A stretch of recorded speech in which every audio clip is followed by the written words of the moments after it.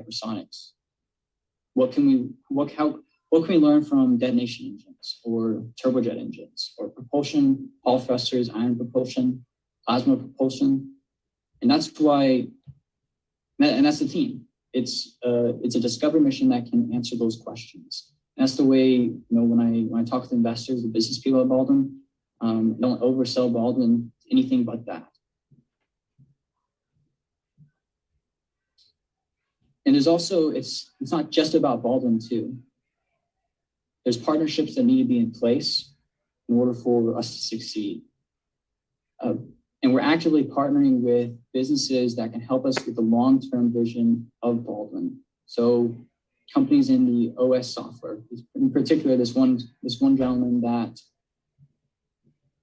developed F-35 OS, and the Air Force came in and was like wanting to have control, as they do. And he said no, so he started his own business. Businesses in the quantum computing world. There's a guy who works with Airbus and has his own business.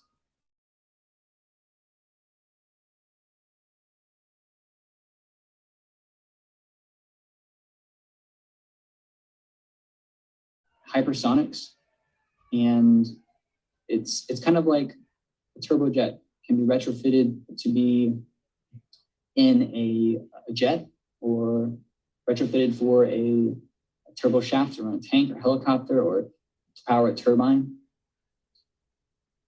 And the other important aspect that we're trying to bring together is working with investors that have experience and are qualified in the aerospace industry. So people that worked on programs like the B-21, it's pretty cool reveal recently, even UAV programs.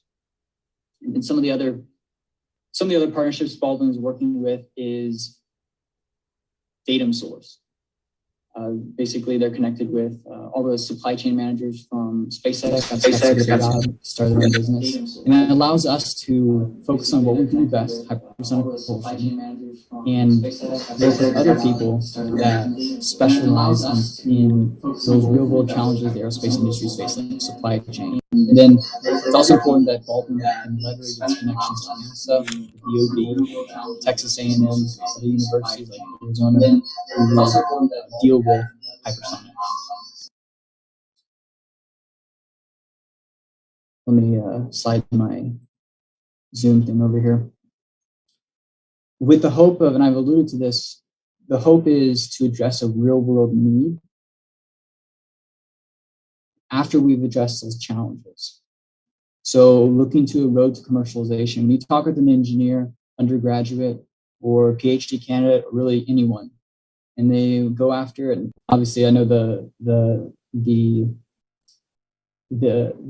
audience that I'm speaking to now understands this, but undergraduate working doesn't, when they go to Lockheed, Raytheon, Northrop Grumman, that technology they're working on isn't going to make its way to the commercial sector, especially with hypersonic technology. So how can you fix that? The defense and commercial application that we're looking at. And again, I already brought this up, other industries. So that Baldwin's best bet for the late 2020s, early 2030s is to look towards the Midnight engine servicing or providing service for commercial single-stage orbit engines. Because again, extending that scramjet flight envelope allows things like SSTOs. Partnering with commercial airlines. There's a lack of hypersonic propulsion providers out there. So when Boom Supersonics, when Rolls-Royce pulled out of the contracts with them, and they were left scrambling for a propulsion engine, Baldwin down the road could potentially provide that. There's also defense application for NGAD. NGAD is this top secret program that everyone's familiar with, but in the framework of that program is the idea that propulsion units will be used cross-platform. So F-35 or 6th gen fighters, that propulsion engine will be used also in B-21s, or there'll be switchover, there'll be comparisons between the two. And you can kind of see Boom Supersonics over here, their Overture, and then Air Force Research Laboratory's representation of what INGAT is. And this is I'm always contacting, or I usually spend about 2 hours an evening talking with people online. Basically, my goal is networking with people. It's talking with people, whether they're engineers, undergraduate, PhD candidates, senior engineers that are basically retiring or coming out of the workforce. That's, I think, talking with those people and learning from those mistakes. One of the senior engineers at Baldwin was a part of a aerospace startup that failed in 2013. And so what can Baldwin learn from that? Or what can we learn from the successes? Because again, it's a balancing act between learning from getting rid of unnecessary bureaucracy and keeping the things that allow us to compete on a global scale. And there's also a funding aspect attached to that. I have to watch for getting in bed with the wrong people from the money side of things. So I'm going to stop the share real quick and go to, there's a few thoughts and observations. The remaining time that I had, I did want to thank Tim, Mark, Jeremiah, and Jeremy for the opportunity to speak. And again, I represent 19 people that are just passionate about the aerospace industry. And again, these are people that volunteer their time, and they're all at all stages in life. They're PhD candidates, they're undergraduate, they're senior engineers coming out of the workforce, retired, just wanting to stay involved. They're also engineers that were isolated from working at Lockheed. They knew they would never work at Lockheed, but they're free thinkers. So the combining of both parties, I think, is kind of what I'm trying to grow Baldwin to be. And I just have I wrote down some things here just as some quick observations in the 13 or so minutes I have. The first one is, okay, this is interesting to think about. To me, the EM spectrum is the only field capable of dealing with the flows. And the result of that was kind of what we saw with reduction in size. If you compare the Arbiter to programs like Hermeus, or even programs like reactive engine, Skyline engine. Another thing is, when you're going down, kind of broader speaking, propulsion engines, when you're going down propulsion path and looking at the different technologies, this is kind of what I did at the beginning of that year when I was trying to figure out the direction I wanted to go in. There's a lot of propulsion ideas that didn't pan out or are kind of not future-proof. So going down to the singularities of, it's not a physics problem, it's just an engineering problem, is kind of my focus in being relevant to the future. That's also kind of why I didn't want to be a commercial airline pilot, because I knew I'd be out of a job in my 50s. I'll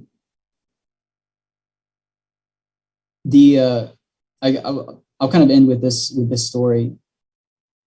Throughout the 5 years of kind of growing Baldwin, we really grew a lot for this past year. But when I moved to Kansas City, because that's where I'm located, Kansas City, Missouri, I've got a motorcycle, an R3 2019.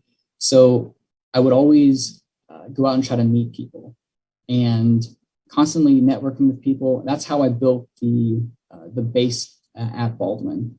I would go out every single day and try to meet people. And I didn't really meet many engineers. I met the business people who helped connect me with the engineers at Baldwin. And it was kind of a referring process. And now that we're kind of growing, it's kind of moved to I network with a lot of people online. That's where I met some of the engineers. I just brought an engineer this morning who's, again, kind of Caleb, who's kind of a free thinker. He's the guy who's building fusion reactors in his garage. He is inspired. He's the type of person that will basically teach himself anything. And I can relate to that. But I think that's about it. Tim, I know I'm ending a few minutes early, but I think that's about all of the points that I had to go across. If that's all right. That's awesome, man. That's awesome. So let me do this. I got a couple of questions here. I want to put this on gallery mode, though. Everybody, enormous applause for Mr. Justin Pearson. Justin, thank you. That's really probably the first, and I think probably the most in-depth. I think that's probably the first and the most in-depth MHD presentation that we've had. I know Will Reichen did one, and his was focused on naval stuff. And I think other than that, you're really there in terms of MHD. So thank you. I apologize if it was not as engineering focused as it was business focused. Maybe that's an excuse for you to come back in the future and present more on the engineering side of things. So, definitely. And maybe have some of the other engineers speak on more in depth. Yeah. Well, and yeah, again, from an engineering perspective, and I talked about this with you on the phone. Jean-Louis Naudin did some work that was similar to this on a very small scale. So, I think there's a lot of different aspects to this that can be explored. And that's something that's really been lacking in this conference. So thank you. Thank you very much. Let me go to Aiden Schaefer, who has his hand up. Aiden, sir? Hi, Justin. Excellent presentation. What it sparked was a discussion that I had with an engineer from Aerojet Rocketdyne, or Rocketdyne Aerojet, whichever way it's said. Joaquin Castro is the guy's name, and it was at the DCX of 20-year anniversary. And MHD propulsion was something that I was curious about at that time, and started chatting with him. And he said that they had done a lot of test flights and evaluations back in the late 90s. So I didn't see that on your within the presentation. You were focused more on, like, the quarter horse and some of the newer stuff. So have you looked into their research history is question number one. Question two is a business question. I know Virgin Galactic was trying to partner with Boom Aerospace, and in their phase 2, they were thinking to do point-to-point supersonic or hypersonic travel. So Virgin Galactic, they're the anchor tenants at the Spaceport America here in New Mexico. And a company like yours would be maybe have a strategic partnership. So those are. Yeah, thank you, Aiden. I appreciate that. On the first question, I've not specifically seen that research. And if I don't answer this directly, just correct me, Aiden. The flight testing of MHD, or how that would look, is basically there has to be something in addition to the magnetic fields or the lasers. There has to be something else that can provide the power. And the flight testing of that would look kind of similar to what Hermeus is doing, but it's going to look slightly different. And that's kind of what I hope to do in a test facility, is kind of scale up. Doug Hodgin, the COO at Baldwin, he comes from a research background of small wins, like small scalable wins. So that would relate to a testing cycle of physically building a combustion chamber, the Midnight engine, that can be tested at the flight environments that it might experience. And the things that we're doing, like obtaining higher energy densities, is how we're trying to solve the problems of increasing the flight envelope. Now, correct me if do I need to clarify anything, or that's a good answer, but the question was, have you looked into Aerojet Rocketdyne, if you are able to? Yes. They have already done test flight campaign in the late 90s, if I remember this discussion correctly. Yes. So Yeah, it was kind of a direct pointing question. Gotcha. I haven't specifically looked at that. Okay. And then, yeah, the business question, have you talked with anybody at Virgin Galactic? Like use phase 2 or second phase lingo if you have or have not. I can help you get in contact with George Whitesides. Mm-hmm. So that's definitely, I'd be interested in that. I know I've lost people to Virgin Galactic. well, yeah, they're just moving too slow for my liking. Yeah. Anyway. No, I would love that, Aiden. I appreciate that. Okay. Well, yeah, well, if it's okay, Aiden, I'd like to go to Gary if you're set. And awesome. Thank you, sir. Aiden, thank you. And let me go to Gary, and then we will go to Greg Hodgin for his presentation after that. Again, we're shortening things down a little bit. Gary, go for it, sir. Yeah, thanks, Justin. Really interesting talk. I had a question related to the bypass. You presented Ajax, which had the MHD bypass. The whole point of which, of course, is to slow down the flow. You take energy out of the flow, slow it down for the combustion chamber, put it back in at the end, right? So that's what's leading to my question about the midnight scramjet. What is the maximum Mach number that internally that the scramjet combustion chamber can tolerate, and does it need MHD bypass? Yeah. So good question. Thank you, Gary.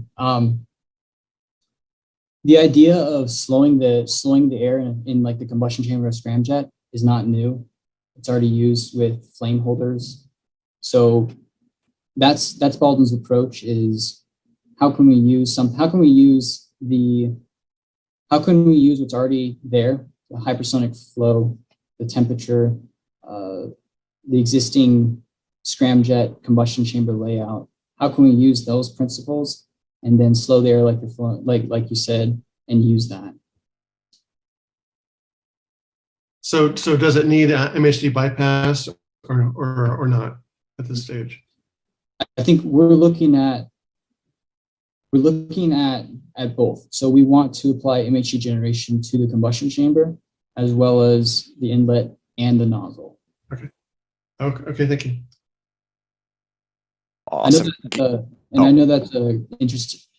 MHD generation is not typically thought or applied to the combustion chamber because there's challenges with that. So I'll acknowledge that. Awesome. Gary, thank you, sir. Let me go to Ross, and then I think we're probably just about out of time. Ross, go for it, sir. Yeah, I was just curious, like, you're saying it might go at Mach 7. Is that the proposed speed? Yeah. What percentage of the force is preventing it from going is aerodynamic drag? Do you know at that speed, like how much is the percentage of the aerodynamic drag preventing it from going faster, holding it back? Yeah, I think I can talk about I'll just give you an experiment that we did through simulation and reducing the drag. So because I acknowledge, so kind of some of the other questions are, okay, you have to reduce the flow speed, right? So how can you and that's going to create drag. So again, this is a holistic problem. So what we did was look at energy addition towards the inlet nose cone of a body, and using energy addition, you can reduce drag by 30% just with energy addition source. And that related in our tests and our experiment to a 40% reduction in drag, or a 40% increase in range of the hypersonic body. So that the energy used in MHD generation towards the inlet is used to power in the bypass method the nozzle accelerator as well as the ionization source. But that test, does that help? Does that answer the question, Ross? Yeah, and well, I'm also working with someone right now. We came up with a design that actually appears to not just have a reduced aerodynamic drag, it has zero aerodynamic drag. So it's a weird shape that no matter how fast it goes, it creates a low pressure in the front that actually seems to suck the projectile forward. Yes. And as the laminar airflow goes around the body, it has to exactly double the velocity that it's coming in. So it ends up balancing out and creating a higher pressure in the back. Mhm. So no matter how fast we've pushed air at it, it is zero. Yes. I mean, it literally, like, we think that this thing could go 1,000,000 miles per hour and would have absolutely no drag whatsoever, as though you're shooting it across space. Well, and Ross, maybe that's something. It's worth the top of the hour. I need to go to Greg. Maybe that's something you could follow up with offline with Justin. Justin, do you think you could put your email in the chat, and then you and Ross could go more on it? Okay. And Ross, let me apologize for cutting you off. I need to put Harold's hand down too. Again, we're going to 1 hour for presentations, and so that's. I'm still kind of getting used to it. Okay, so let me do this. I want to introduce our next presenter. So before we do that, everybody, let's just give another hand to Justin Pearson. And again, everybody, let me apologize for a few bumps on the road. Justin, was a great presentation. I'm still getting used to doing 1 hour presentations instead of 2. And it was just with the 2 hour presentations, what we just didn't have, we didn't have enough people asking enough questions, I guess. So maybe in the future we'll go back to that. But okay, so I want to go now to Mr. Greg Hodgin. Greg of the ZC Institute. He's going to present a model for a new type of propulsion system that's based on initially the research into the Alcubierre Drive. He believes that warp fields can be generated efficiently and used as a means of producing fusion energy, which can then in turn be fed back into the warp field for propulsion purposes. So I guess I could just do a few words, before Greg goes on. I've been talking to Greg over the last couple of weeks off and on. Mark Sokol actually connected with him and forwarded him to me. So if you're familiar with the Alcubierre Drive, that's definitely kind of a start, but he's doing a lot of really, really innovative stuff. One of them is his team is looking at how to use that to potentially generate fusion, right, to power the device.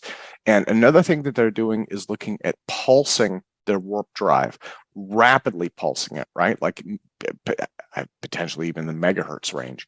And so there's a lot of innovation that he's trying to put into this. So without any further ado, let me bring Mr. Greg Hodgin on and ask him to unmute. Sir? Of course. And Tim, thank you so much. I very much appreciate the introduction. Hello, everybody. My name is Greg Hodgin. I'm the executive director. I've been running a nonprofit for so damn long. I'm the CEO of ZC Institute, which we started it's been about 1.5 years right now. And I'm going to do my best not to take up the entire hour because I don't have that much to say, but I'll do the best I can with what time I've got. So I'm going to go ahead and share my screen with respect to the to what we're doing here. Let's see. Let's do that and that, and everyone should be able to see that, right? Good. Okay. Yeah, it looks wonderful, Greg.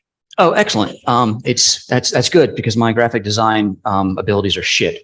All right. So ZC Institute, this is what we're talking right now. What we're kind of focusing on right now is the first couple of stages of the program, but because of what APEC is about, I'm going to actually dive all the way into stage 4 or phase 4 of our program.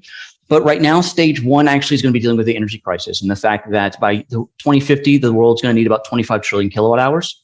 And the average American home uses about 11,000 kilowatt hours. So that's more than 2 billion US homes by 2050. And that's really conservative. We're probably going to need a lot of power, like a great deal. That's a 500% energy increase from now until then. We, of course, have a number of polluting power sources. No matter what you use, there's usually some sort of cost to it. Even geothermal, you've got to drill it somewhere. Hydroelectric, you've got to build a dam somewhere. You have environmental issues. If you're using fossil fuels, of course, you're producing a great deal of carbon emissions. There's all kinds of things, right?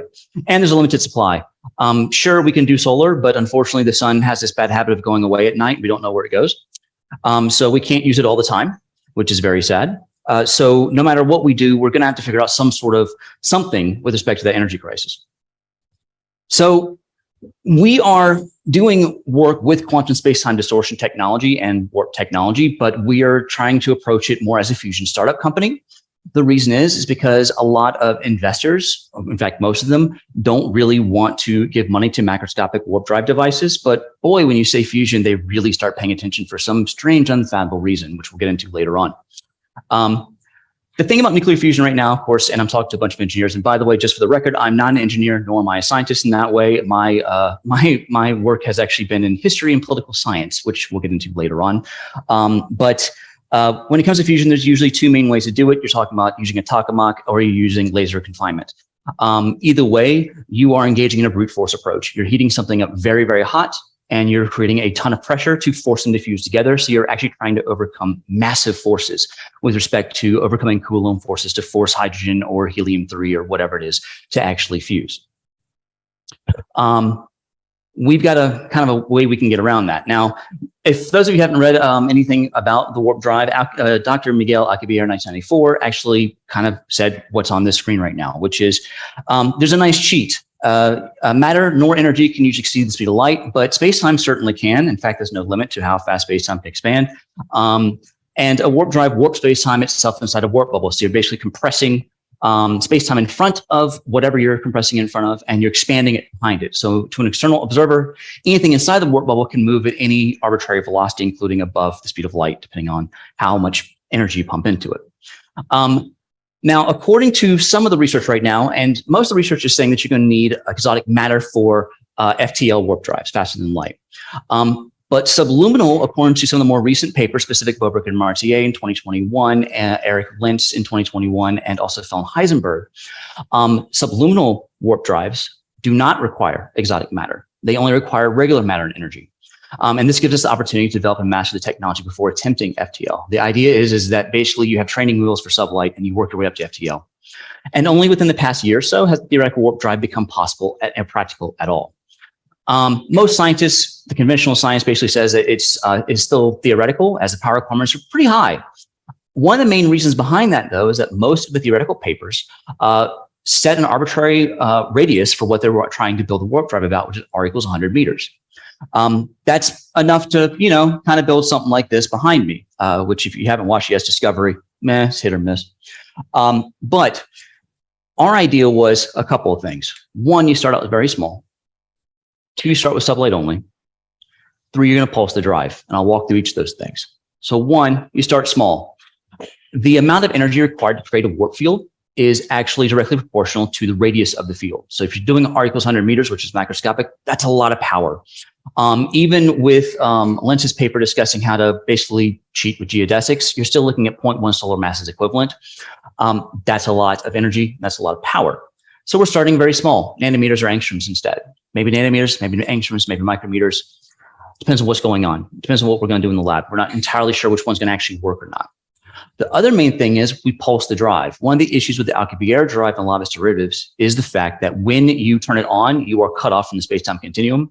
So I'm sure a bunch of you are dorks like me. So think about Star Wars hyperspace. You can't just drop out for the hell of it. You put it in, you turn it on, and you go until either you hit a big, massive gravitational thing or you get to your destination. You cannot change course in hyperspace.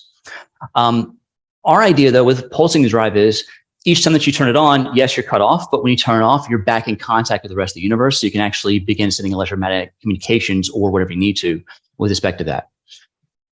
That also means we don't have to warp space-time at a very high amount. We don't have to do kilometers or light years at a time. We can do it micrometers at a time or a millimeter at a time. Good example, if we're warping space-time at 1 millimeter per pulse, and we do it at 100 gigahertz, that yields an observed velocity of 1 times 10 to the 8th meters per second. That's a third of the speed of light. It ain't FTL, but got everyone else beat. Our idea here is to show proof of concept of the ability to warp space-time at a quantum level at subluminal velocities. We don't have to go very fast. We don't have to do 0.5 C. We don't have to do 0.3 C. Even showing that we can warp space-time at all, just doing what's a symmetric warp bubble, you're warping space-time around it. That's enough to show proof of concept. We gained a patent on this technology, which will have a lot of immediate applications for certain industries, such as computing and telecommunications. We license patents out, we buy their products, and each time that we do our research, each time that we keep building on this, we're going to be building bigger and bigger warp fields. And one of the important things that we're looking at, and one of the reasons why we think we have a shot of actually getting this funded, is we're going to apply this technology to nuclear fusion. We think that there is a way to actually use quantum space-time distortions in this way to actually facilitate sustainable nuclear fusion. And I'll go into that, why that is in just a bit. But once we get that, we can kind of move on from there. One of the main issues that we see with a lot of these warp fields and warp technology itself is the power requirements. If you've ever seen South Park, you've ever seen the underpants gnomes. We have the same problem with respect to warp drive technology, which is, of course, if you haven't seen the underpants gnomes, it's a bunch of underpants gnomes coming in and steal people's underpants, hence the name underpants gnomes. And one of the kids asks them, what's your business model? And they say, oh, step 1, steal underpants. Step 2, step 3, profit, right? And so we kind of feel the same way when it comes to this, because a lot of people going warp drive, proof of concept, let's build the Enterprise. Well, where the hell is your power source? Where are you getting your power from? And a lot of people are going, well, we'll just find, we'll use exotic matter. It runs itself and da-da. A lot of this is way out there, right? You're going to need a really strong power source. And there's really only two that'll work, right? There's fusion and there's matter-antimatter. And we don't have the technological expertise as a civilization right now to really build, to really create and maintain the amount of antimatter we're going to need to do this stuff. We ain't to Star Trek yet, unfortunately. Fusion, on the other hand, we do have an idea of what we can do about that.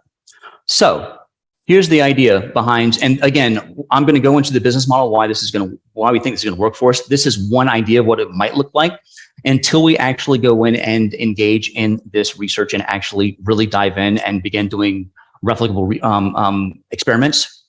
This is one idea, might be another one. If you look at this right now, the black circle in the center, that's inside the warp bubble. Nothing happens inside that. It's non-relativistic. So nothing affects that if the warp field is built correctly. The red, you guys can see my pointer, right? I'm hoping you can. If you can't, that's you good. Okay, you can. Cool. So this red piece right here, we're not sure what this is going to be. It might be electrons, might be protons, so it might be an electrical charge. It might be a positive charge. It might be electromagnetic radiation. I've got one team that's working with radio frequencies. We're not sure yet, but the point is that you're going to create this very thin shell, which is why, if you'll notice right here, 1 or 2 angstroms, we're talking really small. We're going to make something very dense.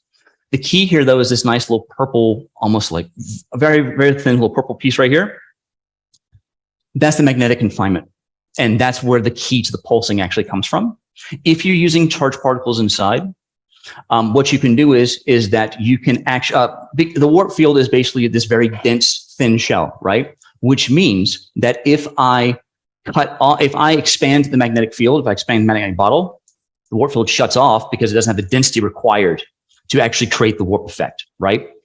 Now it's quote unquote off. Some of our calculations and some of my teams have actually shown that when the warp field is quote unquote on, you cannot send electromagnetic radiation into or out of the bubble. It almost acts like a deflector shield because it's so damn dense, nothing's going to be able to get in, right? Which means that, again, this is where Alcubierre's idea came from, or where some of his conclusions came from of once you turn it on, you're cut off from the space-time continuum because light or electromagnetic radiation cannot interact with what's inside the warp bubble. You're cut off. But if I cut it off, now I can send electromagnetic radiation inside or out, right? And even better, if I can cut it off, if I'm just expanding the magnetic field, that means I can contract it again. So if you're prone to seizures, don't look at this. But the idea here is that you can turn it on and off several hundred, several thousand times a second. Now, people kind of say, well, that's, you're trying to get to terahertz or megahertz, something like that. That'd be nice. We'd like to do something relatively simple like this at the beginning. If we just turn the thing on and off, that'd be lovely, wouldn't it? That would be the best idea in that regard. We have to remember that when you're building technology or creating technology, this nature. Let's look at James Watt and the steam engine. He built a steam engine. It was shit, but it worked, which was the point, right? You get several generations of people working on this thing and they're improving on it, right? The first generation is always garbage. But the point is to show that you can actually do it, right? So that's kind of our phase one. We're building a research team, we're acquiring office space. We're looking to work with 6 to 8 labs. Our goal is we're the for-profit corporation. We want to give labs money. You're doing warp drive work, and there's some people who I've already got 2 MOUs right now with 2 labs that I'm working with. We've actually done 1 NSF grant. The idea is that they're each approaching this in different ways. If you have 6 labs, 5 are going to fail. One might not. And that's the key, right? Each of these labs is doing their own thing and they're actually chasing their own theory. But if we can coordinate them all and basically build a research consortium, one, we can hand out equity to the labs themselves and the people who worked at the labs, because let's be honest, if you're doing this stuff, you should probably earn something from the research that you're doing, just besides a flat check. Secondly, this is a way for us to produce profits so that people will actually come in and give us money as opposed to nonprofits. There's a lot of these labs who are working on $200,000 every year or something like that. And that's not that much money, right? So the goal for us at the very beginning is just to show proof of concept of this actually happening, to show with a replicatable experiment that has been peer reviewed and also published in a respected journal or several respected journals, hopefully, that we can do this. And to show warping of space-time, you only need an interferometer. It's not difficult. The equipment is not that difficult at all to actually put together from what I've heard. Hopefully, we're thinking between years 3 and 7, we'll get the first couple of patents on a proof of concept. And it's not going to just be the lab experiment, it's going to be how you built it and what's going on with that, right? With respect to phase 2, now we're looking at an acquisition of a site for a testing facility. We're looking at that. Again, we're still working on all the labs because now we have proof of concept. Let's say that 5 of them fail. One of them after 3 to 4 years goes, hey, look, we've got something cool. Let's go down this road, right? We can actually renegotiate our contract with those labs and say, you're going down a dead end, or this might not work as well as it could. Let's turn towards something else. Let's go ahead and redirect where you guys are going, right? Each time that we do this, each time that we're creating a larger warp field, make it more efficient, going back to steam engine, that's another set of patents. And that's another set of licensing that we can go out. So if you're starting with micrometers, you can go to millimeters, you can go to centimeters, and so on and so forth.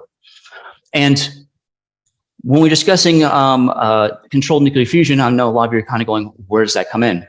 The answer is, if I can warp space-time, so if I can contract space-time with one warp field, if I set up several warp fields in a certain configuration or several certain configurations, that means I can take a small volume and arbitrarily compress it to whatever I want to, correct? If that's the case, that also means that I don't need deuterium or tritium. I can use protium. I can use carbon. I can, we've all seen it. Into Back to the Future.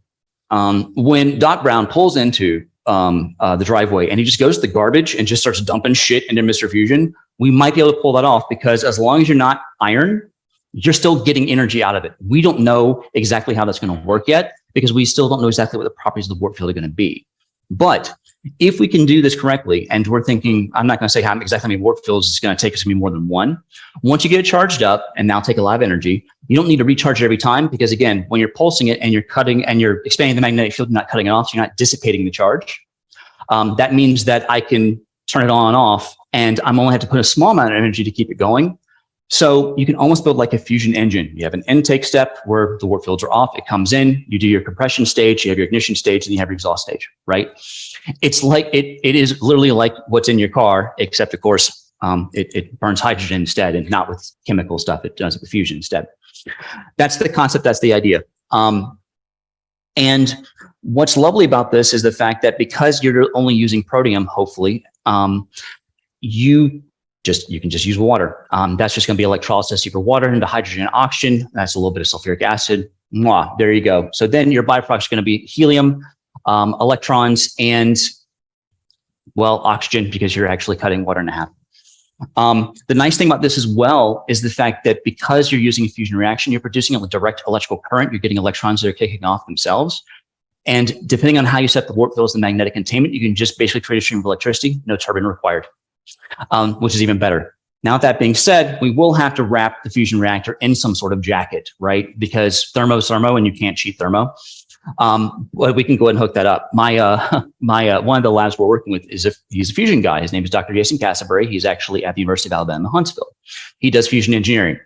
When I showed him this stuff, he squeaked like a schoolgirl at a K-pop concert when he found out what we were doing, because it solves a lot of the issues that he was looking at with respect to fusion engineering.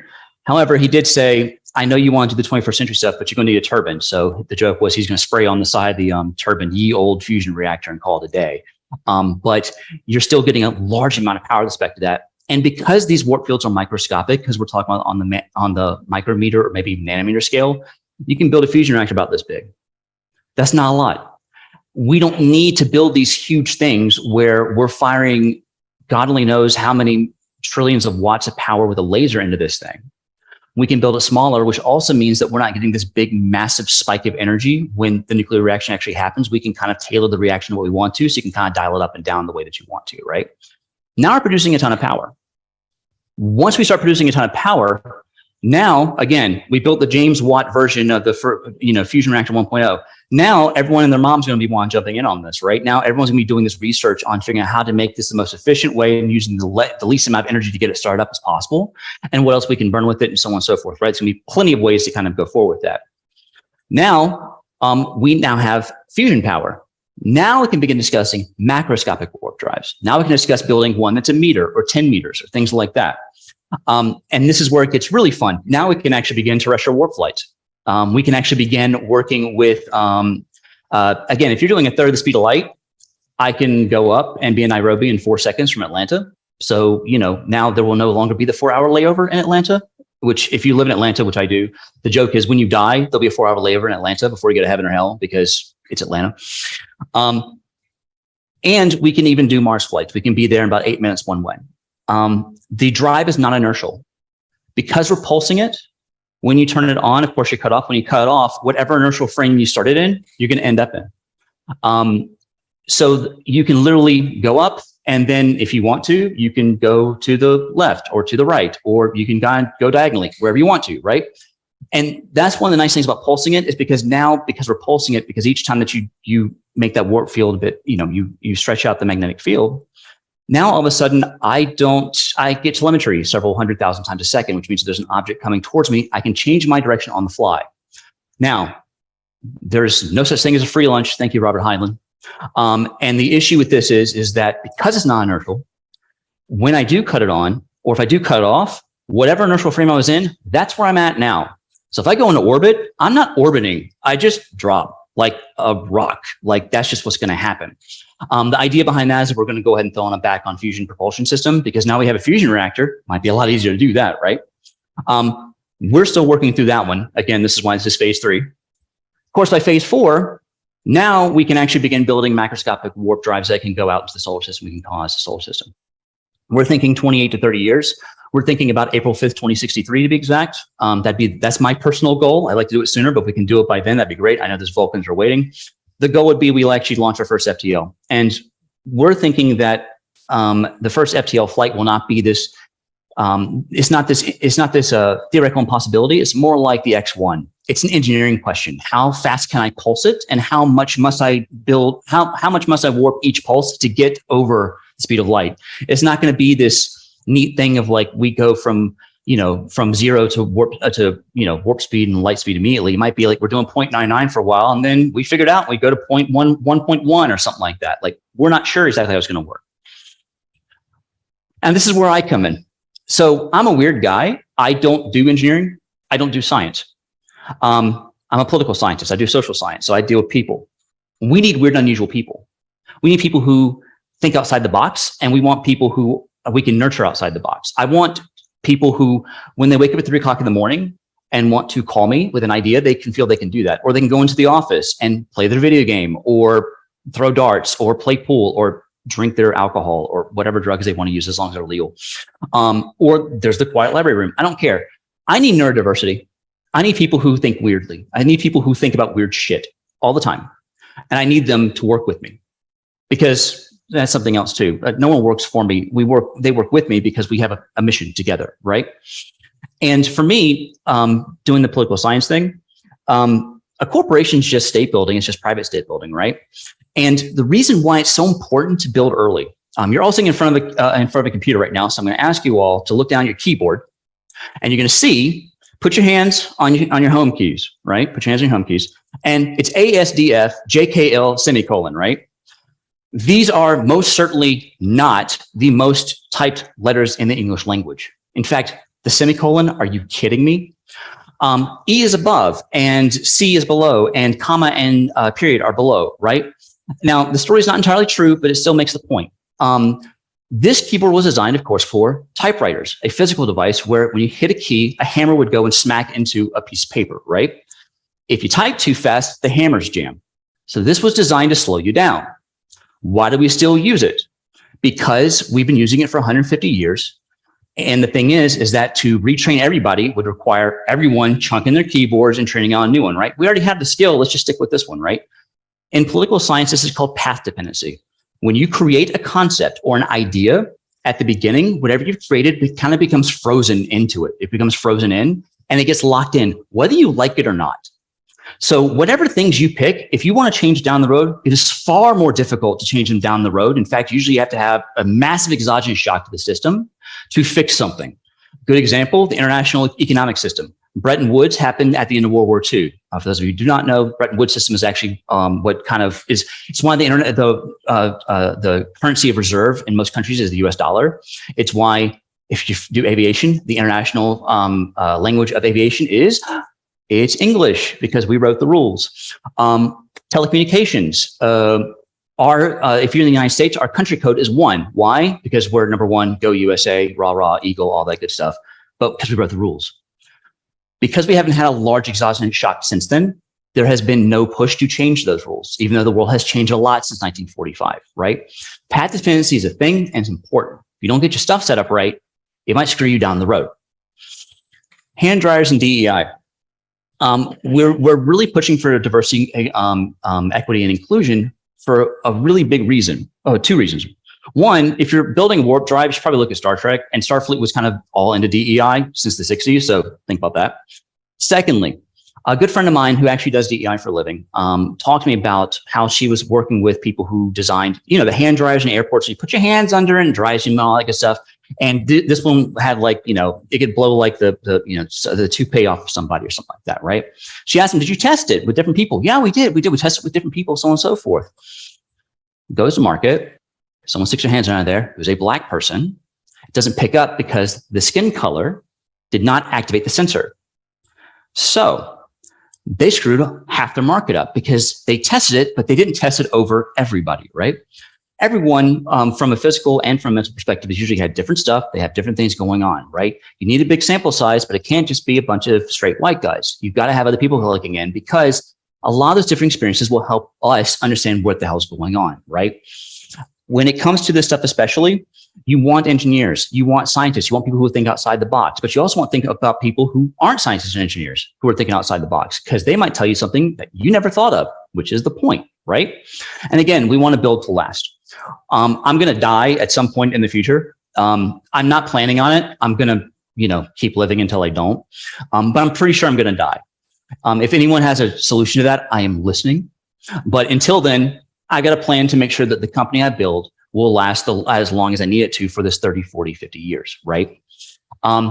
And when it comes to this as well, we're going to ride Roman. The idea behind that is that you keep 1 foot in the past. You always look at your history, see what's going on, and keep 1 foot in the future. Where are you going and where you want to go, right? And of course, with the act of writing itself, you're in the present. So you're trying to stay, you're trying to make sure that you learn from your lessons. You pick up the historical things that you need and you move on from there.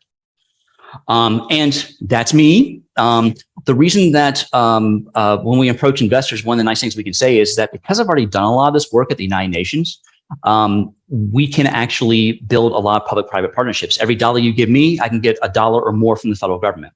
And that's kind of a really big thing. So in case people think I'm lying, here's my UN badge. There you go.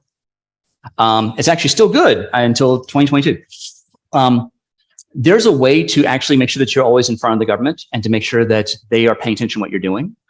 We have a number of scientific partners. 2 of those guys we've actually signed MOUs with, Dr. Chance Glenn and Dr. Jason Casper, working on MOUs with the other ones as well. And my CEO actually advises U.S. Joint Chiefs of Staff.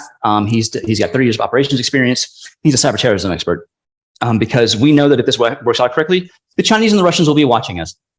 And the nice thing is that I kind of understand great power politics. That's what I kind of took my comprehensive exams in. So I kind of know what's coming. A lot of people say, are you not worried about the government? I'm like, no, we haven't done anything yet. When we do something and if the government wants to take my stuff, they can take their best shot. But the government is incentivized to actually get me to finish my stuff. They want me to finish working. My biggest concern is the Russians and the Chinese. The Chinese will steal it. The Russians will invite me to stay in a hotel, and then for some reason, the 15th story window magically disappears and I fall out of it. That's my concern. But as of right now, we're not there right now. Now, I see that the chat has blown up, so I'm going to kind of finish this for right now. I will do my best to answer your questions. Again, I like to reiterate the fact that I am not any kind of, I'm not a physical scientist. My physical science degree was in chemistry about 20 years ago. So, and I'm not an engineer, but I've learned enough to not be a complete idiot. So I'm going to shut the hell up and let everyone talk. Greg, wonderful, sir. Before anything else, let me put this thing on gallery view. Everybody, please give Mr. Greg Hodgin an enormous applause. Greg, thank you so much. Yeah, and guys, please, you can put your hands up for questions, and let me find out how to do that. That is Alt-Y on Windows or Option-Y on Mac, and that helps us keep things a little bit more organized. So, Greg, thank you for presenting that. I genuinely can't thank you enough. One of the things, and I mentioned this before, you're doing a lot of innovation on top of Alcubierre's original idea, which really excited me. So, let me see. Let me go to Hal CC first.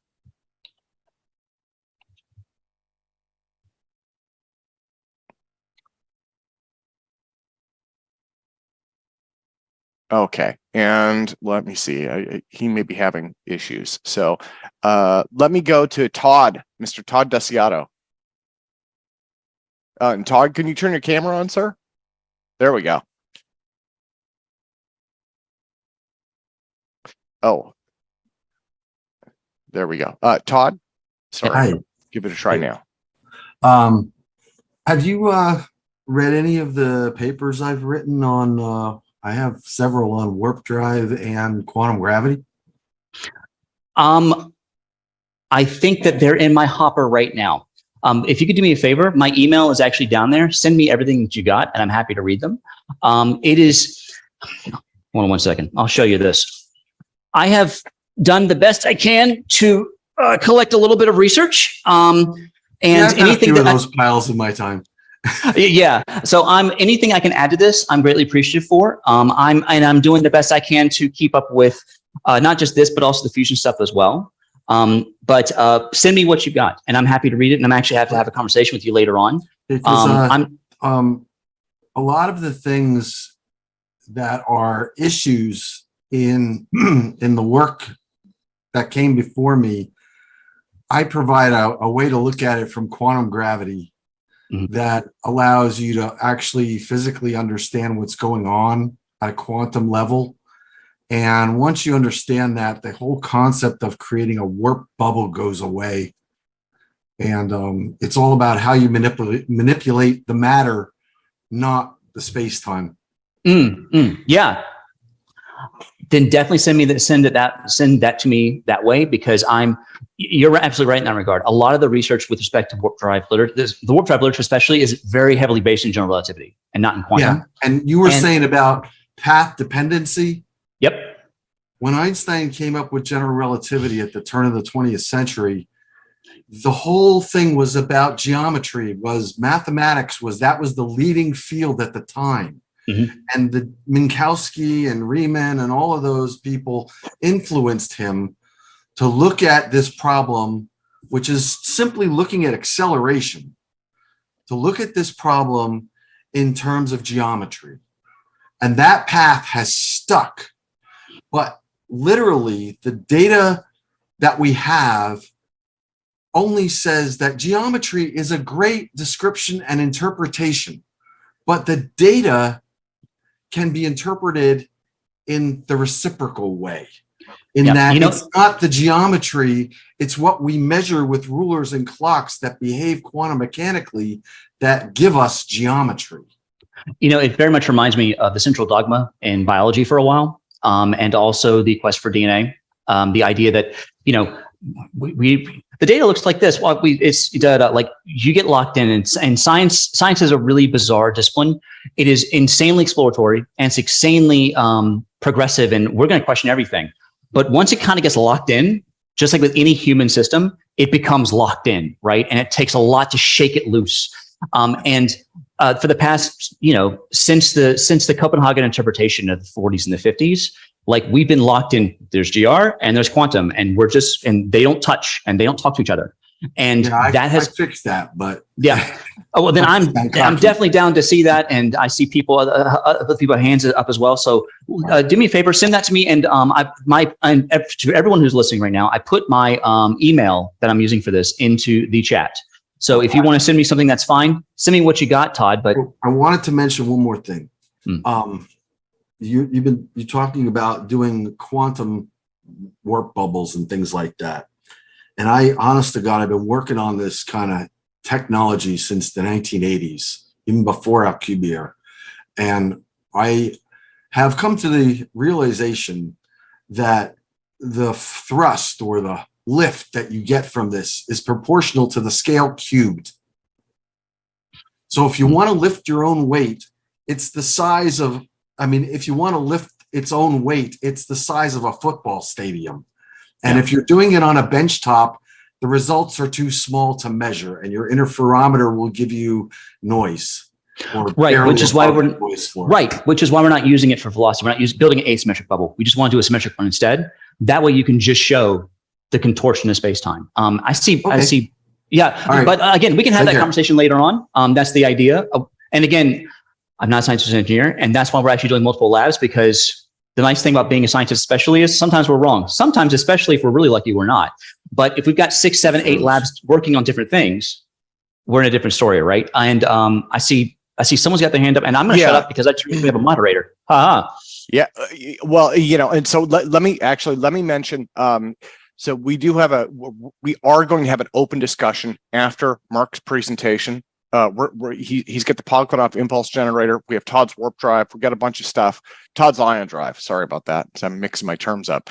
And so, Greg, I'm not sure if you want to stick around or if you want to come back in later. Those open sessions, and they can say from experience, sometimes those go.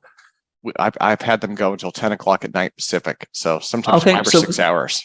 And that's fine. So my thinking is I'm going to actually hop off of this because it's 4:30 where I am after this, and then I'm going to come back in later on.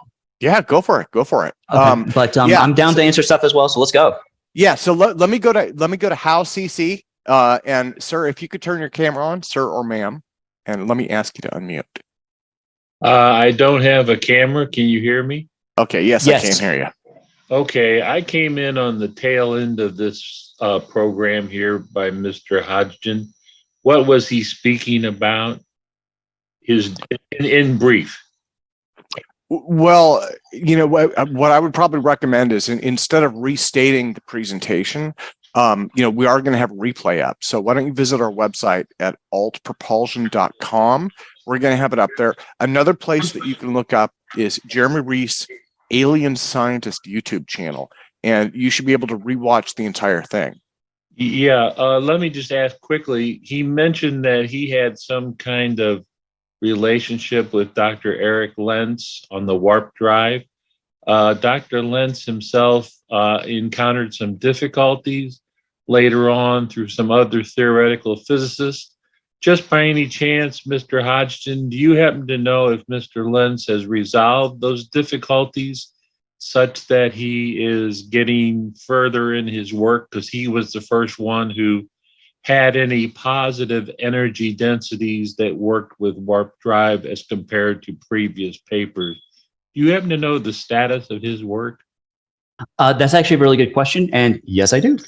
Dr. Lentz, and you're right, there's a lot of pushback with respect to what he was doing. There's another paper that came out after Lentz's paper about 3 or 4 months after that by Dr. Fell and Sean Fell and Dr. Lavanya Heisenberg that also dove into the geodesics as well. Dr. Lentz actually produced a number of papers to back his theory up and to show what's going on, which have also been published in peer-reviewed papers as well. And he has mostly resolved his issues, but he also knows enough to know how much he doesn't know. And right now there is a bit of a, for lack of a better term, a froth with respect to what's going on in that regard, which is not a bad thing. And that's why I think one of the main things that's going to be required is going to be a good amount of experimental data research, because there's a lot of people talking in the theoretical physics field. And now it's just getting to the point where the energy requirements, if anyone's theory is correct, the energy requirements are where we can hit them in the lab. And when I say in the lab, I'm not talking about 2 car batteries and some 10 wire and calling it a day. I'm talking about, we're gonna have to call the substation and let them know we're pulling a lot of power, but it can be done. I've talked to him off and on for the past year or so, and he is still moving on with his research. He's still doing the research, and he has not fixed all the issues, but he has, according to other people who are experts in the field as well, he has managed to mostly address the concerns that were given to him in that regard. What wonderful. And I should apologize. I had to mute Hal out. He was getting some background noise. So no problem. And let me see. Let me ask him to unmute and see if he had anything. Oh, there we go. By the way, Tim, oh, sorry, go ahead. Oh, no, I just wanted to say thank you for clarifying it. And his work was the most advanced at all the people that I read on the paper, which I had some tentative understanding of. I'm an engineer, but I didn't understand it. But thank you for clarifying and responding to my question. My pleasure. And I would like to point out as well that, again, he is still doing it, but his paper actually created a small explosion of other academic papers. So now there's a very active, people are citing him a lot, and a lot of the newer papers that are coming out are discussing exactly what you're talking about. Tim, before you go on. Brendan had a question. Brendan, I just wanted to ask Todd. He mentioned quantum gravity. He mentioned that I'm not sure that he had a theory of quantum gravity, because in conventional physics, when they say quantum gravity, they don't mean quantum gravity. They mean the search for quantum gravity. So I was just wondering, do you have a theory of a real? I have a model. It's an engineering model. That's the title of the first paper, is an engineering model of quantum gravity. And I look at it, I take the interpretation, the reciprocal interpretation of general relativity as in terms of matter instead of space-time. Now, if I could jump in, I want to try and keep things focused on Greg's presentation. Todd, do you think that you might be able to speak on this later for Brendan? I mean, I'm open. If you want, you haven't talked about it in quite a while. If I could let me put my 2 cents in. So when I first heard about Todd's work, he's doing theoretical work. He's doing it from kind of an engineering perspective. I didn't have any opinions about it, but I said, well, I'm not sure, right? I just don't know what to think. And I started hearing from several people that I look up to and I trust. They said Todd's on the right track. So Todd, I really respect your work. It'd be wonderful if you wanted to represent some of that. I'm not a physicist either. One of these days. Yeah, as I mentioned to Greg earlier in the week, I'm not a physicist, but I play one on TV or something along those lines. So, but I'm way behind you guys. I can post a link in the chat to the paper if you like. Okay. Yeah. And I may take you up on the interview thing. Once I get a little bit more caught up here. So, okay. So let me see more questions for Greg. Harold had a question. Harold was saying, Greg, keep it going. You're in good track. Harold had a question for Justin earlier.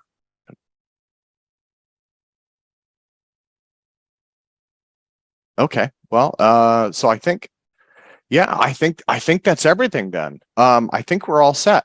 Well, let me do this then. Let me put this thing back on gallery view. Everybody, please give another enormous applause for Mr. Greg Hodgin. Greg, that was a wonderful presentation. Thank you very much. I appreciate that. And again, my email is in there. I will be back later on today. I need to eat. But I'm happy to go into more detail about what we're doing, what's going on, and how we're going to do this with Fusion. And it's kind of fun. It's really fun to kind of do these things, and I'm excited to see where we're going to go. And we're starting to pick up a lot of steam. Like I said, a lot of people don't care about warp drive, but when you talk about using it for fusion technology, all of a sudden people start paying a lot more attention. And having that kind of power source means we can all do all kinds of really cool stuff that we can only dream of right now. Oh. Wonderful. Yeah. Wonderful. Okay. Well, Greg, thank you again, sir. So let me do this. I'm going to see Mark Sokol is here. I believe Mark is up next. And so the only way to top these two presentations is for Mark to blow stuff up But fortunately, he's got his Pogvanov impulse generator working. So we should be able to blow some stuff up today. Mark, there we go. Can you hear me? Yeah. Okay, now we Are you ready? Do you have the explosion sequence primed for us? Yes, we do. Are you getting feedback, sir? Turn the sound down over there. So if I could, and Mark needs no introduction, but so for anybody who missed it last time over here. So Mark, you did a demo of the Pogvanov impulse generator, right? And you've been building this thing for quite a while. You guys had a leak in the vacuum chamber, and if I remember correctly, part of the problem there was it was letting the pressure equalize too much. So you didn't have enough pressure because of the leak, and that came out of the fluid basically cracking it, right? The cryo fluid cracked it. Yes. So the cryogenic cracked. The cryogenic where the liquid nitrogen was entering the chamber, it caused a crack in the acrylic. So instead of repairing that last one, we just replaced it with a new acrylic board with a different superconductor in this experiment. Another problem that we had with the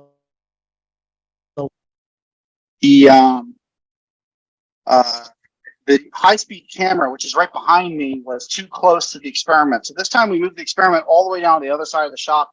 It's about 30 feet away. There's a zoom lens on the high-speed camera. And if you check out on our other login to this conference, over there, Falcon Labs, there's actually a still frame of the device firing. This is without the Helmholtz coil and without the superconductor being chilled. We were just firing the Marx generator. You're able to see the frame where it fired. So that's pretty cool. That happened just a couple of minutes ago. So I'll just give you guys a rundown of the experiment. Well, and thank you, Mark. Thank you so much for redoing this also. Turn the audio back on over there if you guys want to hear. Okay, so here's the high-speed camera set up with the zoom lens. And the experiment is all the way down here this time. Basically, we have little lead weights that are hanging from this setup over here. And supposedly this experiment is supposed to create a gravity impulse. So if there is an impulse, we'll see a movement in these lead weights. What's going on inside the vacuum chamber is there is a superconductor, small gap. Then there's a silver copper puck over there that's acting as the ground. These two coils are large Helmholtz coils that are providing a homogeneous magnetic field across the spark gap. So it's essentially a large spark plug.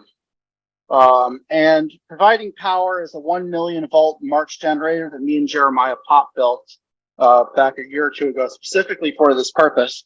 What's powering the Helmholtz coils is a hybrid battery from the hybrid battery shop in the base of this chamber.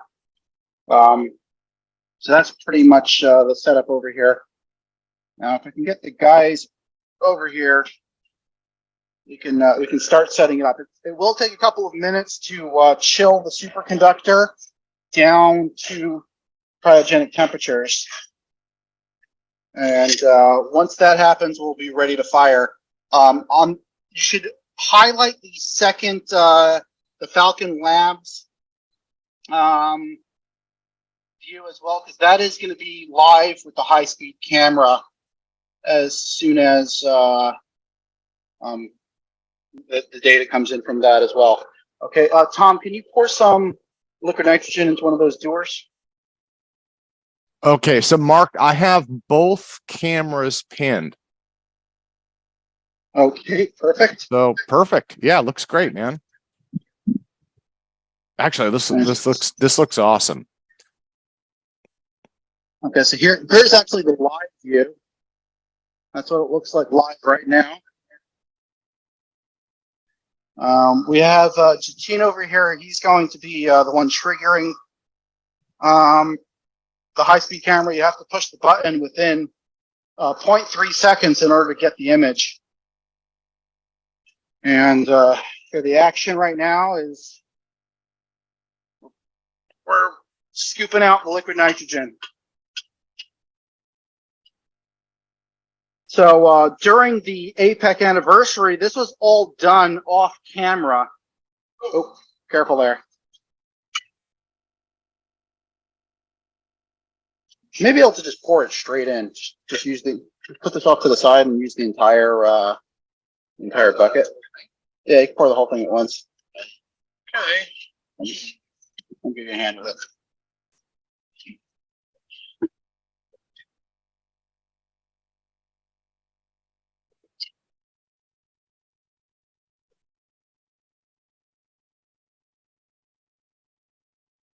Okay. Yeah. Oh, okay. Okay, start pouring it in.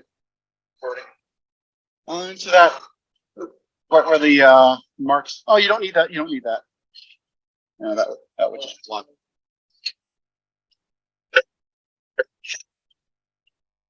And to the copper end spout.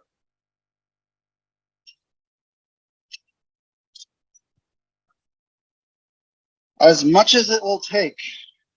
Yeah. Tom said he doesn't know what he's doing. If we knew what we were doing, it wouldn't be research. That's a good line from Professor Earl. It's starting to show.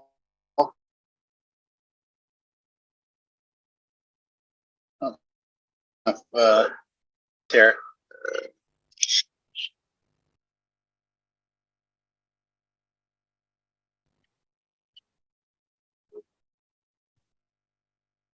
Starting to turn frosty in there.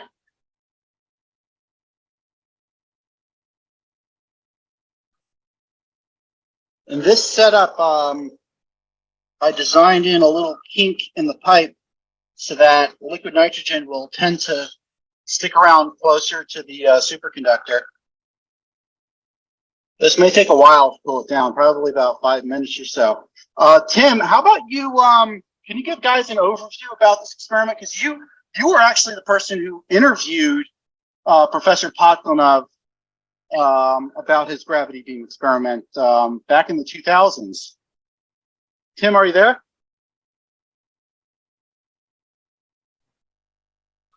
I don't think Tim is there, but I can explain what the experiment's about. I'll go for it.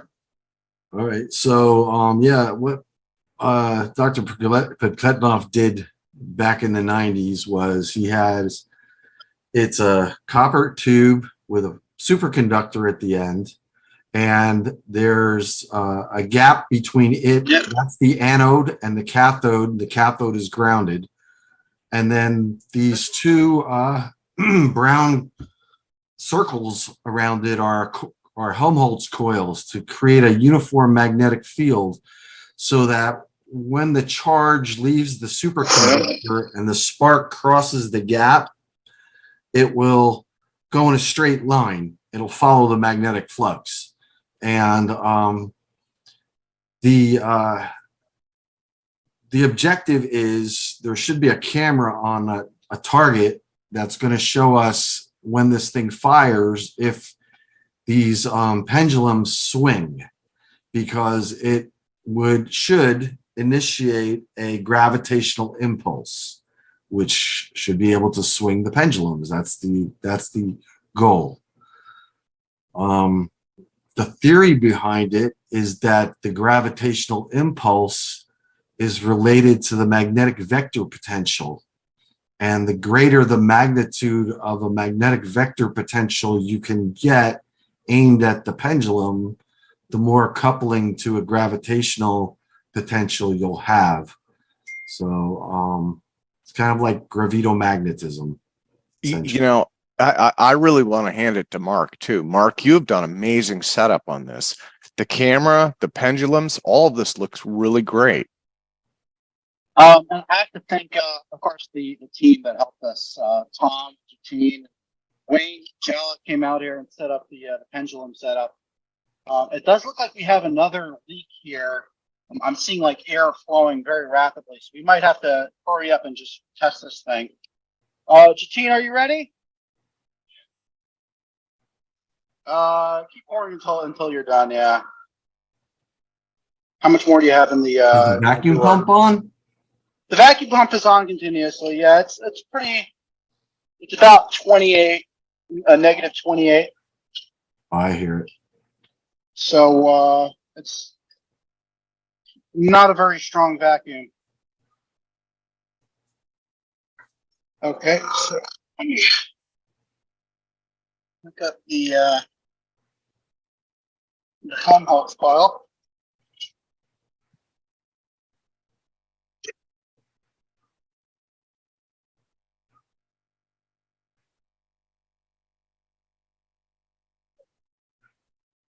What happened?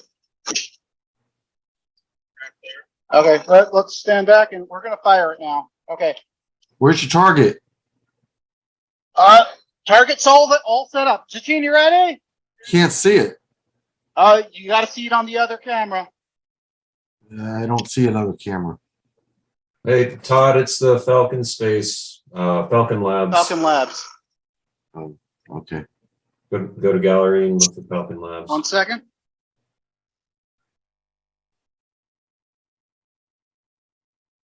Jatine, get ready to fire.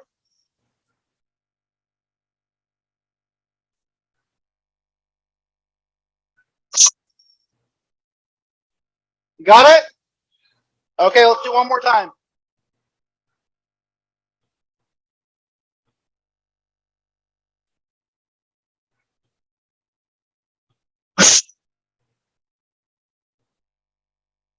From the side over here, you can see a lot of air flowing into the chamber.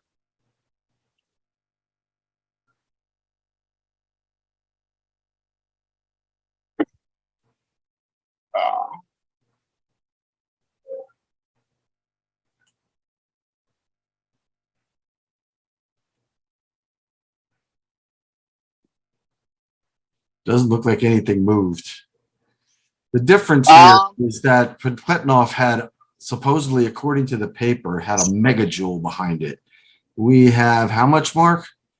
This is a very small amount of power in terms of joules, but we do have plans as soon as we perfect this setup to take it to a lab here in Massachusetts that will be able to give us that megajoule of power.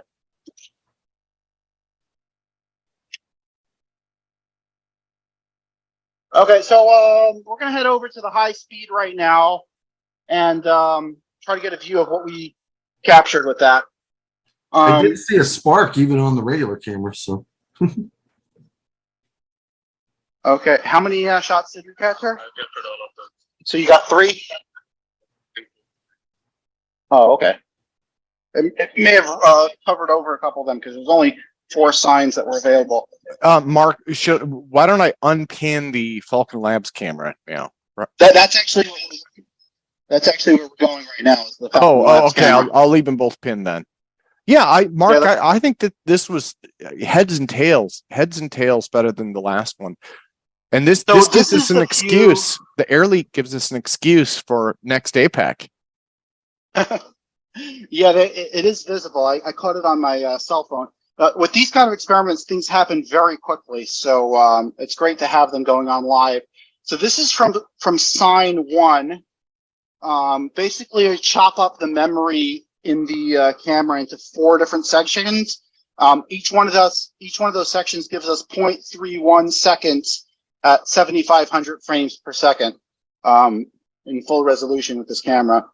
So we'll go on to sign 2. Now this should have been ran with the with everything. Let's see if we can find the spark. If you don't trigger it within 0.3 seconds, then all you'll see is the device just sitting there. And try to, no, I don't want to play record speed.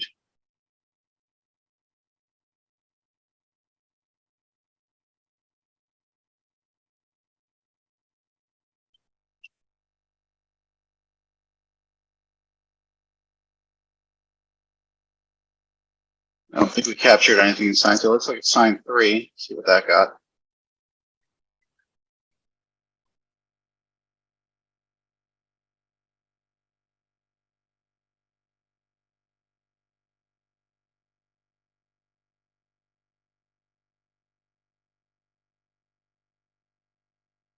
We capture anything here?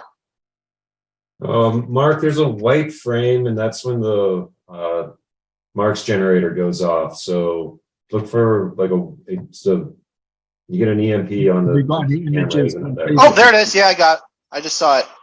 It's right around here is where it happens. The thing is, you're looking for one frame out of a couple thousand. If you're running them at 30 frames a second, in order for playback, it's pretty hard to even see the spark.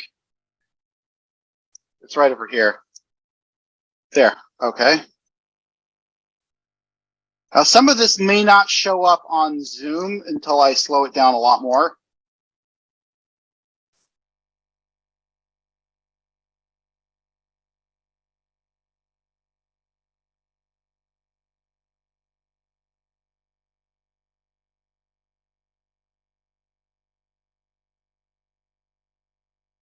Oh, there it is.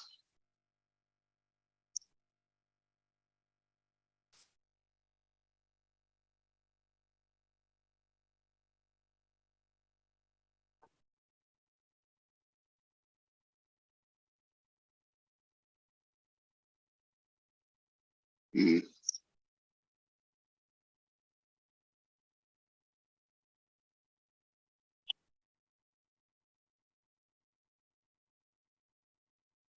Oh, there we go.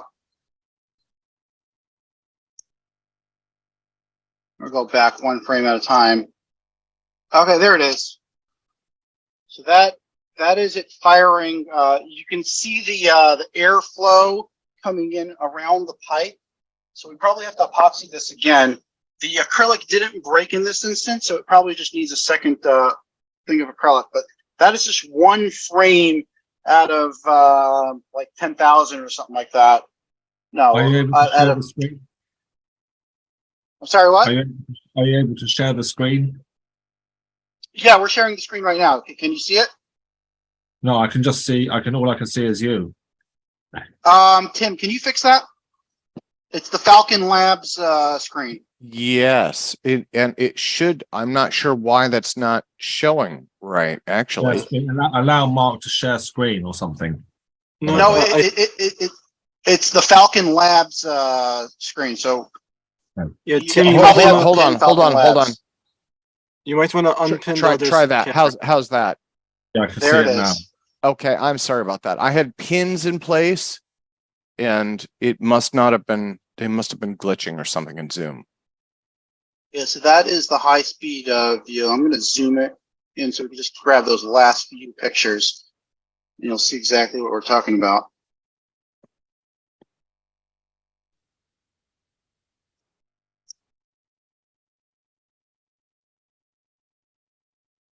So what is this? Is this like a gravity, some kind of gravity wave? So this is a gravity experiment called the Pokletnev gravity impulse experiment. Yeah, I can put a link in chat. Oh, is the Helmholtz coil powered down? Check, make sure the Helmholtz coil powered down. Yeah, unplug it. Make sure we don't destroy the battery and burn up the cable. Okay, so that is from sign 3, and from sign 4, let me see what we captured here.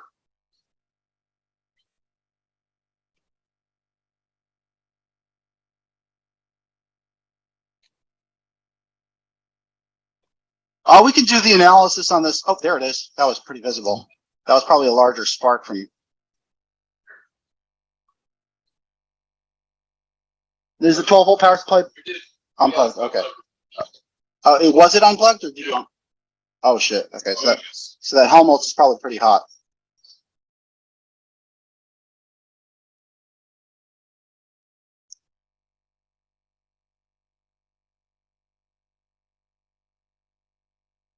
Okay. Are you guys seeing this? Yeah, I saw a spark. Saw it light up. Okay. Yeah. So now if we zoom in a little more. Should be able to get the actual image.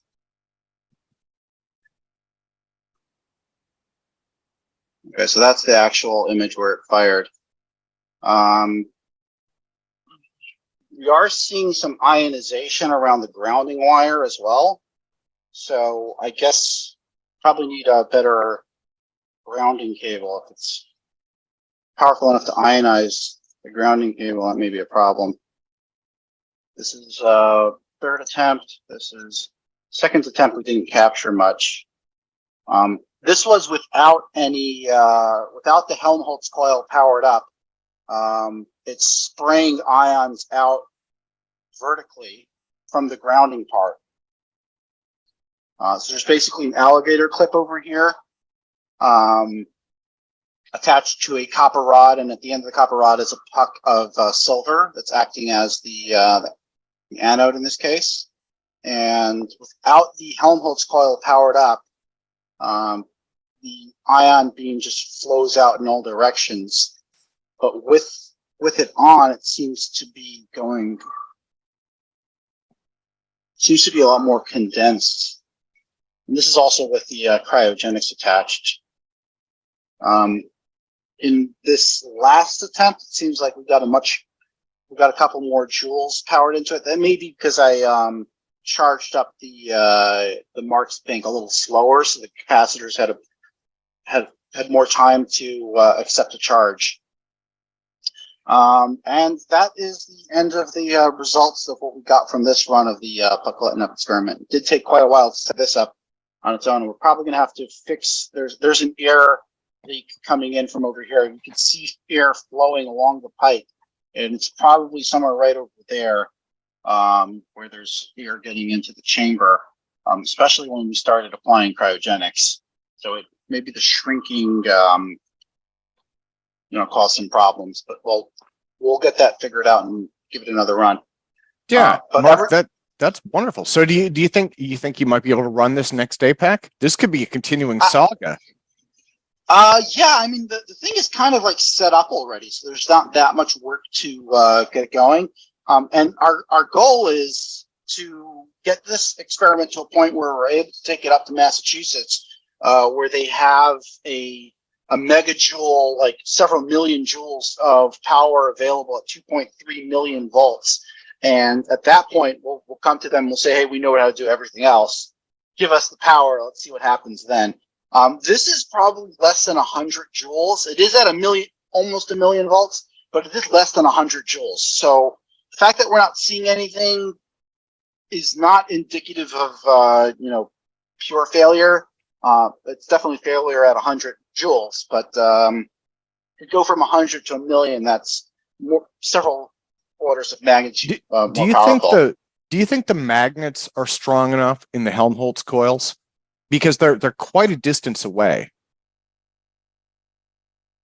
How strong do they need to be? I'm not sure. You talked to Podklanov back in the day, right? You had an interview with him. They're fine. For American Anti-Gravity. It has to be that big to get a uniform field throughout the space where we're trying to get it to work. Okay. What's the practical application of this? What sort of practical applications are there for the Podklanov? Well, so what Podklanov had said was so in the chamber, you basically have a mostly evacuated chamber with basically a spark gap onto a superconducting electrode. And then you've got coils wrapped around it, right? So Mark is definitely, and Podklanov put it in the paper. I put a link to that in chat. Supposedly, when you discharge, I think it was 5 million volts or something like that, from a Marx generator, it generates a beam of gravitational energy. And Podklanov specifically said that he said that it warps metals, like hitting them with a hammer. And he said that it would crumble brick. And he said that it propagated, he said he followed the beam path of damage essentially after this thing. And I believe he said that it went close to a mile, if I remember right, or a kilometer. I don't recall. It was quite a while ago. A kilometer away or something like that. Not punch holes. Yeah, so Brendan, imagine what you can do with a gravity beam that can't be shielded against that can go several miles. Probably military applications, but if the concept is true, and if we can get away from having to use superconductors and using maybe high electron drift velocity materials like graphene instead, it may have practical applications for space flight as well. Propulsion, yeah. Yeah, I mean, I'm understanding gravity on. Yeah, the idea, as Todd explained it, was that it's just a bunch of electrons that pair up, become Cooper pairs, and then they meet this vacuum and they push space-time with them. I mean, Todd can explain it a little better. There's several different theories about why this experiment would work. Does it require a vacuum? Yes, there is a vacuum there. The entire chamber that you see in front of you is an acrylic tube with a vacuum pump attached to it. Vacuum pump is actually still on right now. And is it an ion pump? No, this is a two-stage. It's not an expensive or high-end pump. We're not looking for a pure vacuum. Like Tim explained, this was a weak vacuum. Somebody else recommended that we try a low-pressure helium atmosphere in there, which would be kind of interesting to try. Well, I was thinking something similar, which is instead of basically you back pressure it with the dry nitrogen that you produce from your LN2 tank, because nitrogen.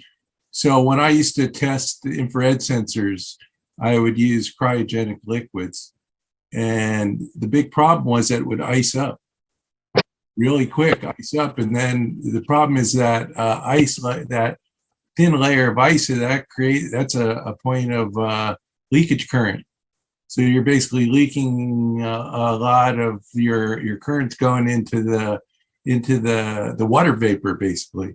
And so by using dry nitrogen, that's what you would use to keep the thing from icing up, because then it's not gonna ice unless you get below the temperature of liquid nitrogen, which you're putting in there. So just a suggestion that you have a tank of dry nitrogen and you just back pressure it. That wasn't. We also have some helium balloons here that we're thinking of putting in some helium inside, because helium at around 4 Kelvin or at pretty low temperatures will become a superfluid. So there's a possibility that with the impulse and the cold temperatures that we have, which aren't quite cold enough, but perhaps we get some of the superfluid. Liquid helium is a lot more problematic than liquid nitrogen. You have to have a vacuum doer, and I worked on a long way by not liquid nitrogen. I'm talking about nitrogen from a happy birthday balloon. Okay. So you're saying basically you just use regular helium gas, essentially, which is inert. Yeah, be a good idea since it's an inert gas. Another thing to try would be to backfill it with argon gas that we use for our welding machine. So that was another concept. Isn't that poison gas though? Argon, no. Argon's not poisonous. Okay, good. You're breathing argon right now. Oh, okay. Trace mine out. Argon's about 1% in the air. I keep remembering something about the disk having to spin. Oh my God. That's a different That's a different experiment. Yeah. That's a different experiment. But how are you going to get a disk like this to spin? I would marvel at the engineering challenge on its own to get a cryogenic disk inside of a vacuum chamber with a Helmholtz coil, millions of volts of electricity, and it's spinning. I mean, maybe Legos might come up with something that we could use. I've always been a fan of Kinects. Mark, I think this is a really brilliant experiment. It looks compelling. I mean, and it's well constructed. So You guys have put a ton of work into this. In fact, when you're done here, we definitely need to do an applause when you're done showcasing this.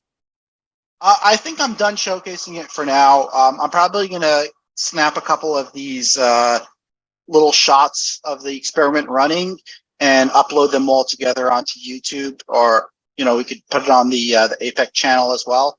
Okay, let's do this then. Let me remove the spotlight. I want to put this thing on gallery. Everybody, Mark Sokol and the Falcon Labs team.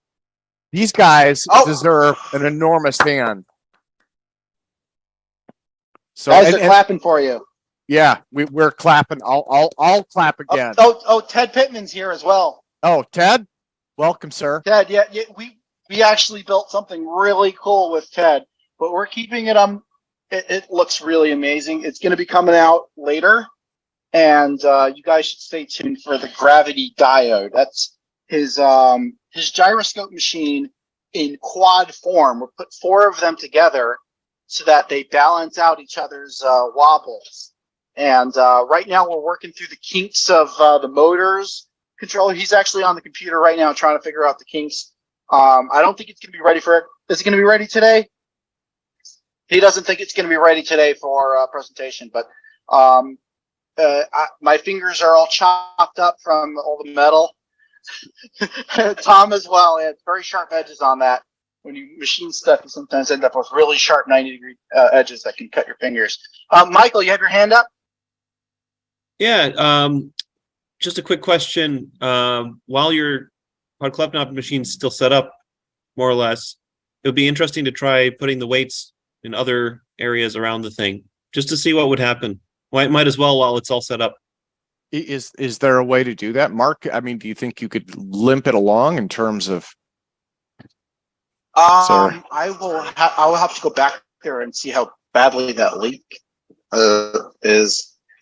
Maybe not today then. But I mean, while it's I don't think I should do that live because the setup alone would probably take a half an hour, which you guys are just going to watch me, organize stuff. But I probably could do it. But I think it's a brilliant experiment. I think and so to my knowledge, Podklepnov and Modenies wrote the paper, right? They never did video or anything like that. Claude Power, and I think you sent me to Claude Power in France did a replication, if I remember correctly, and he claimed it produced results, but he's not going to share what he believes is his secret sauce. And I think that's it. I think you were the third person in the world to attempt this. So let's not forget Mr. George Hathaway ran a replication of this experiment. And he was using Van de Graaff generators, 2 Van de Graaff generators, which have a lot less power in terms of joules than our current setup. And he used all glass, and he was going crazy about getting the most perfect vacuum for his experiment, which isn't true to the experiment because the experiment itself didn't have a perfect vacuum. It had like you said, a weak vacuum. An imperfect vacuum. Okay. I just but you interviewed Podklepnov back in the 2000s, right? Yeah, I interviewed him I think I interviewed him 3 or 4 times overall, actually. But and then the force beam experiment, if I remember right, there was 1, and then I did a follow up. It's been a long time though. What is his current status? Is he able to come on APEC and talk about this? No, I haven't heard. I can reach out to him. I haven't heard from him in about 2 years since the end of the pandemic. Actually, probably December 2020. So just about 2 years. I just saw that Paul Laviolette has an explanation for the Podklepnov gravity beam generator in his book Subquantum Kinetics. Oh, and Brendan, should we mention Paul is very ill also. Brendan mentioned that before the conference started. Paul's very ill with cancer. I mean, he's had it for a while, but he hadn't wanted it known about before, and that he may have only a few days to live. So he's in Greece at the moment. with his wife and family.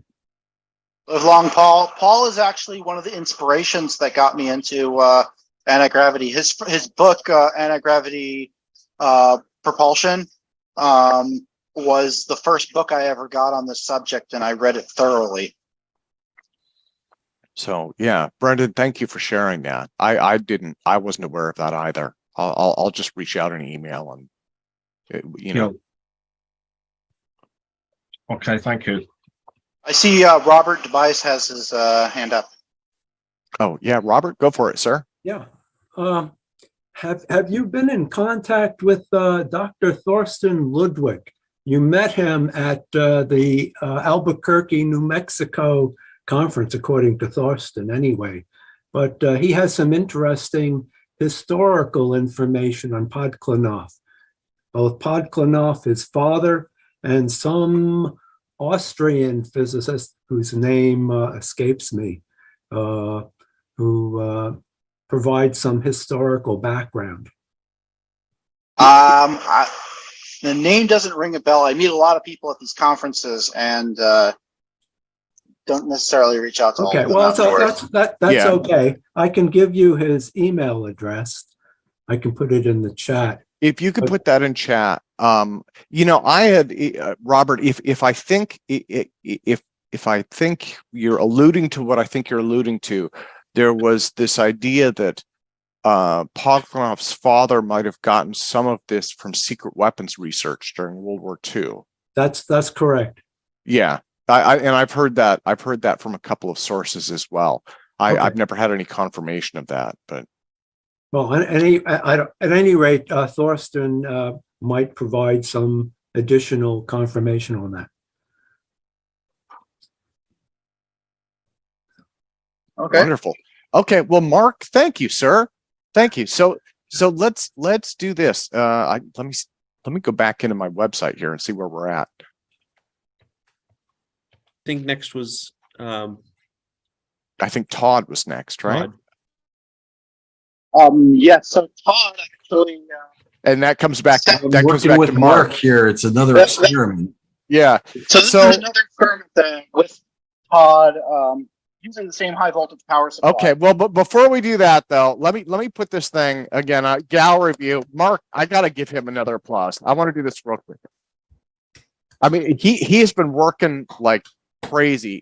He's working on a ton of different devices. The Podklenoff device, though, is brilliant. I mean, you know, it's a lot to try and build, and they've had all sorts of little technical quirks and stuff like that. So Mark, thank you, sir. I can't thank you enough. I mean, that's a lot to pull off, you know. There's going to be bumps along the road, but thank you for demonstrating that. My So pleasure. yeah, Todd and Mark, it's your guys' turn. I'm sorry. Oh, Mark, mute do we myself. have a camera on the device and a camera for the laser dot? Okay, I probably can try to get that. So the device is right over here, and the laser dot will have the laser dot down on the other side of the room. So let me see if I can get a Okay, camera. now, so this is let's preface this. This is the ion drive. Todd, could you describe this for us a little bit? Yeah, it's very similar to Podklenov's experiment. This is an aluminum tube. It's 4 inches in diameter and 12 inches long, and it's capped with plastic caps, so it's mostly sealed. There's a wire coming out the bottom that fills the bottom hole, and a wire on the connected at the top there to a threaded rod that goes all the way through. This device, inside it, there's a large capacitor, high voltage capacitor, and a spark gap, similar to what we were just looking at. When he charges it up and the spark jumps, the objective is, and we loosely call this an ion drive because really if it's not an ion drive, it's supposed to be, the idea is to simulate what we think a tic-tac is doing. And in that sense, as the capacitors charge up and they reach the breakdown voltage of the spark gap, the charge races around the outside of the tube. And because of the high voltage on the outside of the tube, it's attracting the air. And when the pulse of current flows, it will exert force on the air, causing it to change position. And Mark, how do you have that set up? You have it set up that if it thrusts up, the laser goes up? Yeah. In this current configuration, it's set so that when it thrusts up, the laser goes up. Well, I like the fact that there's kind of a model behind this too. I mean, with Ponklinoff, I got the impression that it was very ad hoc, right? Like he was just doing experiments based on what he thought, and eventually he saw something work. So I like the fact with yours that there's kind of a model behind it. Yeah, it's basically, I'm thinking in terms of if you were going to make a sealed tube that could move through the air really quick, how would I do it? And my objective is to gain traction in the air. So if we charge the hull up to a very high voltage, it attracts the air, and when it discharges and the current flows, there's an electric field that opposes it. That will push the air with it. So kind of like a frame dragging effect. And who knows, hopefully if it was in a vacuum and in a high enough electric field, you could get a frame dragging effect. But well, that almost reminds me of what Justin was talking about with MHD, maybe, right? It is. It's all related. This camera needs to point the green dot. It's kind of an MHD without the magnets and outside the hull instead of between the plates. And later on, I'll see if I can find Naudan's page. He had one. His was very different. In fact, yours probably works a lot better. If but I don't think it works great. We saw what it did last week, and it was get the laser dot over here. Yeah, well, but it did work. It did what we expected it to do. So it's just very small effect compared to what I was hoping for. Yeah. All right, Todd. So we have the high speed camera pointing at the screen right now, and that should give us a view of the green dot over there. See if there's any. And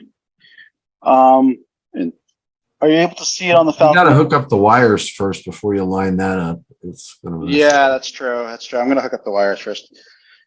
Yeah, the wires will contribute a lot. Yeah. They bottomed out. Bring it out. So, funnily enough, we actually saw some results with this thing. It was kind of moving.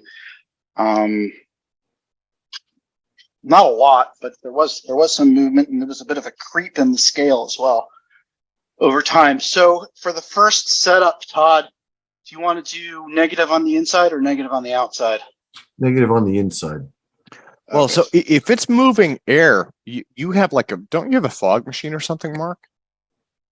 Yeah, we have a whole bunch of incense sticks. Last time. The incense. I used to use smoke bombs, but they cover everything with everything gets covered. Too much. That's too much smoke. Yeah. The incense worked okay. Yeah, it did work pretty well. I'll grab an incense stick. Or Jatine, can you grab one? Can you grab an incense stick? A couple of them. A couple of them. And a lighter. Okay, so we're hooked up now. Let's see if I can line it up. Sorry, it's going to take a little bit to get this thing going because we are using the exact same power supply we used for the impulse experiment. So.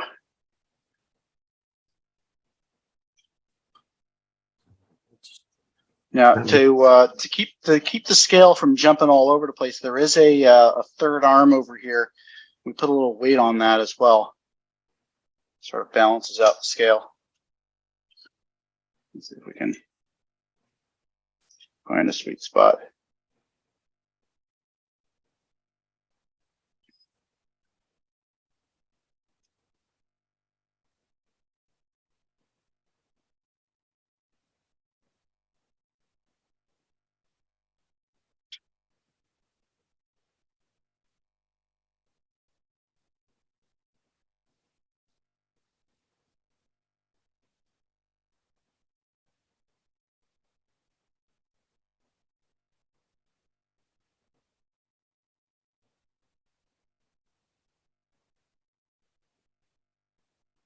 Okay, now it's kind of hanging there.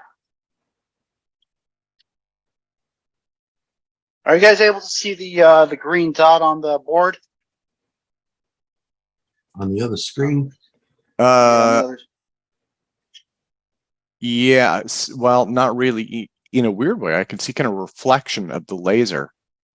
I think the board is too bright, but I could see a reflection there. Oh, I could dim that down then. I just added another weight to it, so that should help balance things out.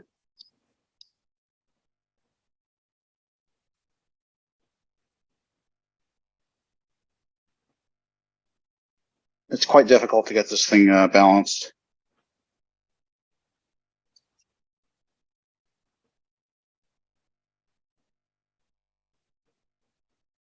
It just wants to go down now.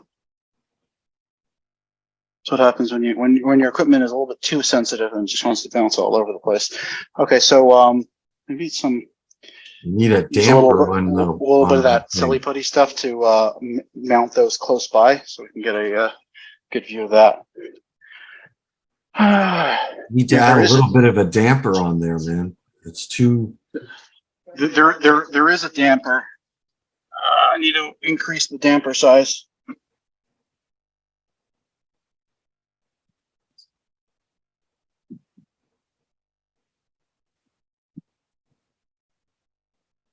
Okay.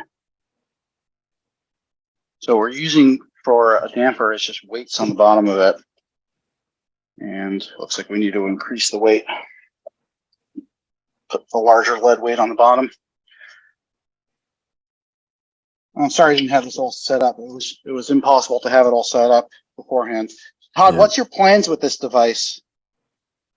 For right now, we're going to show this what it can do. Hopefully, in the videos this time, we'll get some good data, and then I have other versions of it I'm working on, more like the Podgletnov impulse experiment, and then some other ideas to try to figure out how to maximize this. Because, I mean, obviously these devices, flying saucers, UAPs, fly. And conservation of energy and momentum tells me it's got to be moving some air. I'm yet to find anything that's going to move enough air to lift something the size of what we're seeing. So I'm still thinking about it. How do we manipulate gravity? How do we make this magnified? Terahertz waveguides. What's the effect of that on air? Or what is the effect of a terahertz waveguide on the outside of the hull? How is this caused? Yeah, we can see the green beam now. Yeah. Okay, we're setting up the incense stick, so that should give us a better view of the air flows around it. And okay, now you can see the dot. Let's get that in focus. I'm going to lower the exposure time on this, so let's get it down a little bit. Too much. Okay, that's people walking through the shop right now. Okay, looks good. Okay, can you just draw a black circle around where it is right now?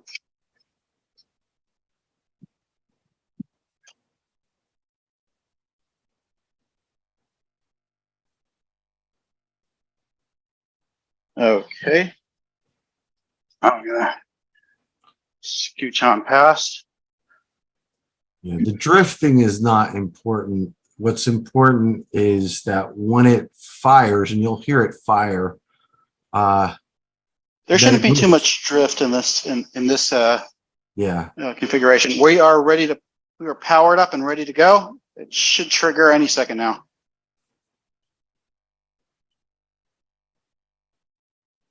$25,000 in there. Now the air is blowing away from it now.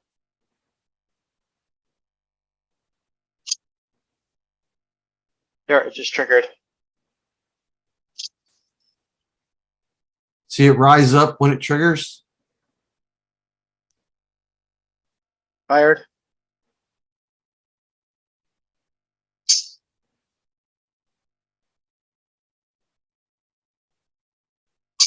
Fired. Yeah, it is rising up when it fires.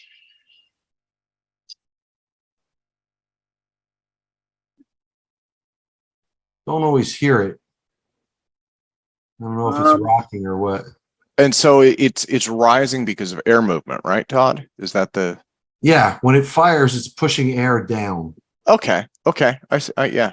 You're able to see that air is flowing away from it now. Before the breeze was just going steady, and now the air is just flowing in a different direction. It's flowing out away from it.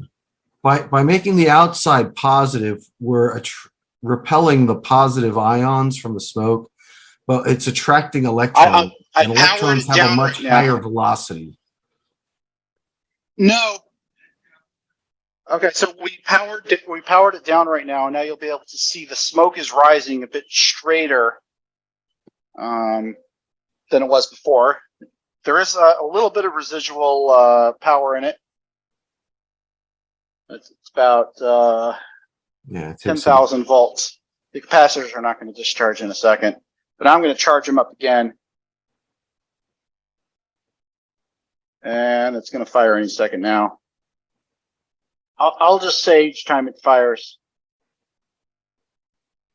Fire. Fire. Fire. Fire. Fire. You can see when it fires, Fire. it pushes the smoke. You can see that, yes. It pushes we it can see that down. here as well. It's pushing it down and out. Yep, we can see that here. Also, last time when we had smoke sticks a little closer to it, there was these toroidal rings that were Eddy of currents. smoke in the air. Like little solitons, kind of. Yeah. Like little donuts. Yeah. Donuts flying through the air. Smoke rings. Smoke rings, yeah, exactly. Now, just to make sure everyone understands, this experiment, we're working with probably less than 20 joules of energy here. These are high voltage but low power overall. All right. Now imagine how much air this could move if it was 40 feet long and 10 feet in diameter. Yeah, you'd need a lot of power for it, and maybe superconducting magnets or something along those lines. But it may be able to change speeds very quickly. If you can move a ton of air all at once along a long hull, it can move very fast. Yeah, and again, in fact, I'll bring the page up on my end now. I'll just give you ideas exactly what's happening. I'm going to walk through the beam for a second. So I think that's pretty much it. Right, Mark? You guys can see you could probably see a little spark going through where that hole, where the Kapton tape is. And I can't see the Kapton tape. There's Kapton tape covering the hole.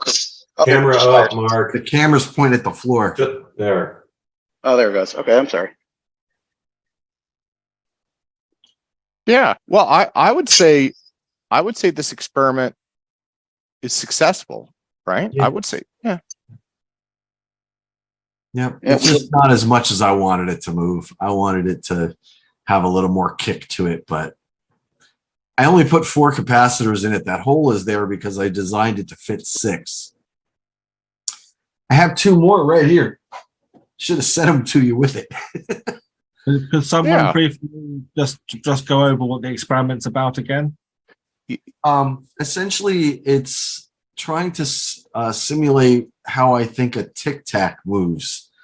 The Tic Tac UAP, which is supposedly like a 40-foot long cylinder with nothing but some fins on the outside and no motors. So the objective is to show that from a charged energy source inside without any exhaust coming from inside, just moving charge around on the hull can cause it to move. Yeah, if basically if you ionize the air, you can push against the air with a magnetic field. Yeah. That's the and when you guys want, I can actually put the JLN labs, and that's an ancient page. I mean, that's like circa 2001 or I've something. probably But seen half a dozen times. Thank you. yeah, well, I figured I'd put it up for the folks who were attending, and that way they could take a look. Okay, is everyone seeing the green light as well on the whiteboard? Mhm. That's on the second camera. Okay, yeah, because you need both of those in tandem in order to get an idea of what's going on over here. Basically, the laser light is shining across the shop about 20, 30 feet, something like that.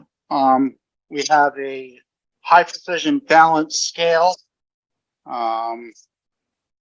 with a laser light attached to it, and that's giving us an indication exactly what's happening with this test device.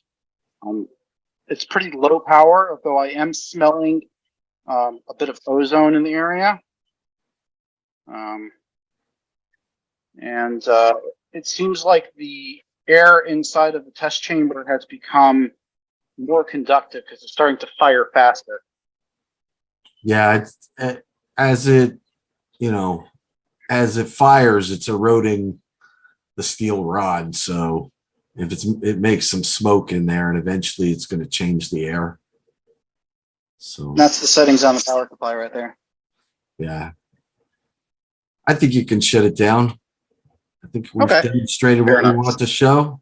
And Okay. Yep. thank you, Mark. Appreciate the Yeah. help. So I'm going to remove the spotlight there. So let me put this thing back on gallery mode. Everybody, another applause, this time for Mr. Todd Desiato And Mark. Sokol for Thanks. working together for, I guess we would call it a successful experiment. So let me very quickly share the screen just so you guys can see this. And sorry, stop share. Let me share the correct screen. Yeah, there you go. Okay, so it's showing for everybody but me. There it is. This is, and I'll paste this link into chat here. Okay, this is the JLN Labs page. This is the one that I've kind of gone back to several times. His idea was based on past ideas. MHD, as everyone has described, is not new. Again, Justin Pearson was talking about something vaguely similar. Mark and Todd were working with an experiment that's vaguely similar to this. In JLNs, you can see this twisted coil here. Basically, he's using this, he's energizing this with the high voltage, and there's an electromagnet that's placed like underneath it or on top of it, around it. And you can, once you have ionized the air, you can move it. The other thing, and if you guys scroll down, let me see. Maybe this is the best one to show you. The Arda Morningstar. If I remember correctly, and again, you guys can see this thing is ancient. Oh, and he's not going to give you a better picture of the skin. So the idea was to create kind of a caterpillar drive. This glow discharge panel might be better. Basically, you can see he has a single coil here that's energized with the high voltage. The coil itself is supposed to move the air, right? And there are some other advantages also. Advanced reduced drag aircraft project. One of the ideas was if you put a high voltage on the air, it disrupts the boundary layer around a wing. And that's why people have claimed that this technology may already be in place on the B-2 bomber, because the boundary layer could be spotted by radar. And so the idea is if you disrupt the boundary layer, you can reduce drag at the very least. And that's something that we saw with lifters. High voltage ion flow goes right through the boundary layer and it just completely disrupts it. The other thing is with this coil, if this was a series of different coils, if you energize these at different times, and then you move them, you can create a sequence that's like a caterpillar drive. It inches the air along it. And of course, if you do that rapidly, then in theory, you could create some kind of, fast airflow. So you guys have the link to the Naudan page. I just put that in there. He had a bunch of variations that he built on this. And again, he wasn't the first. He's just the one that comes into my mind. So let me stop sharing there. But I thought that would be, his approach, I guess, was kind of another approach. And then what Todd is doing is a little bit different. So okay, so I guess we should probably see what's up next, unless you wanted to describe that more, Todd. Did you guys have more you wanted to do there? No, that's it.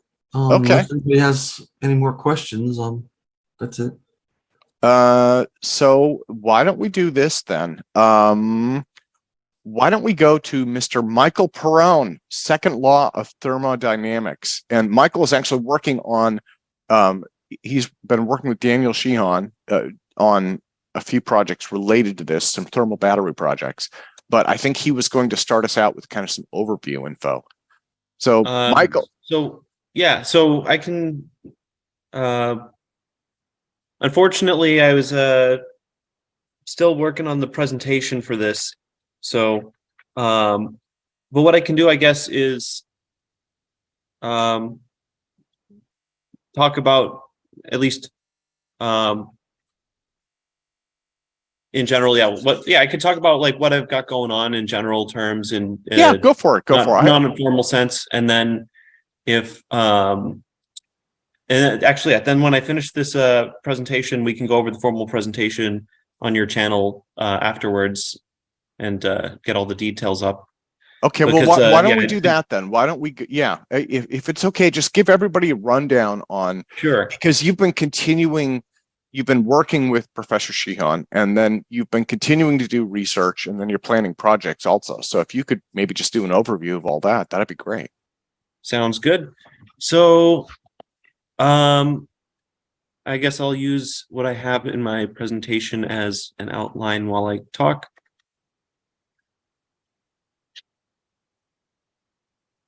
So, where to begin? So what, I talked to a friend of mine long ago, and he was saying at some point, if the laws of thermodynamics hold, we're going to have to try to escape this universe to escape the heat death of the universe.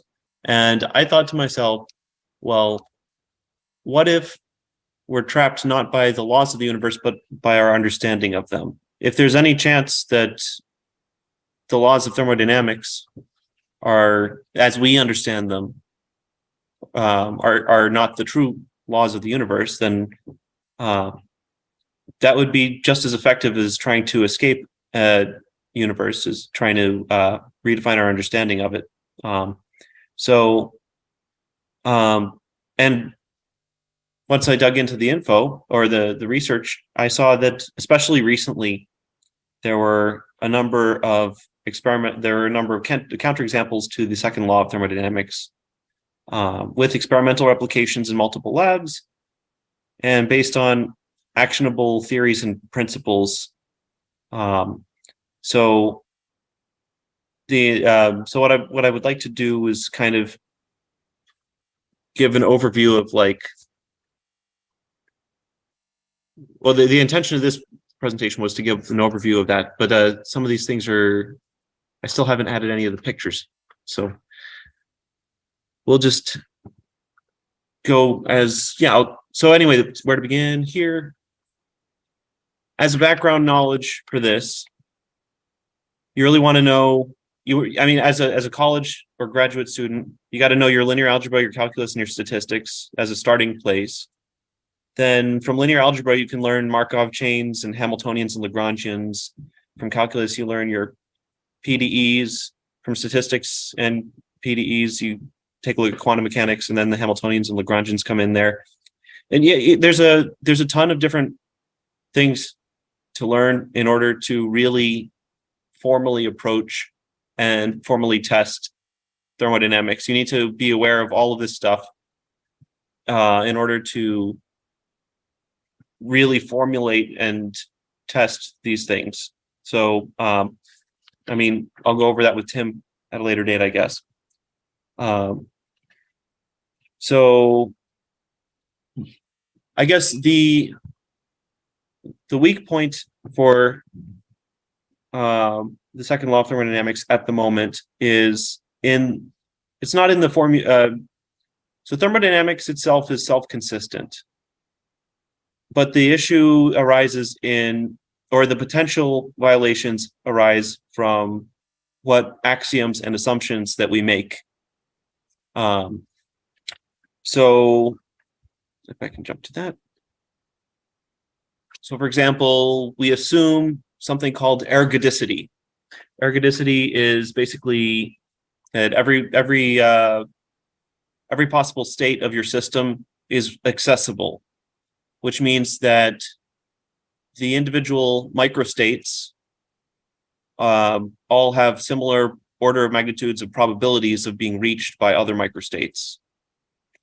And under that assumption, if you flip a coin for where the energy heads to in the next instant of time, then eventually the energy will spread out and disperse. And maybe the probabilities aren't equal everywhere, so you'll get some Hamiltonian, but it's still a steady state ultimately. You have some function that the system settles into as a minimum, as a steady state. So and then you can do no further work and entropy is essentially maximized. So that's an assumption and it can be violated. There are a number of physical counterexamples like the graphene energy harvester. So in those sorts of situations, you have a state like thermal phonons in a lattice, and it gets captured into a capacitor. And then the probability that that energy will randomly go back into thermal motions in the material from that capacitor is negligible. The capacitor can hold charge for centuries or whatever. So that violates ergodicity. There's a lot of examples like that. So for the thermodynamic limit, that's another assumption. Basically, we're assuming we have enough particles to work with that statistical averages work, or well, all statistics work. So you need sufficient particles that you get, for example, a Boltzmann distribution, or just a normal distribution if you're working in the abstract case. And if you have just like 10 particles, temperature is not well defined. So every once in a while, these 10 particles will move around and maybe they'll all go in the same direction. What's the difference between 10 particles moving in the same direction and something that's really cold that's just what's the difference between the temperature and the motion in that situation? Temperature becomes poorly defined. And actually that's how people make Bose-Einstein condensates. If you have a laser, you can make sure that all these particles are moving up and down at the same speed.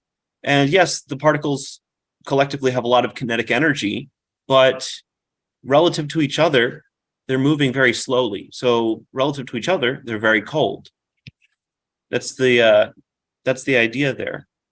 And when you have poorly defined temperature, then you also have your other thermodynamic variables poorly defined.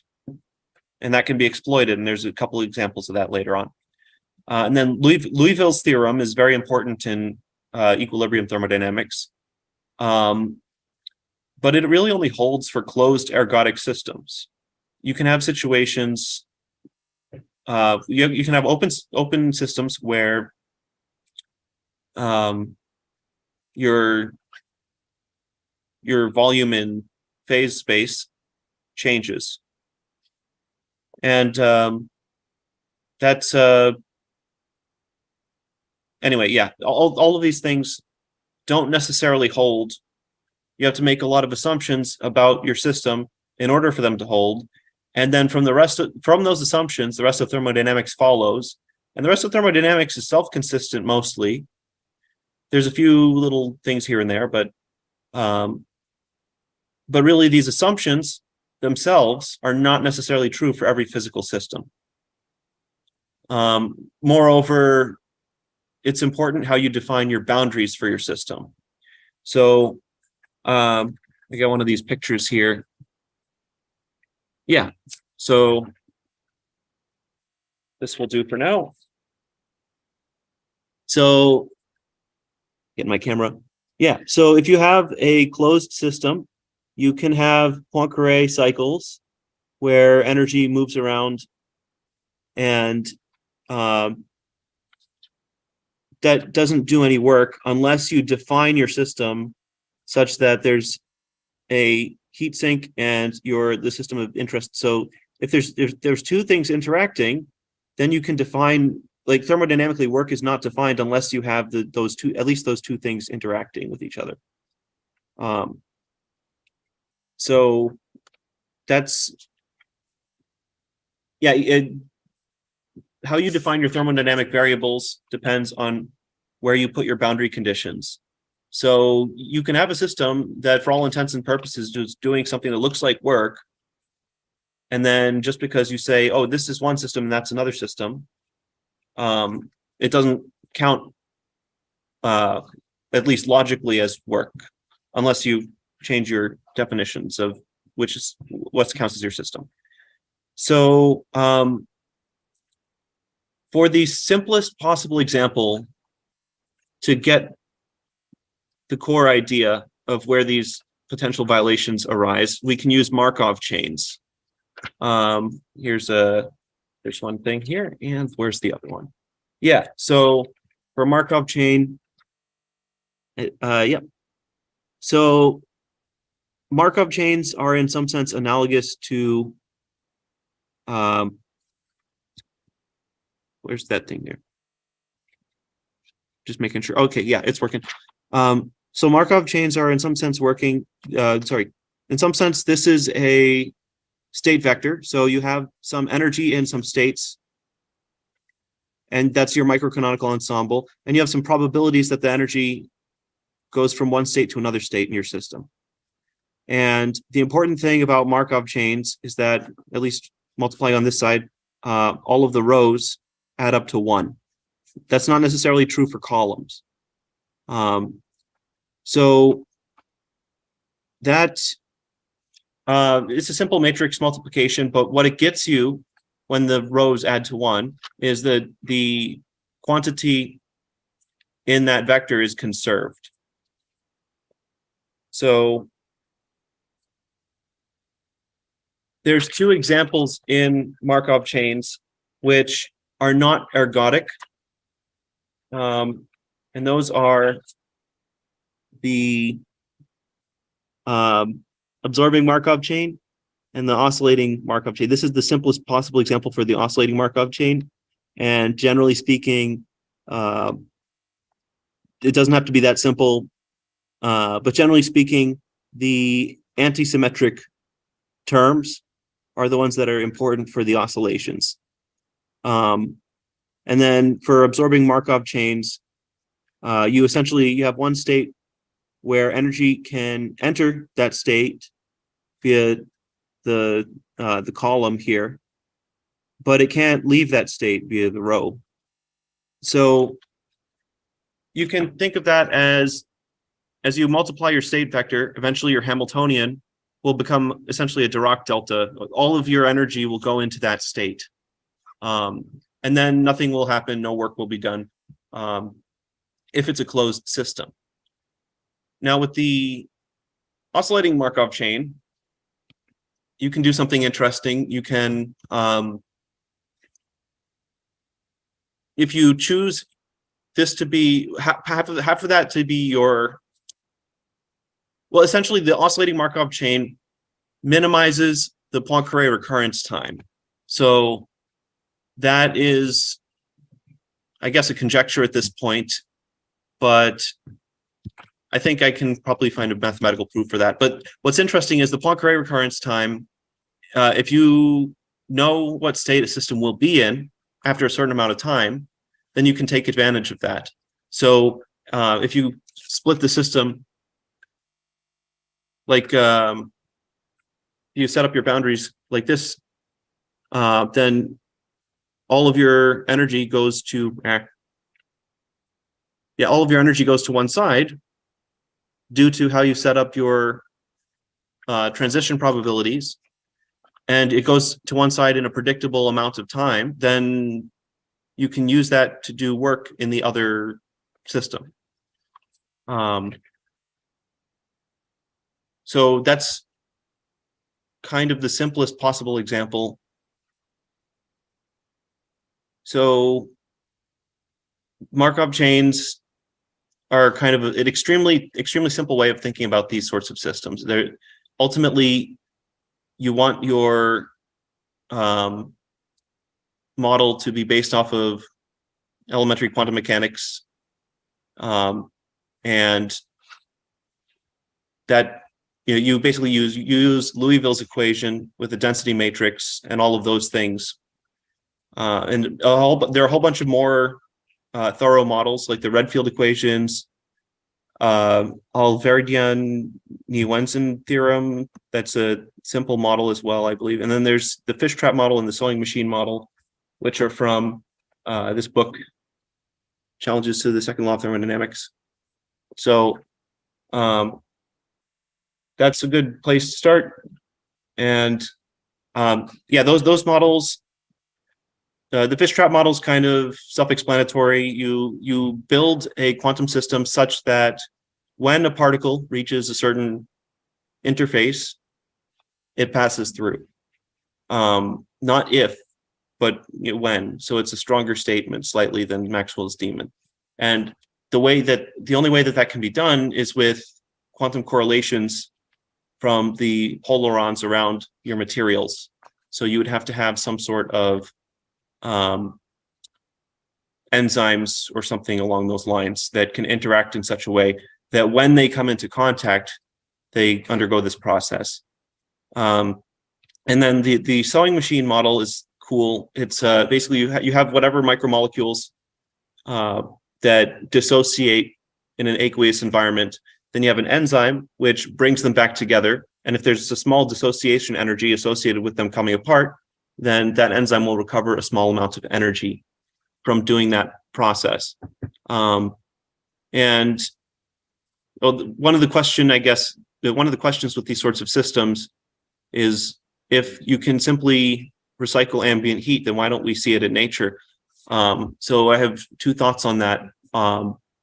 One, the energy density could be so much lower that it's not competitive with systems that use chemical energy directly, because you're talking about thermal interactions, which are in general, the volumetric energy density is 1,000 times lower roughly than a direct chemical reaction, of that order of magnitude at least.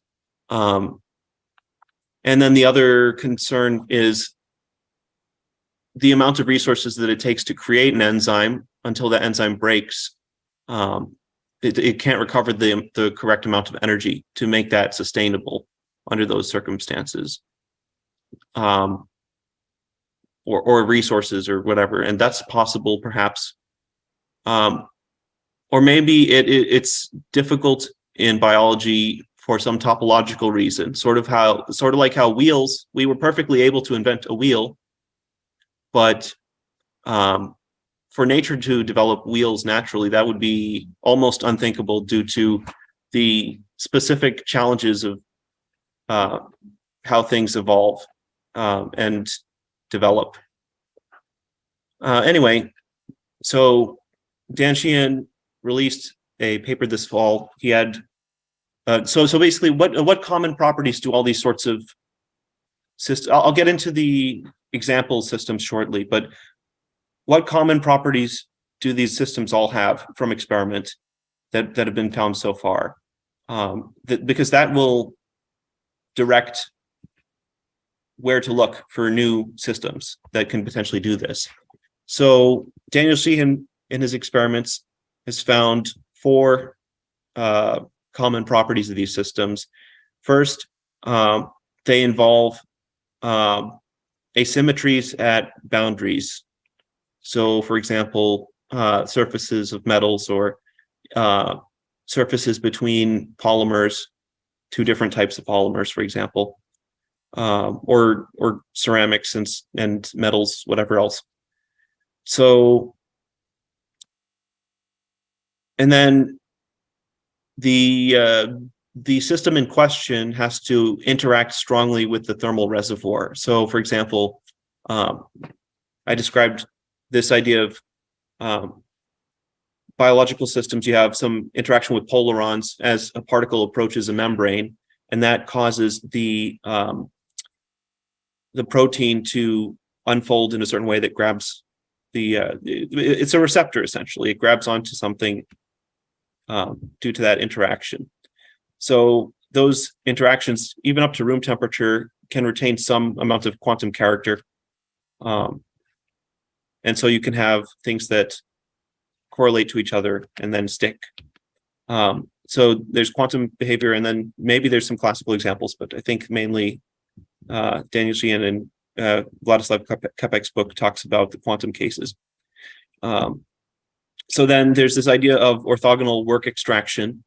So the way the energy is going into the system, for example, heat diffusion,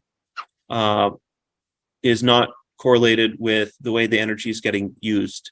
So, for example, in the graphene energy harvester, you have your thermal reservoir, and phonons pass over a sheet of graphene, and that those phonons get captured as an electrostatic charge in a capacitor. Same sort of thing I mentioned earlier.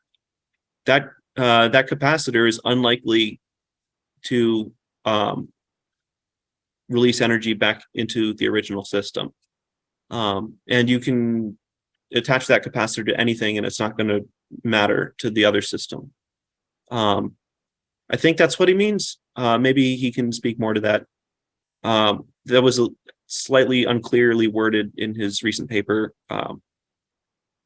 But anyway, then there's this idea of a resettable metastable configuration. So, for example, with the sewing machine model, you have your enzyme, and once these two particles that correspond to a salt or some other molecule that can come apart easily, once those two molecules are in place on the enzyme, they snap together again. And then the enzyme goes back to its original form. That's the sense in which metastable is meant there. So you have some system that once a condition is met, it harvests some energy, and then at the end, nothing has changed about that original system after the materials are released, for example. Let's see. Oh, and then I had a few insights as well. Generally speaking, these systems will have minimum operating temperatures that are dependent on some property of the system. So, for example, if you have a thermionic device, you have two plates of metal with one with a low work function, then the other has a high work function. And if you heat that up to a sufficiently high temperature, then eventually the Boltzmann distribution on the two metal surfaces, some population will become higher energy than the lower of the two work functions, and that will cause thermionic emission on one of the plates, but not necessarily on the other plate. So that allows this configuration with these two plates in vacuum to store energy. But you can't, the output will be negligible until the Boltzmann distribution has there's a sufficient population of electrons with sufficient energy to jump off from one plate to the other. And that is basically directly correlated to the work function of that particular material. So in some sense, you can think of some of these systems as having like a virtual heat sink instead of a physical one that has something to do with some property of your system. So, and a lot of these systems have potential energy stored in them. I'll explain, well, let's see. which example system? Yeah, the graphene energy harvester is a good example again. So in order for the graphene energy harvester to work, you have a flake of graphene between two capacitor plates, and it will wiggle up and down. And the energy, you don't get any energy out unless you have an electrostatic charge on the graphene already. And a lot of these systems also have potential energy. So, for example, you could think of the thermal bath that the thermionic device I mentioned has. You can think of the high temperature as a potential energy threshold for the operation of the device as well. You could think of it that way. And yeah, these two realizations are related too. So this minimum operating temperature concept and then this potential energy concept are somewhat related for these devices. And also, one thing that may be the case, Daniel Sheehan mentioned that there's some asymmetry at boundaries. I suspect that also temporal boundaries are involved. So there was an old paper by, Friedrich Morgenthaler, where, I mean, he doesn't directly show this, but I show it in another paper somewhere. If you have an electromagnetic system where you change mu and epsilon, then that corresponds to changes in the wave speed V and the impedance gamma. And then that looks like this. So if you change your wave speed, your energy will go up or down. And if you change just your impedance, the energy will always go up. And there's a lot of nuance there. So you can have actually, it's not for sure that the energy will go. So this equation's not perfect on top, because in numerical simulations, what we found is if you've got two waves that cross on top of each other and then you change the impedance, you're changing their temporal derivatives, so you can actually cause them to cancel each other out. And the same sort of thing is true with, if you have one wave traveling, it can split into two due to reflections at the temporal boundary due to the change in impedance. So there's a lot of things that can happen, and usually you have an external energy source that you're causing the change in material properties with. But in principle, you could draw thermal energy from the material under certain circumstances, usually when you have a nonlinear hysteresis as well. So you have variable coefficient with nonlinear hysteresis. And in those sorts of systems, you're not changing or doing anything with your spatial boundaries. You're only modifying your temporal boundaries. So boundaries in a more broad sense than just spatial boundaries. But anyway, I can talk a little about the graphene energy harvester. So the reason why this works, or why this can work, is you've got your graphene flake between two capacitor plates, and thermal phonons come in from wherever the graphene's being held, and they go across the graphene. And the trick is the fluctuations on the graphene are not Boltzmann distributed, because thermal fluctuations in the lattice, especially if you choose your material property, you could have like lead oxide or something, something that's relatively relatively soft and relatively dense. You want to basically minimize the size of your thermal phonons, but generally speaking, in most materials, they're comparable to the size of the crystal lattice. That's not necessarily true on graphene. On graphene, the speed of sound is extremely high, so your thermal phonons will get stretched, almost like almost a magnifying lens. So all of these thermal phonons interacting with the edge of the graphene sheet, generally speaking, there will be a low population of them. And if there's a low population of thermal phonons, then you're not operating in the thermodynamic limit. And that's true for a lot of mesoscopic systems. So this graphene flake, for example, is generally meant to be about a micron across, maybe 10 at most.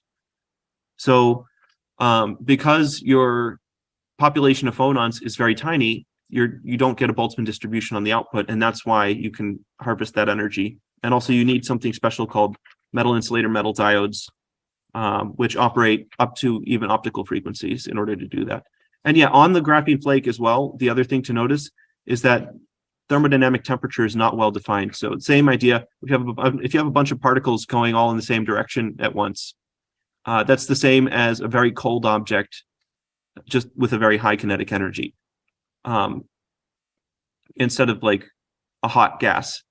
So the idea with the graphene sheet is that you also have a spatial dependence on temperature, where the interactions in the graphene sheet are very strong, so it's very stiff in one direction, and the interactions are very weak up across the sheet. So generally speaking, you're going to have up and down motions of these particles much more than left to right motions, especially with relatively low energy phonons.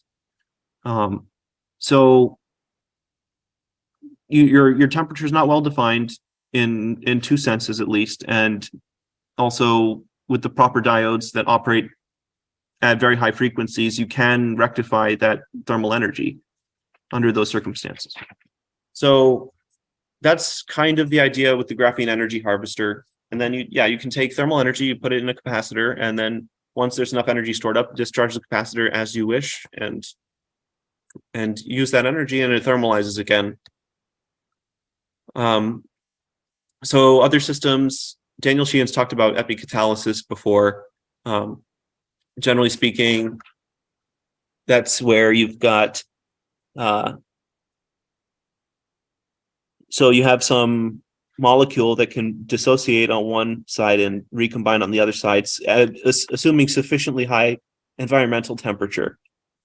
And then same idea for the thermionic device if you have a difference in work functions.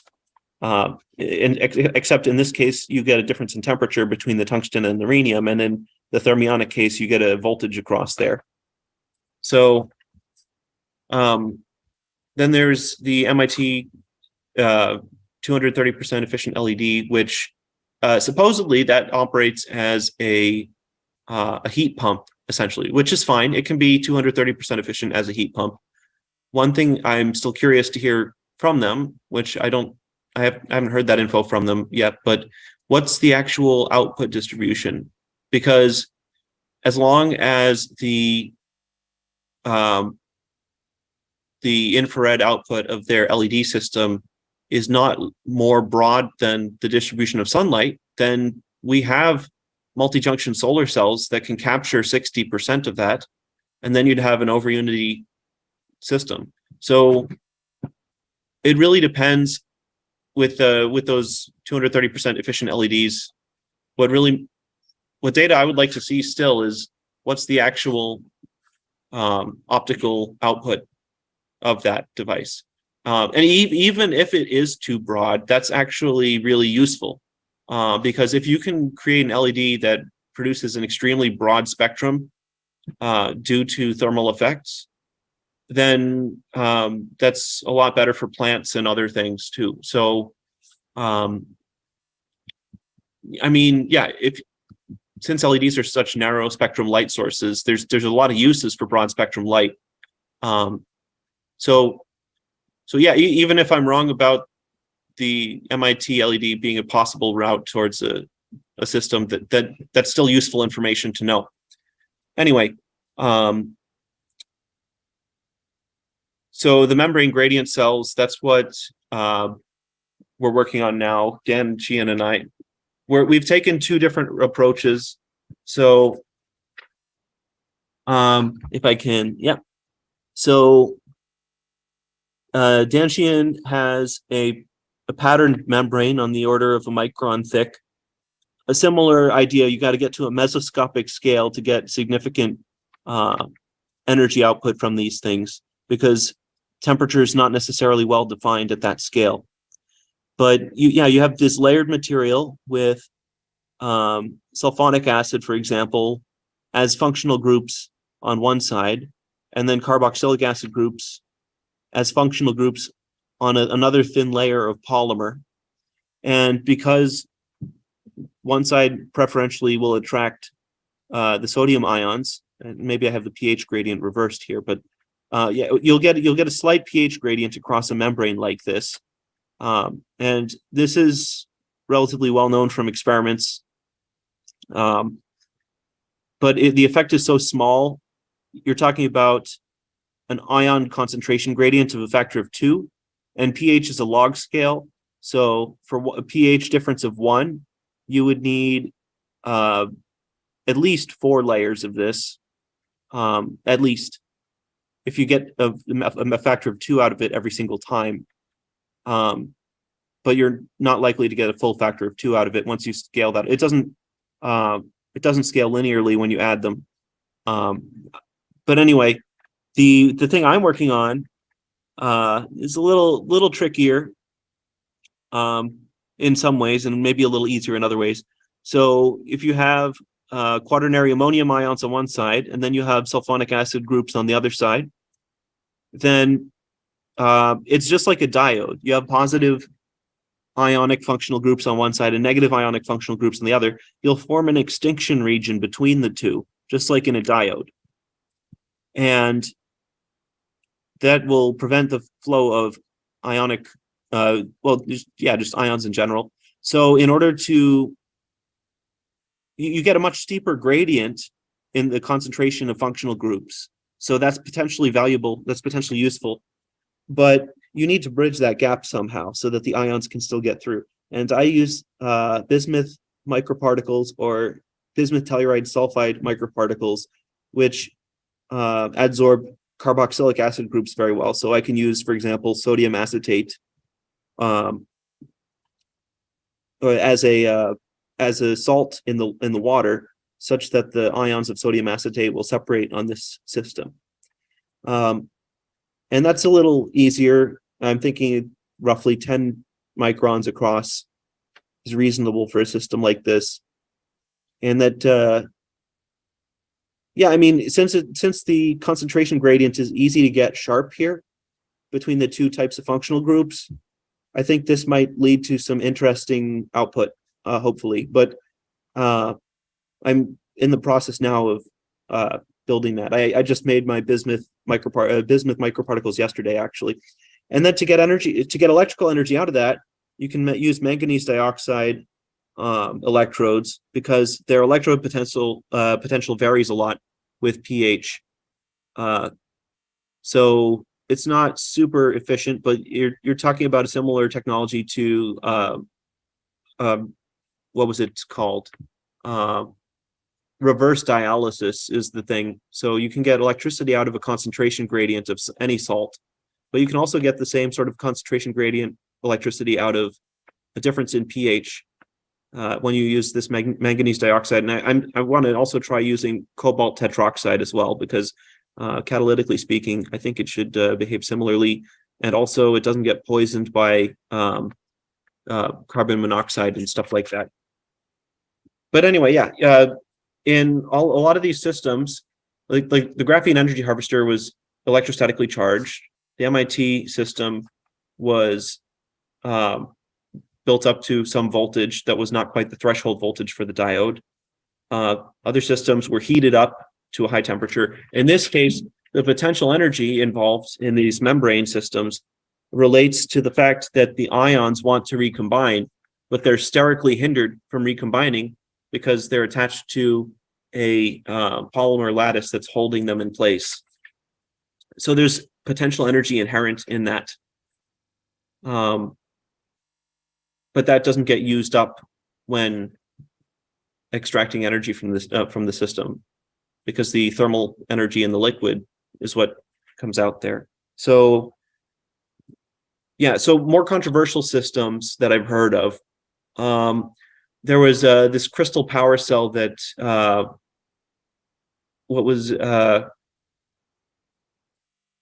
blanking on the name all of a sudden.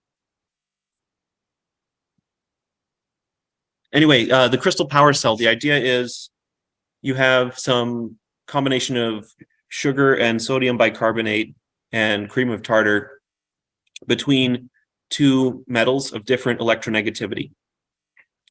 Now, I'm wondering, with those systems, there's two things. So they were using gold on some of those, and silver as well. Sugar can convert to glutamate on those substrates. So I don't know. And then sodium bicarbonate, I played around with trying to replicate the carb-pen cell long ago. And one of the things I tried was sodium bicarbonate, but I noticed that actually there was slow catalytic decomposition of the sodium bicarbonate, which produced a voltage actually. So, and we know that the sodium bicarbonate's decomposing in the crystal power cells, because some of those examples, eventually the central electrode gets pushed out and the salt mixture that they use increases in size. Which that just suggests to me that the sodium bicarbonate is releasing CO2 and decomposing. So those two things are not free energy. Those are energy sources that are built into the material that they're using. I would certainly like to see if they can use other glassy materials at the interface, because that might relate to the research with metal insulator, metal diodes. Usually the insulators in those are crystalline, but if you have an amorphous material in between, maybe that does something. So worth looking at. And then the other thing I wonder about is it really the electronegativity, or is it the work function? Because maybe there's some process by which electrons are jumping across the interface, and they're using this glassy material as a sort of virtual vacuum, instead of the thermionic devices that I mentioned before, where you have an actual vacuum gap. There's another material system that does this, supposedly, also controversial. They use a liquid with nanoparticles, and their claim is that these nanoparticles in this liquid, they have a work function as well. So you've made sort of a virtual vacuum state that's much closer in work function to the materials that you're working with on your electrodes. So instead of having this thing operate at 1,000 degrees Celsius, you have it operate at a couple degrees Celsius, around room temperature. And that's due to the close matching of the work functions of the material versus the virtual vacuum in between. And maybe if the crystal power cell is the real deal, maybe it has something to do with that and the work functions of the materials. Because generally speaking, highly electronegative materials tend to have lower work functions, or electropositive. No, I don't think so. Anyway, so then other things, those I also talked about just then. And then, okay, so another controversial system potentially, we've heard of a lot of systems that are that electromagnetic systems that cool themselves down and produce energy. These may be using parametric effects, like I mentioned, where you also have a nonlinear effect, a small nonlinear effect participating. So, for example, if you could make a LC tank circuit where you change your inductance and your capacitance slightly, then you can cause, in principle, Neal relaxation to become a driving term. So Neal relaxation in paramagnetic systems, and generally speaking, magnetic relaxation above the maximum remnant field. Both of those processes involve the thermal motions randomizing your magnetic field. So if you can get your LC circuit to resonate at that same frequency that the Neal relaxation is happening, which is temperature dependent also, so that complicates things. But if you can get the resonance to be matched, then the Neal relaxation will dump energy from thermal motion into your LC tank circuit. And then you can alter the inductance and the capacitance slightly. And then when you're putting energy back in, it doesn't take the same amount that that you got. So parametric variation with a nonlinear process on top of it might do something. So, and that kind of relates to perhaps the most controversial claims of all. These would be first law violators, not second law necessarily.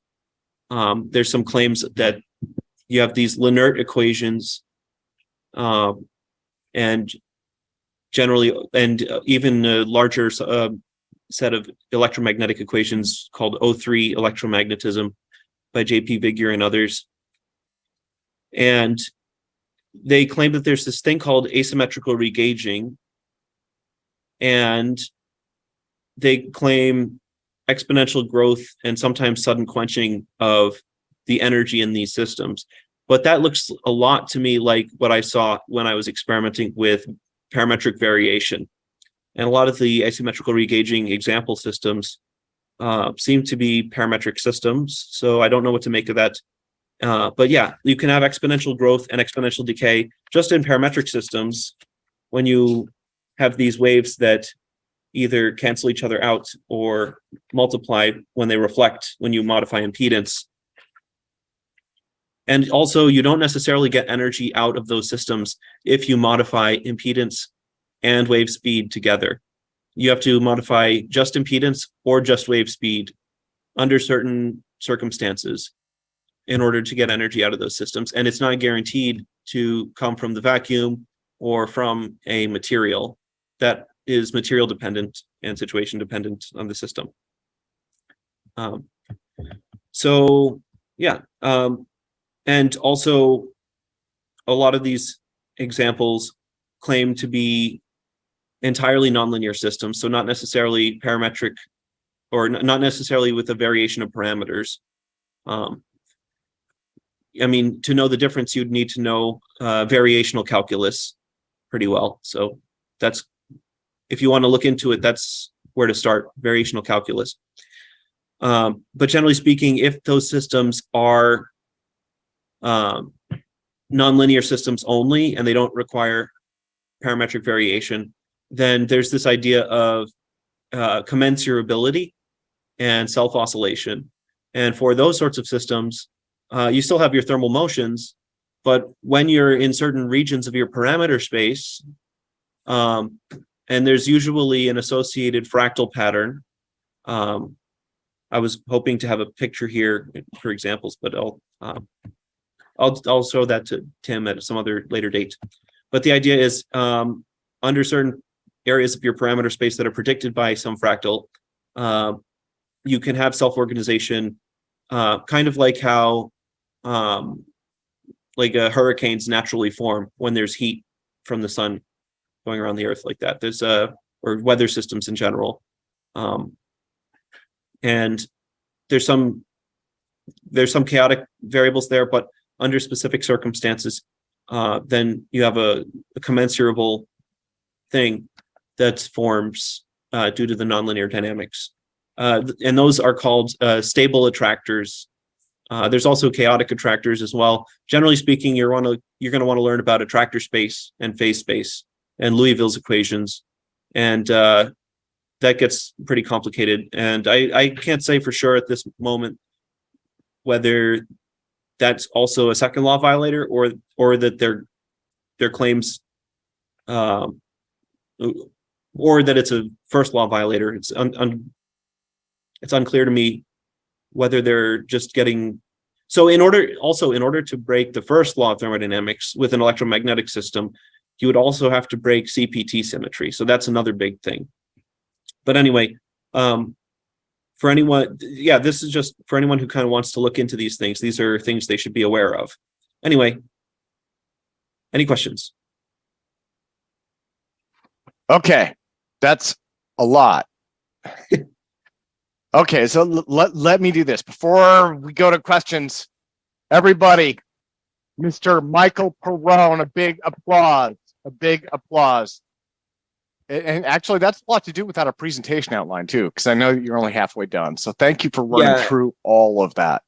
I mean, I had the words on the presentation here, so that was some of it, but no pictures yet, so it didn't really help. I mean, thankfully, I had many of the pictures literally just drawn out on paper while I was brainstorming. So, but yeah, I'm sorry I didn't get it all the way for this particular presentation, but we'll do it right on your channel at a later date, Tim. Okay. Yeah, rock and roll, man. So let me see who has and if nobody has questions, we can go to open discussion one way or the other. Dun dun dun.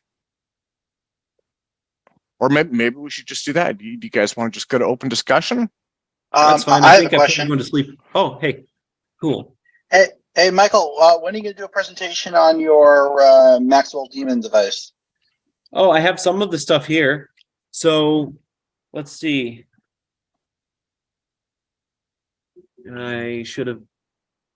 For those who aren't aware, Maxwell's Demon, of course, is converting thermal energy directly into electricity or usable. Yeah. So where I'm at with that is, and I was hoping to show this more complete here as well, but oh well. So you've got this. Oh. Yeah. So you have your anion membrane here, and you have your cation membrane here, and you stick them together. And you I made some bismuth sponge recently, and that'll crush up, and that should be roughly average 5 microns in size based on my calculations. And you stick that between the two membranes, you wet the membranes with water, and they should mechanically attach to each other because their positive and negative functional groups will combine at the interface. And also, as an alternative to that, I have dispersions of ionomers in liquid, so I can paint them onto the surfaces if I need to. And I came up with this little clever, it's just a baking sheet really, but you've got these frames that are magnetically attached to the surface. So if I have to paint them onto there, or if I just have these two materials soaked in water, but they have different. So one of these things is these are basically all gels in water. They have swelling coefficients. So when you put them in water, they'll increase in size slightly. And the amount that they increase in size by is different depending on the material. So these frames keep them flat to the surface as much as possible as they're drying. I don't know if I even want to make them dry fully, as long as they attach to each other nicely. So that's that. And there are 5 or 6 combinations of ionomers that work in terms of matching the swelling coefficients closely enough. So, yeah.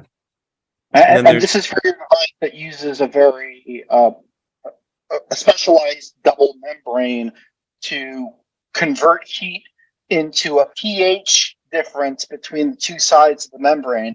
And that pH difference is then able to be extracted as energy via electrolytic process, similar to a battery. So we're converting thermal energy first to a pH gradient using the membrane, and then from... It's not electrolytic. It's more comparable to like a salinity gradient device. So if you've heard recently, many people are considering using rivers or the mouth of a river as an energy source, because as it goes into the ocean, there's a steep gradient in the salinity, and you can get electricity out of that. And they do that much the same way that I would with the manganese dioxide in one case, but difference is that the source of the energy in your case is direct thermal versus a river is just flowing in and you have all the rain process. Well, I mean, technically it's indirectly thermal then, right? Because you have evaporation. Indirect, yes. Well, at the end of the day, everything is solar powered. Anyway, let's see. I do have some 3D models I could show, I suppose. Let me see if I can bring that up. And that will give more of a sense. I have to redo these a little bit because I talked with Dan Sheehan, and the membranes need to be much closer together to get more power out of the device. But if I can find it, just a moment. Is it there? Yeah, it's there. What was the thing again?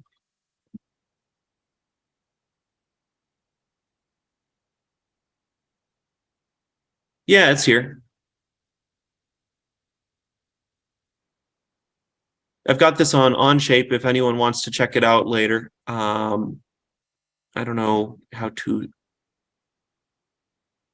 All right, share that.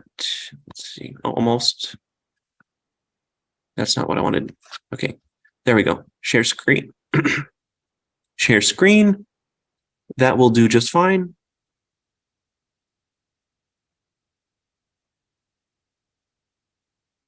So yeah, this is the idea here, and of course it wants to invert that behavior. It's slower because I'm on the stream, I guess. But anyway, here's the idea. I've got some frames here that slot into this array here. And the frames will contain the bipolar membranes, in my case. And you could do unipolar membranes with carboxylic acid and sulfonic acid as well, or different concentrations of functional groups as well. So you can have one that's got like double the functional groups of another. Generally speaking, that's harder because you'll have different swelling coefficients for different concentrations of ionic functional groups on the polymer backbone. So it's easier usually to go with carboxylic acid groups on one side, sulfonic acid groups on the other side. But anyway, you prepare your bipolar membranes. You cut 2 by 2 centimeter pieces. You stick these frames on them just so the edges are rigid, and you slot these into here. The plan is to seal the edges with just like silicone from Home Depot. And that I'm using sodium acetate anyway. So the solvent in the silicone is acetic acid, so it's not really going to contaminate much or anything. So you get about 12 of these in this. And in this particular device, I don't recombine them to make energy. I just have these 2 wells where you can stick a pH meter so that after a couple days, you can go see the pH difference yourself. And then you can remix the liquid and put it back in and see the pH gradient form again. And you can do that indefinitely until you're convinced that the energy density is beyond chemical for how long it's been doing that. And then the other one that I set up here, I also, called it a thermochondrion because it kind of looked like a mitochondrion when I was building it. That's not the one. There's a lid as well, so it doesn't get contaminants from the air or anything. So in this case, you've got the frames that slot in, and that's just still there because you can get rid of that. But anyway, you have your frames that slot in here. And in this particular setup, you have a larger frame on this side, which produces electricity from the pH gradient using the manganese dioxide that I mentioned before. So you just, for this side, which produces electricity, you don't have a selective membrane. You just have to limit the diffusion rate across the boundary between the manganese dioxide electrodes, and their electrode potential just varies a ton with pH anyway. So, and then you have just you have a small electrical resistance between the sides, but you limit the liquid diffusion enough that you get electricity out of that. And it's not super efficient, but it's good enough, and it'll show electrical power output from this thing in the steady state. Well, yeah, or it should. That's the hope. And the other thing, the thing I need to change. Is that going to be like 3D printed at a PET-G or something like that? Oh, I'm going to use ABS because then I can vapor polish it so it's watertight. But PET-G is actually watertight without any modifications. I did not know that, but so you just got to be careful. As long as your printer's good, you're fine. I'd like to take some extra precautions, I guess, because you never know if there's a small thing there. So yeah. PET-G is what soda cans are made out of plastic soda bottles. Right, but if your printer just like skips a little bit on the walls, you might have a hole somewhere that liquid could leak through, or you never know unless you Yeah. vapor polish it. So anyway, that's the idea there. So I need to redesign slightly to get these membranes much closer together. Ideally, you want the whole stack of membranes to be like the size of one of these stacks of membranes. So I have to rethink some of that. But I mean, that's the general concept. It gets the idea across.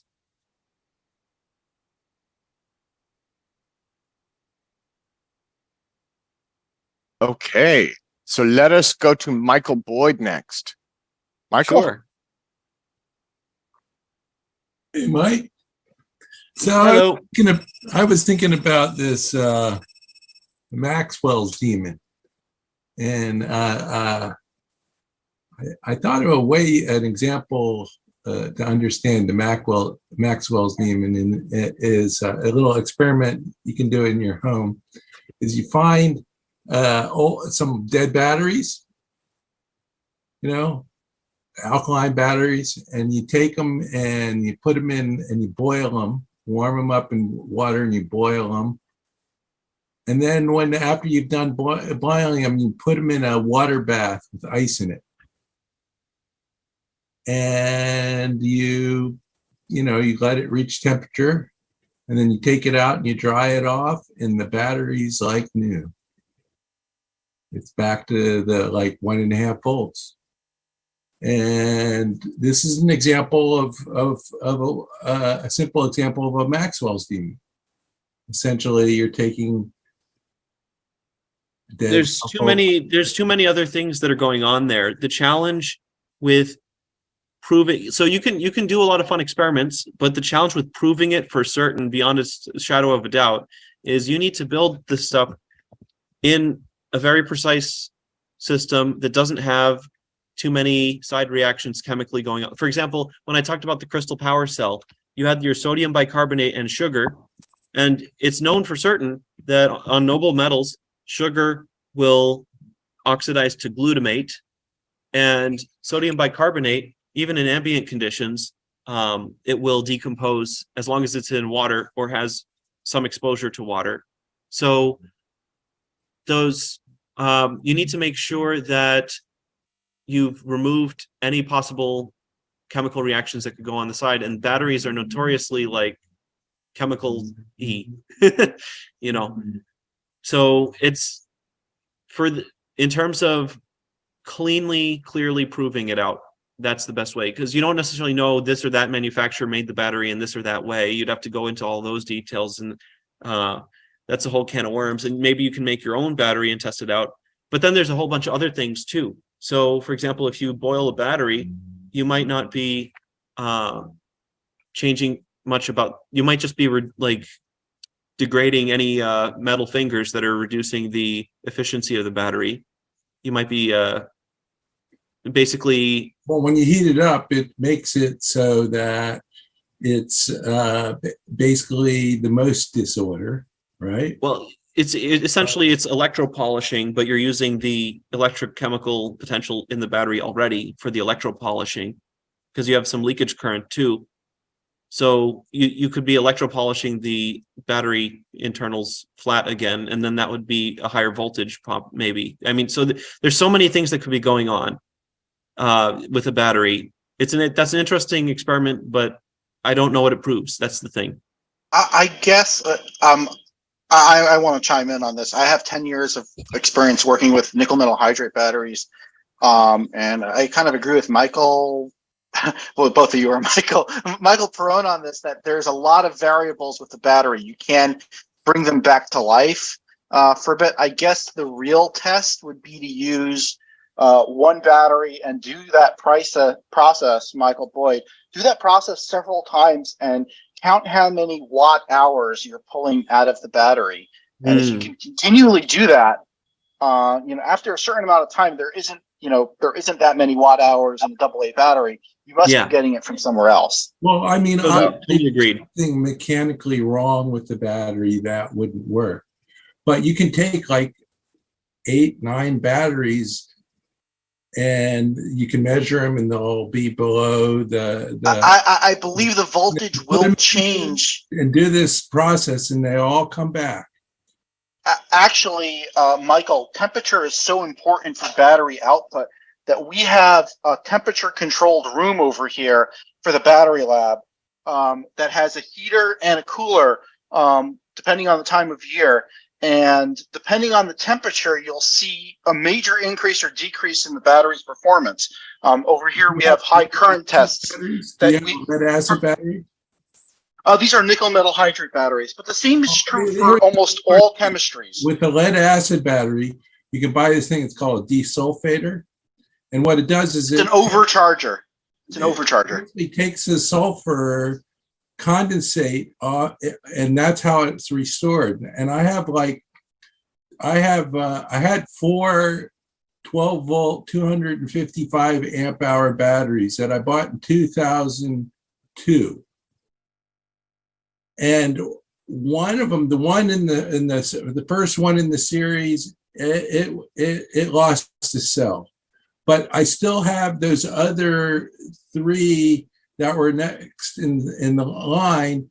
They're all still good and performing like new because you can restore those batteries. And you know, it's kind of unfortunate because when people talk about solar panels and storage, they're always talking about lithium, which, you know, lithium, it's not renewable. It ends up in the landfill. It's not recycled, but lead acid batteries, 99.9% of them are recycled. So even though it's less efficient, in the long run, its life cycle impacts are much lower than lithium. I mean, lithium batteries are recycled. They're not recycled maybe on a 1/10 of 1% of them are recycled. The larger batteries are recycled a lot more now. That's soon to change. Also, they're scaling that up a lot. So, but my point is that there's this when you're doing the desulfating, it's like you say, it's heating up. It gets hot.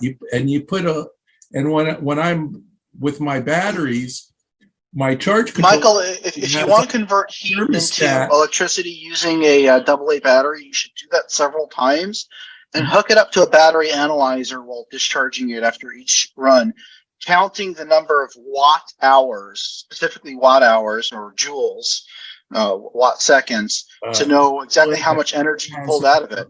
How much? I didn't know it had even a watt. What kind of watt hours does a AA battery have? A AA battery probably has several watt hours. Really? Yeah. Okay, well, I learned something. Maybe probably less than 10, but you could measure it in joules then. A joule is a watt second. So a 250 amp hour battery would have 12 volts times 250 amps. That would be the watt hours, correct? No, amps is not. You need the amps times the voltage. You need a battery analyzer to get that measurement. It's rated at amp hours. Amp hours. That's how they sell it. That's how they sell it to you, but that's not a very useful piece of information.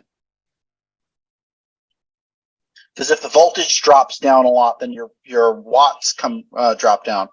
Really, what you need is the watt seconds, the joules. How many days of power do I have if the power goes out? That's all I care about. Oh, we're talking about Maxwell's Demon. If you can get thermal energy conversion using a AA battery by putting it into a bath of hot water, and you're actually converting energy from the bath into electricity on the battery terminal, that will be very interesting. But you need a battery analyzer, and you have to count how many joules you're pulling out of the battery, and then repeat it many times and see how much you're actually getting out of the battery, and then do the same experiment with a new battery of the same type. You have to cool it down. So what you're suggesting is I could go buy like a new battery, discharge it, do the same experiment, and then do it with a dead battery, and compare the two and see what the performance of it is. Correct? Yeah, but you need a battery analyzer to really check performance properly, like a West Mountain computerized battery analyzer. That will work. Okay. Try to keep the current pretty low, and You want to leave it like at 100 milliamps, a tenth of an amp at most for a single AA. Just Okay. run all your experiments on one AA. That's all you need. Okay. Well, so- if it's okay, why don't we go to how CC yeah, what was again? that? Westmont. Say the name again of the analyzer. West Mountain CBA. And then we can do the battery analyzer thing that we can kind of come back to that in open discussion because Okay, thank you. yeah, Well, Michael might need that as well if he wants to figure out how much energy is coming out of the system. A West Mountain CBA, that'll give you milliamps or amps of discharge. Tell you how much current you're pulling out of it. yeah. So I've got a Keithley DMM 6500. It can measure like nanoamps or something. okay, Oh, okay. so let's go to how CC how again, and then after that we'll do open discussion.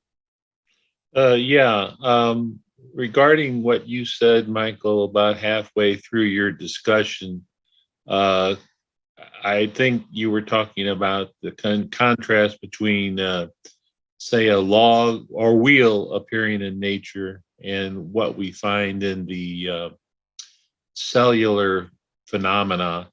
Would you ascribe that the first question would be that from the standpoint of having a heat reservoir in the microscopic world of chemical reactions, you would expect there to be very small energy drops in the cellular arena, which nature had to do because organisms had to find a way to conserve their energy that they were chasing down to thrive. In other words, an animal would have to eat, and it, depending upon when it would catch its prey, it would have to be very conservative with its energy.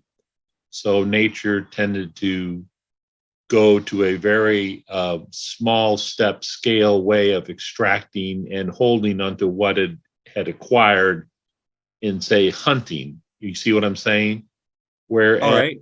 yes, and in the case of a wheel, which is a man-made object, the objective was to get very high power densities out in a very short period of time. So you had one which was a scale of being very conservative with a very parsimonious type of energy situation, animal eating and being able to wait for its next meal, versus a man-made object which had to do useful work in a very short period of time, like a car engine would burn fuel to get a high degree of energy out. So I guess, go ahead. The reason that a wheel, for example, is not a likely thing to evolve in nature is because you would need first off, you need there's some attractor space corresponding to the growth pattern of an animal. There's some stable, usually it's a chaotic attractor that describes the growth and homeostasis of an organism. And that attractor needs to deform continuously. It can't deform, it can't, so basically to evolve a wheel, that wheel would have to be a separate piece than the organism. Otherwise, how would it be attached? So you haven't deformed your attractor space, or you haven't deformed your attractor corresponding to the homeostasis of the organism continuously in order to develop that. And in the case of, in general in evolution, there are a lot of things that are in principle that nothing violates the laws of physics, and things that we, like humans, have invented them, but it would be very unlikely for nature to discover them because the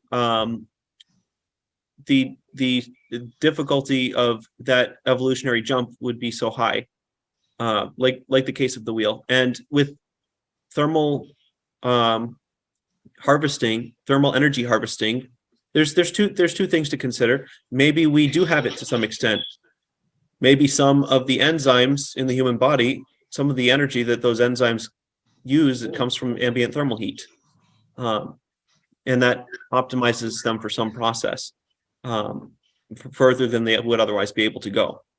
So it's unclear whether or not it hasn't evolved necessarily, but it certainly isn't the main energy source for living organisms because there are much larger energy sources readily available.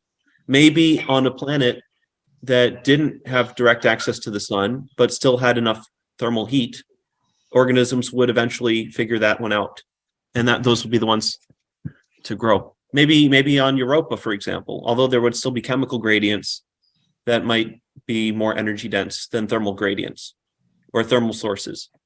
And then the other thing to consider is if you're going to build a protein or enzyme that can harvest heat, how much energy and resources does it take to make that protein? And it's not usually enzymes and proteins and things eventually break down. So how long is it going to last? What's its half-life in the body? And are you getting more energy out of it than it took to make it?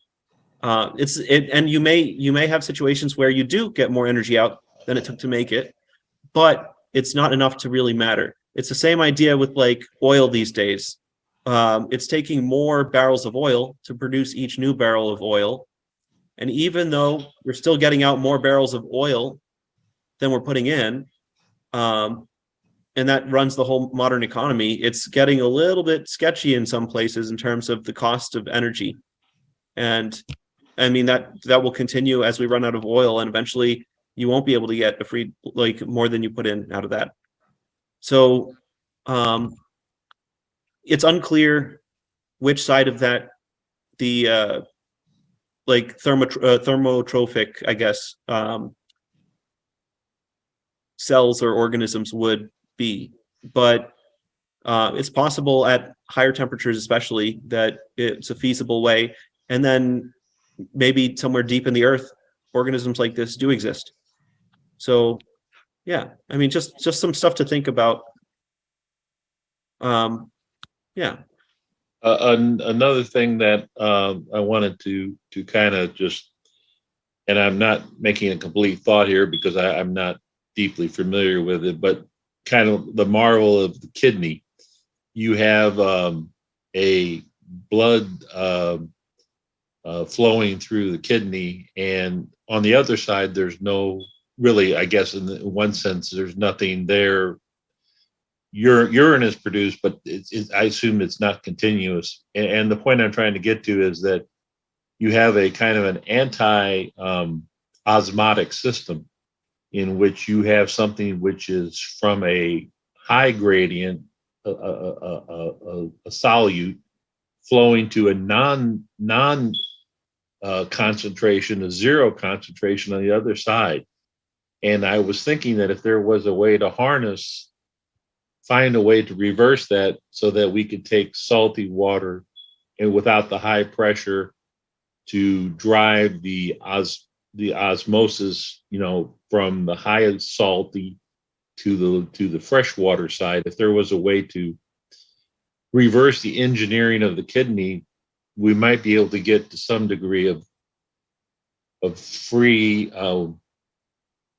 production of fresh water without necessarily the high pressure. Has there been any thinking on that? I don't violate the thermodynamics. I just think there'd be a way to engineer it. It's sort of reverse kidney. Yeah. So that's called reverse electrodialysis, and they're using that to make power stations at the mouths of rivers. So reverse electrodialysis or reverse osmosis. It's usually called reverse electrodialysis the other way around, which would just be kind of osmosis, but you have electrical output. But anyway, they have these systems. They are considering using them for power extraction at the mouths of rivers. It's a thing that people have considered in the past, and there's other ways too. You don't have to go directly to electrical energy. You can simply use direct osmosis to make a water column that's way above the sea level, and then you just use a usual hydroelectric turbine. So you just the osmotic pressure makes a water column, and from that water column you just get gravitational energy into a turbine. So there's tons of ways to do that. But yeah, in the kidney, that's interesting. That's an interesting thought, because maybe there are some processes. I know the nephrons in the kidney have many active ATP driven processes in order to sort all of those molecules. But perhaps a few of those sorting processes are second law violators. That would be an interesting place to look. Yeah, I just was thinking that that might come about in trying to kind of get the gist of what you were saying. It struck me that there might be some processes, like I was saying, in the kidney that just supported what you just said, that there might be a way to utilize that in advantage for separation of water, since water is so critical. Another question I have quickly is, to summarize what you were saying, I listened to your whole talk, but are you basically searching for a way to get energy out of these chemical systems in small quantities to harvest, or what is your objective there of what you? So I was hoping to have my presentation fully ready. The idea was to make a general overview of all of the most promising second law violators and the general theory behind them that's being developed. I didn't have all my pictures in my presentation, so I just kind of winged it. But yeah, generally speaking, there's various fields that you need to be aware of if you want to go trying to test these things, various concepts. So, I mean, like Louisville's equations for one, Poincare cycles, and then there's a lot of basically the biggest area of uncertainty in thermodynamics is really with the axioms that are chosen and where those can actually be applied in real physics. So that's really things to be aware of when hunting for potential second law violators. Are like, where do our thermodynamic principles actually apply, and what parts of thermodynamics can we still use, given that the assumptions are not true, and what are the general behaviors that have been observed about all of these systems that match up. Yeah, so that's the kind of, yeah, just kind of pointing the way, I guess. Okay. So I think we're coming up on why don't we go to open discussion then? And so everyone, thank you. Let's do this. Let's give Michael an enormous hand. Sir, again, without having kind of an organized presentation, you're doing awesome. So what I want to do now is go to open discussion, and then we can just kind of let things roll, from here, because we're meandering a little bit. So I want to at least have things kind of in the right order so I can, split them up. But yeah, I would say, guys, keep going for it. I mean, Thanks, everyone. Thanks, Tim. And, yeah, we'll do a more formal presentation. Well, Michael, and if you want to keep talking about that's totally cool. I'm not trying to stop you from talking about it. I just want to, I want to have it like in the right section. Yeah, I'm just saying, I'll correspond with you later too, because I mean, the whole presentation was shaping up to be really good, and then it just wasn't fully done, sadly. Well, no, when you get it like more organized into then we represent or something. I think it was a lot of really great information. I think that the challenge is, without having like a structure, it's really easy to kind of, it's hard to stay focused, I guess. But yeah, thank you for sharing all of that. I mean it. I hope it's helpful to people. Yeah. So yeah, the way that our open discussion works is basically it's just I guess unmute yourself and we can let things roll. Mark, you know what? Let me ask you, Mark, can I make you the host? And will you give me permission? Yeah, sure. Okay, let me do that. I'm gonna, and then please give me permission. I'll start recording again. Okay. Oh, and I'm still recording. They fixed that. Huh. It works. It works. They fixed that. Yeah. Cool beans, guys. So, Mark, I had a question about this battery analyzer. I found it online. And let's see here. It's talking, what is it called? It's power profile. Is that what you're talking about? The power profile that it does?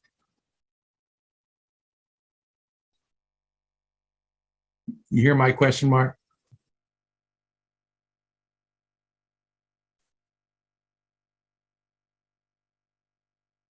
Hello? Maybe his camera, maybe his microphone Mark, is on. Mark. Wait, Mark's the host now. He's my computer. The reason I made Mark host actually was my computer's acting a little funny. So maybe it's Zoom. I don't know. My mouse kind of slowed down. Are you guys? That was on my end. So Michael, what was your question about the battery analyzer? Yeah. So it's called West Mountain Radio is the company, and it's talking about the software package. It says it measures something it's calling a power profile. It's got a mission profile, a discharge, a charge monitor, and a power profile. You just what are they up to now? A CBA 4 or something like that? Just get the latest unit, and you can use the free software to analyze how much power. This is CBA HR. This is the one for like little batteries. The other ones are for bigger batteries. Yeah, if you're using the one for a little battery, that's fine. So, but it's the power profile. Is that what would show me the performance of the different? So, like I said, I was thinking I'd take a new battery, discharge it, do the little process of boiling it, cooling it down in the ice water, and then the watt hours or watt seconds is really what you want. Yeah, so it's the power. It's like a little. It kind of goes over and then it kind of falls off. It has like a roll. That's the voltage, but you don't want to end up with a milliamp number because that is not going to give you any useful information. Because if it started out at 100 volts, and 1 amp, that's 100 watts. And then it drops down to 10 volts at 1 amp, that's 10 watts. Right. And it's the milliamp numbers is, the amps is the same. What you need is the watt hours, which is the calculation of both those. Power profile, correct? I don't know which Power setting. Is watts. Power is watts. Michael, how about you just buy it first, and when it arrives, you can run an experiment on that. Okay. It's $170. That's why. I have close to 100 of them here. Really? Yeah. Okay. Thank you. No problem. Michael Perrone actually mentioned he has one that registers much lower currents. Well, that's not a battery analyzer. It's technically a multimeter, but it is extremely sensitive. It's the Keithley DMM 6500. Very good for general, but yeah, for battery analysis, I don't know, but it's certainly. But Michael, you do need a battery analysis sort of system for your setup. Not if it just indefinitely pulls out the same. So first off, I can record the voltage and current output on the thing simultaneously. Can you control the resistance for maximum output? I can put a resistor on there. What do you mean?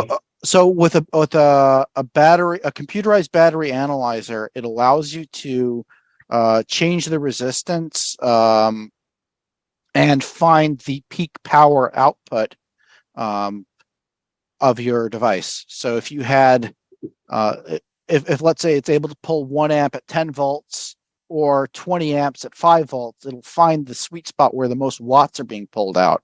That's cool. Yeah. I mean, for my purposes, I just need to see if it's putting out energy indefinitely and there's no exponential decay to the energy over time. I just like set the voltage on there, start it recording, let it sit for like a day or two, or Yeah, for you, it's qualitative versus quantitative. exactly. Yeah. Yeah, we just need to see if this thing's still putting out energy after a month or two running continuously, and it's just not big enough to have done that otherwise. Or even just like replace the liquid with fresh liquid, knowing that there's no energetic molecules in there, and then see what that does. Yeah, that'll give you a qualitative answer as to whether the device is working. But if you want to go to the quantitative space, you got to get some a power a battery analyzer with a power profile probably set up. Yeah, I mean, once we get to the state where we have some energy recycler that outputs kilowatts and we want to optimize it industrially or make 1,000 of them or whatever, like that's where you want the analyzer. But for yes or no, does it produce energy? I think the DMM 6500 multimeter is sufficient. Probably, yeah. I could agree with that.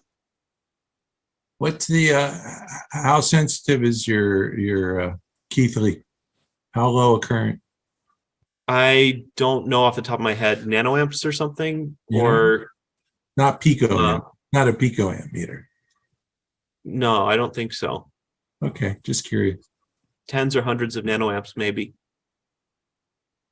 Yeah, Michael, you don't need anything that low for a AA battery. You need you need milliamps, and possibly but maybe when you're measuring nanofarads.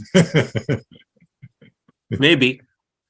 I mean, for all this like second law violators that run near room temperature that we have, the power outputs are going to be kind of pathetic for practical applications, but just as an in principle device, that's the sort of sensitivity you'll need to just show, does it work or not? And also Keithley offers a calibration service. It's like $1,000, but they will go over that multimeter and make sure it is fully perfectly calibrated. So that's the other convenient thing too. So I take my numbers. If I see some good data, I go to Keithley, they'll calibrate the thing perfectly, and then I'll test it again just to make sure. Once I have something that looks promising. Okay, that sounds like a plan. I saw there's a lot of new names here at APEC this weekend. If anyone is new, maybe you could turn on your camera and introduce yourself quickly. I know, Justin, you're new, although you presented earlier. Brendan, are you new here? I've been once or twice before in the last year or two, but more or less new. Yeah. So I'm with the Model G Vortical Motion Group, which we set up with Paul Laviolette. So David Johnson and Chris, I can't pronounce his name, Chris Sacchino is also part of the group. They're here at the moment. So we're basically, we do a broad range of things, but mostly we investigate Model G, which is a model which Paul Laviolette developed to analyze the subatomic particles, such as the neutron, and we're trying to improve the model to input particle spin into the neutron-like particle, so the model can be more up to date and comparable with experiments. Okay, are you running any experiments, or is this all purely theoretical? It's simulations. So it's based on theory and simulations of the output. So they're the experiments. We talk about free energy and all kinds of other subjects, but our main focus is Model G, and also we're looking at genic energy of in astronomy as well. Genic energy of planets that Paul has deduced, has predicted that planets and low mass stars such as brown dwarfs and giant gas planets will produce, and including the Earth and the Moon, will produce genic energy, which conventional astronomy doesn't predict. Okay. Is this Christopher Satch from Long Island? Yeah, Chris Satch, that's right. Yeah, he was down here at the lab. He drove in for a day a couple of weeks ago.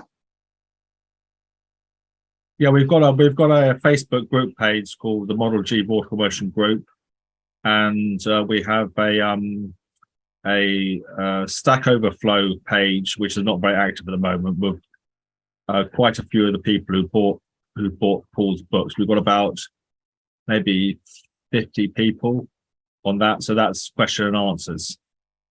So mostly what we do is the Model G subatomic particle analysis, but also we're basically looking at Paul's work in subquantum kinetics, and also we look at a range of other things, a range of other physics phenomena and studies. So it's Okay. a volunteer group. You guys meet like weekly? Yeah, we meet weekly on Sunday at about 8 o'clock London time, which is 3 o'clock Eastern Standard Time. So we've got David's in Sweden, Chris Satch is in New York State, and we have Justin Coven, who's also New York State, and another guy who's completing a PhD in organic chemistry, and he's from university in Canada. All right. Who's running the simulations? What software are you using? Well, we've had some guys in the past who are quite theoretical and good programming skills, and they produce the programming software. So it's we're using TensorFlow 2 and Python. So we're using the computer to numerically solve the partial differential equations of Model G subquantum kinetics, and then forming a particle out of the ether, and then the particle is reasonably sophisticated as is at the moment, but it hasn't got quantum spin in it. So we're trying to initiate quantum spin in the particle, doing it in 1 dimension, 2 dimensions, and also 3 dimensions. Okay. Sounds really cool. Is there anyone else here that's new? David Johnson, is this your first time here? Yes, I think so. As far as I know, maybe, yeah.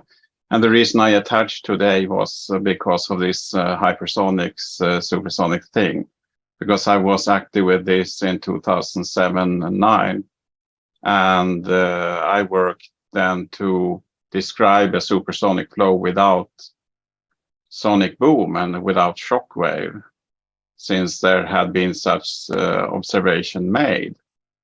Several UFO witnesses have said that they haven't heard a sound bang. So then I imagine how to make a model that enables this or disables this shockwave. And I worked according to retardation, and actually the speed of sound is what propagates forces in fluids. So that's why we don't see any shockwave at slow speed, but we see it in high. So my idea was actually to propagate waves in a medium surrounding a vehicle with a speed that is higher than the speed of sound. So that would be electromagnetic radiation then, eventually, or some other field. And I gave them a model where you are using volumetric forces to achieve this, to maintain, in this case, potential flow at, arbitrary speeds. And to achieve that with, speed of light might not be exceeded with these techniques. But I calculated that temperature distribution around the sphere and the cylinder to achieve this. And I also, it was also possible to calculate the heating and cooling necessary, what you need to actually provide in the air around a sphere to achieve this flow. And I was very surprised to see that I was confirming a statement made by Daniel Fry. He said that there would be a radial dependency of 1 over R7, and I actually got that. So he must have calculated similarly, I guess. Or rather his contact person called Alan, who came from, I don't know where. What do you do in your daily life, and where do you live? Where are you from? Daily, I have been working with IT mostly since 94.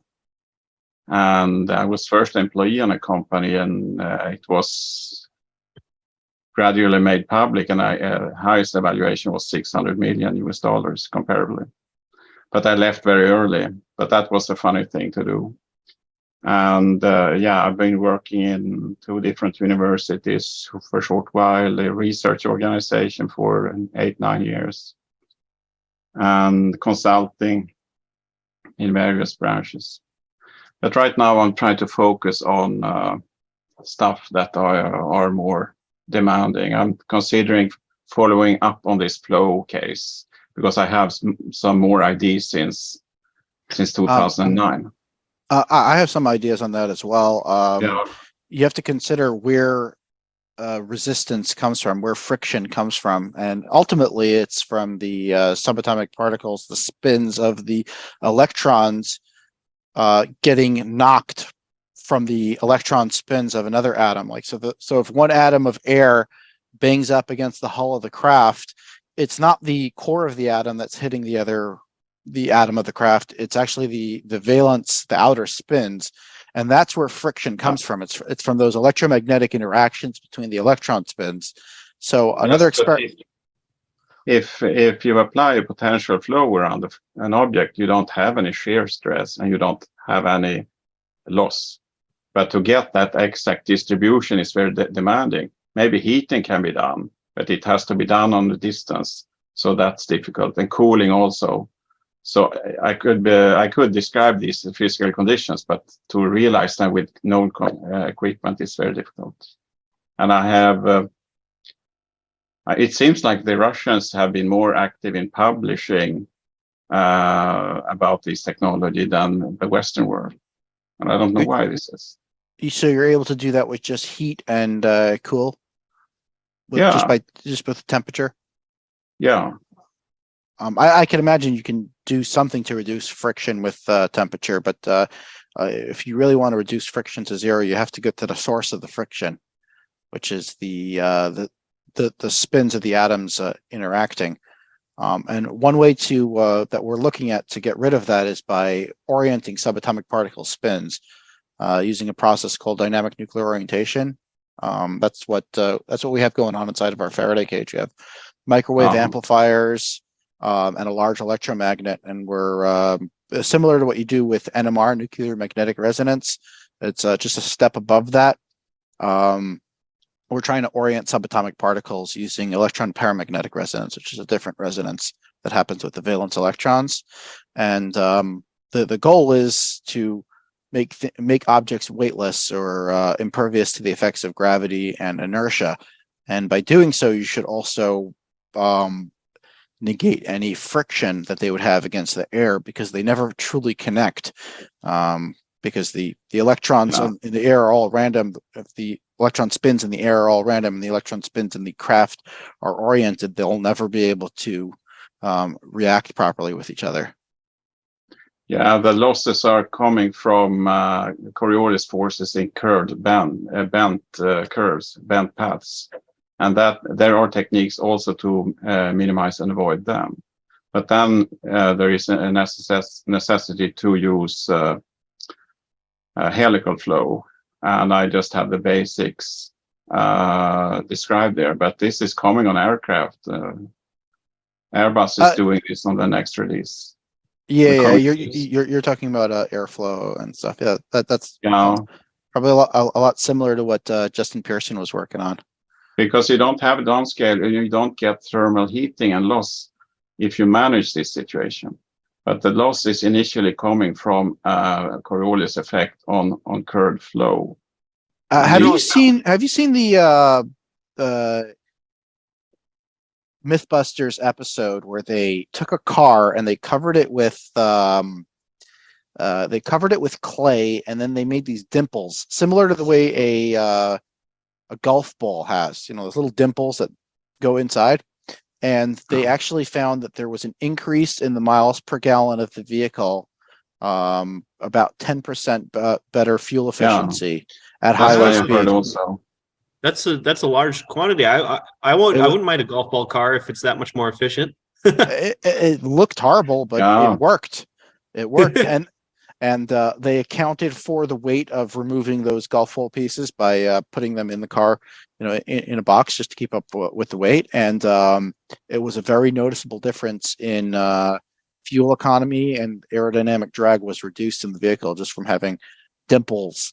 So also, Yes. Mark, I was reviewing JP Vigier's work regarding the O3 electromagnetism, and he eventually developed, according to his papers online, a fluid dynamic model of quantum mechanics, which is interesting because it avoids the issue of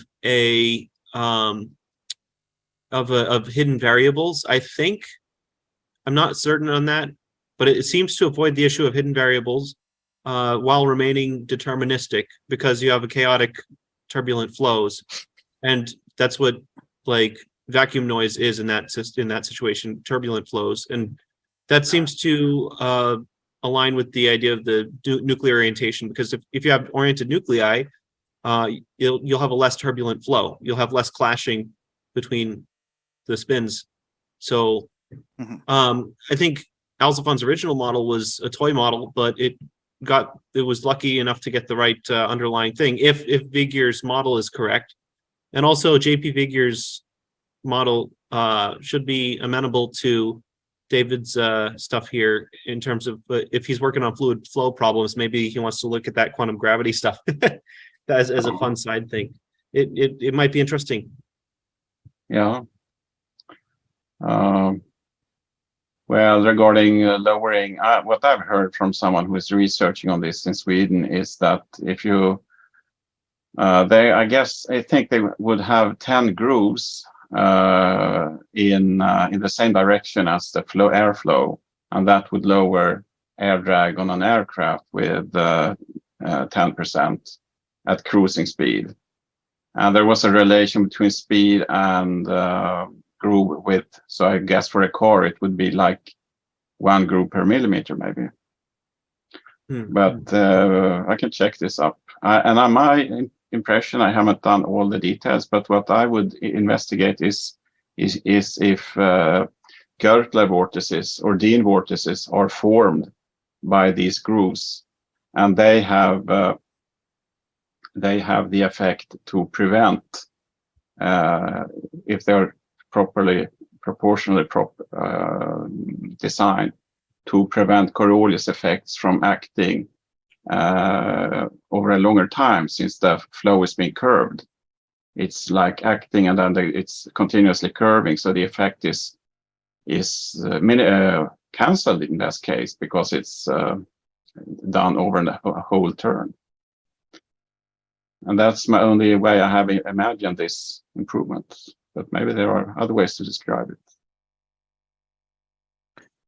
Okay. And I don't know if you're focused on this, or if propulsion is a real target here. Then the question is it possible just with heating around an object to make a net force on it? And I'm not sure about this, although it might be possible.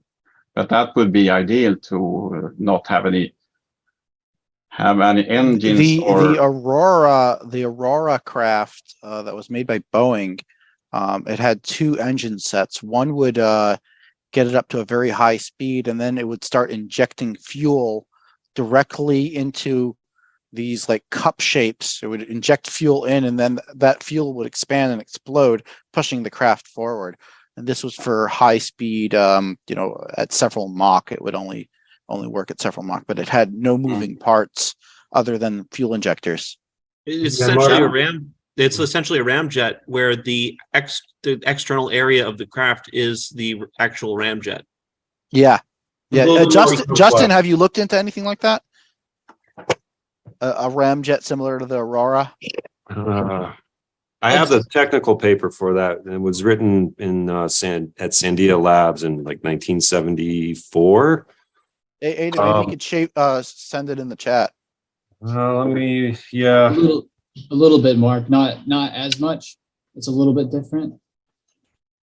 So you're doing like cycle. ramjets that are internal. That's how the first cruise missile, the one that was made in Nazi Germany, was made, right? The V2. Is that the pulse detonation engine? Yeah, the pulsed. Pulse wave detonation engine, and it's called it was built by Lockheed Martin and Martin Marietta. One of my first aerospace mentor worked on it. It was a pumpkin seed shaped craft.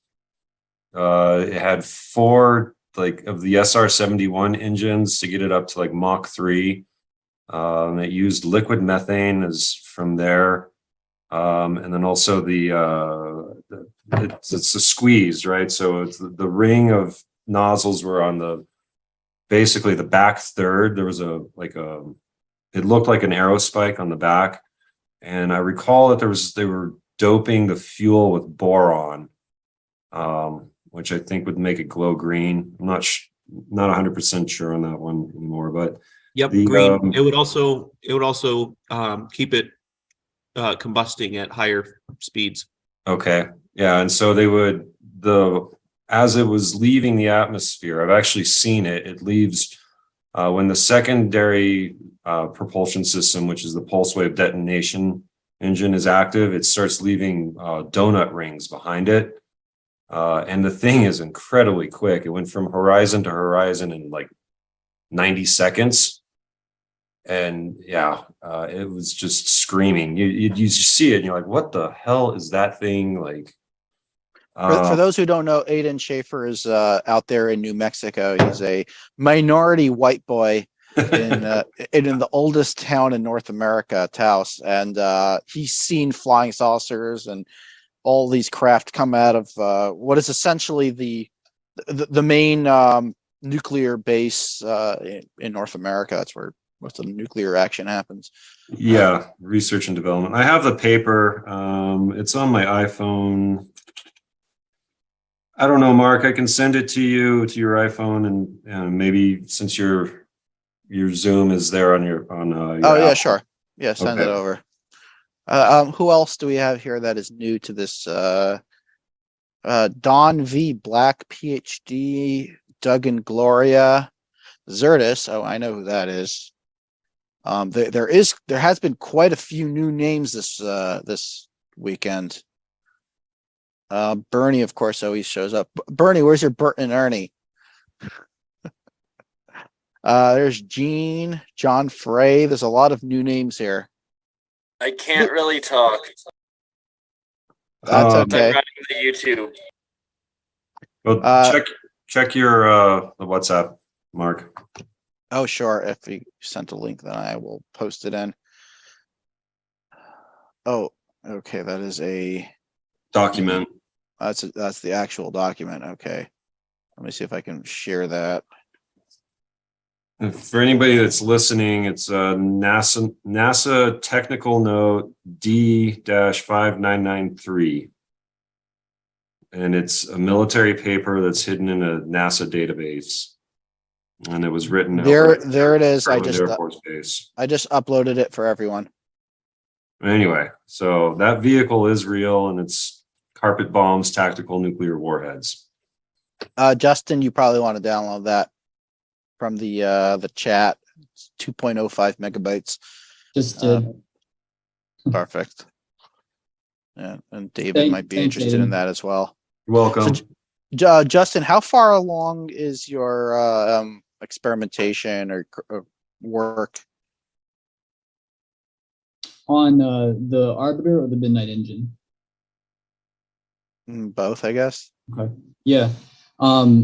Finishing up modeling for the Arbiter and then sending to like a prototype to like a machine shop to get that built, and then talking with Langley right now about like wind tunnel testing.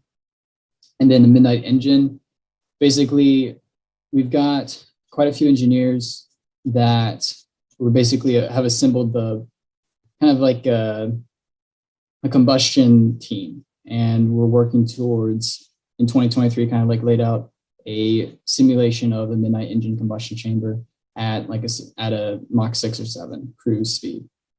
So still in design phase, but I think the most important part is kind of the team that we've got that can actually pull something like that off.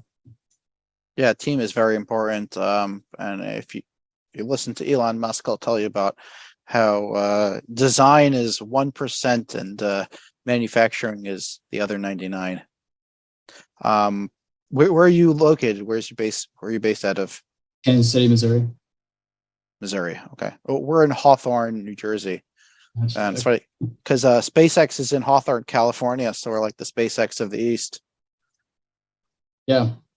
No, that's the Midwest is like kind of lacking with aerospace. I go to Colorado. There's quite a bit going on in Colorado. There's a lot of machine shops there too that would be interested in a job like that. We have a bit of a machine shop here, a CNC machine and all that. Who else is new?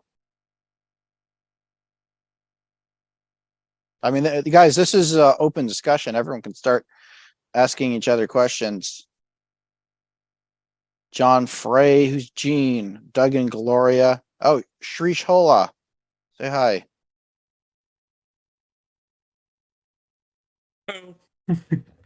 Hello, Shrish. Where are you from?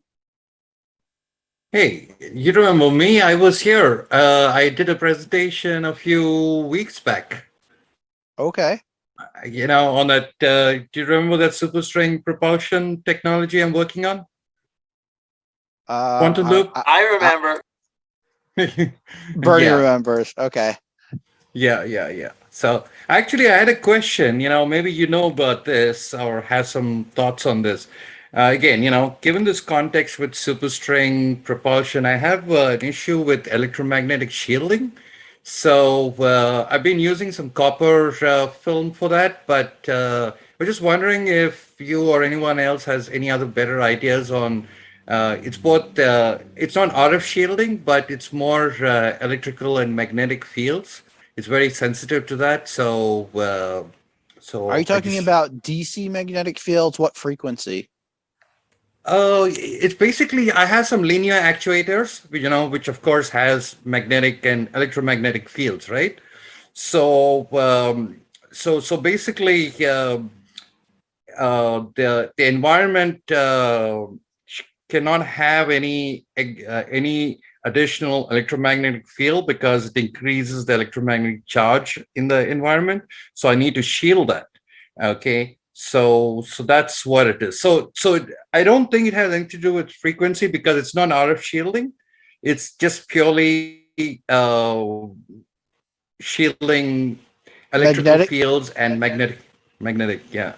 Oh, so for that, you'd probably want to use mu metal or iron, like soft iron or mu metal. Mu metal is probably the best. It has to be non-magnetic. Well, if you want to shield from magnetic source, you need to divert the magnetic field. Yeah, like a Faraday cage kind of thing. Yeah, but a Faraday cage that's made out of mu metal. Mu metal won't maintain the magnetic field. It won't become magnetized, but it will divert the magnetic field. It can also divert an electric field as well. But if you applied a magnet to a piece of mu metal that was, like a full circle or globe or something like that, or a square, whatever, building on the round is probably better if you were able to get a sphere of mu metal to surround whatever you're trying to protect. That will prevent any magnetic fields from getting inside of it. Okay. I mean, getting out of it, really speaking. Yeah. It's probably easiest to make a tube, like a tube out of mu metal, because it normally comes in thin sheets. It's really thin material. So if you had like a tube of mu metal and then just put end caps on it, that should work. Although mu metal is kind of expensive. You could also get mu metal is basically 80% iron. The shoestring budget kind of thing. What? The shoestring You know, budget? shoestring budget kind of thing. Shoestring budget kind of thing. Well, it needs, if you're trying to shield from magnetic, it needs to be a magnetic, a ferrous material. Yeah, let me try that. I think, you know, because I use copper, so I think that is good for electric fields. Copper is good for electric fields. Moon metal is good for both. Okay, let me look at that. I think that's a good good suggestion, because that's something that I've been facing issues with. So yeah, that's great. Yeah, I'm proceeding with that. You know, been running into, I don't know how much you remember, but you know, it's been in research, of course. You know, so getting closer to something that's tangible than my last presentation. So yeah, you know. All right. Well, thanks for sharing. If you have any more questions, then I'll be glad to help you with that. We do have a large section of this lab dedicated to different types of shielding. Oh, really? Okay. Yeah. I mean, we have a large double layered Faraday cage. We've ran a lot of experiments where we needed to shield the test equipment in order to figure out what's, you know, to get you don't want any measurements. influence of electromagnetic fields on that. And yeah, I think that's one of the biggest challenges with, you know, like, you know, things like EM drive, etc., right? You know, where we don't know what is really going on there, you know, because there's so much of external influence, like electromagnetic, thermal, etc., that we don't know whether there's any real propulsion or it's just some, you know, magnetic field effects. Yeah. But for me, the problem is more fundamental, because the electromagnetic field increases the charge of the environment, which reduces the entropy of the system, and so, etc. So anyway. Hey, Sharish, check out this paper I just put in there, Pratt Camps et al. It's on a theoretical way of using metamaterials to create a magnetic diode. Okay. And so you get one-way inductive coupling. But it looks like you have to set up, like, you know, I don't remember the formulation of the metamaterial. It's in that paper, but essentially you can put it in like vertical sheets around whatever your magnetic source is, or your field sources, and you potentially have one-way inductive coupling onto like a shell with no back feeding into your like power system or whatever is creating the field. Yeah, I mean, so the basic thing is it needs to be restricted to within the system. That is fine, but it cannot leak out into the environment, so to say, because basically what I'm doing is it uses it's basically, you know, superstring propulsion, right? I mean, so basically there's a lot of influence of the vacuum on the behavior of the entropy of the system, and the entropy includes the electromagnetic environment outside. So when we have certain things like electromagnetic, like actuators, which I need for this system, that leaks out the electromagnetic fields and increases the entropy of the environment, which reduces the overall entropy available for work, so to say. So that's why I'm trying to do the shielding. Interesting. Well, yeah, I guess, you know, talk with Tim and hopefully we'll get an update on your research. Yeah, hopefully in another month, I should have something better. I mean, yeah, it's the proverbial research within a month, right? Yeah, it's also the holidays here in the north. So yeah, so now it's going to be next month. Yep. These next couple of weeks, everything just kind of slows down. So except for the accountants, they got to get super busy. Yeah. So that's okay. 2023 then. Does anybody know anything about Don Smith's high power generators?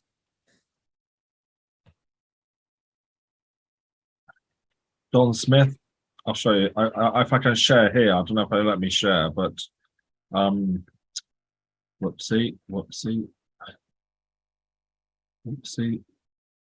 Oh dear, it's not going this kind of thing here. Yeah, I know the basic idea, but I can't see if the principle works. You don't know if the principle works. Is that right? I haven't tried it myself, but the idea is it's sending the signal out, and therefore there's no back EMF. It's supposed to work more like a regular radio transmitter. Yeah, because I edited this document from Patrick Kelly. I just put it on ResearchGate. It's taken from Patrick Kelly's free energy devices, guide to free energy devices.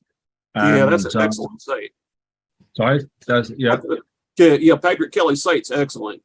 And they say it's one of the most impressive free energy devices. One of the most impressive developers of free energy is Don Smith, produced many spectacular devices. So this one, he's showing devices here that are quite simple, only requires a moderate skill level to put them together. The parts are cheap and readily available. And he's showing a device here which sits on the bed, and it's got a coefficient of performance of over 13,000. So that's for every watt of energy you put in, you get 13,000 watts out. And then you can just it's run with a 12-volt battery. So I was looking at the design. I was reading through it. When I put it together, I didn't read it properly. I just read the grammar, making sure the grammar was correct. And now I'm reading through it, and it's basically this is just an improvement on using two Tesla coils, an inner coil and an outer coil. You pass a current through them, one of them, and you can actually get a higher energy output just on a smaller coil inside a larger coil, if they're wound correctly to produce resonance, and that's the basic principle. But this one here includes capacitors and transformers, and so I just wondered what you guys thought of that. I'll stop the share. It looks like a loosely coupled transformer, to where the main coil is putting out a larger field. And then the receiving coils, when they make back EMF, it's too far away to couple back to it, to the back EMF. That's my guess, if it works. Yeah. I think putting them together, I'm thinking of buying the parts and put it, because the parts are quite cheap and it's moderate skill level, not very difficult to do. I mean, he says you can't really put it together in an afternoon. You have to study it a bit, but it's only required moderate skill level to put it together. There's a similar idea in the bitoroid, only it works on a different principle, but it's kind of the same. It diverts the back EMF. But are you familiar with the bitoroid? No, I'm not. It's basically a transformer where the primary, well, it's easier to show it to you. The primary couples to the secondary, but when the secondary makes a back EMF, it's diverted to a secondary. It's the secondary path has less reluctance to it.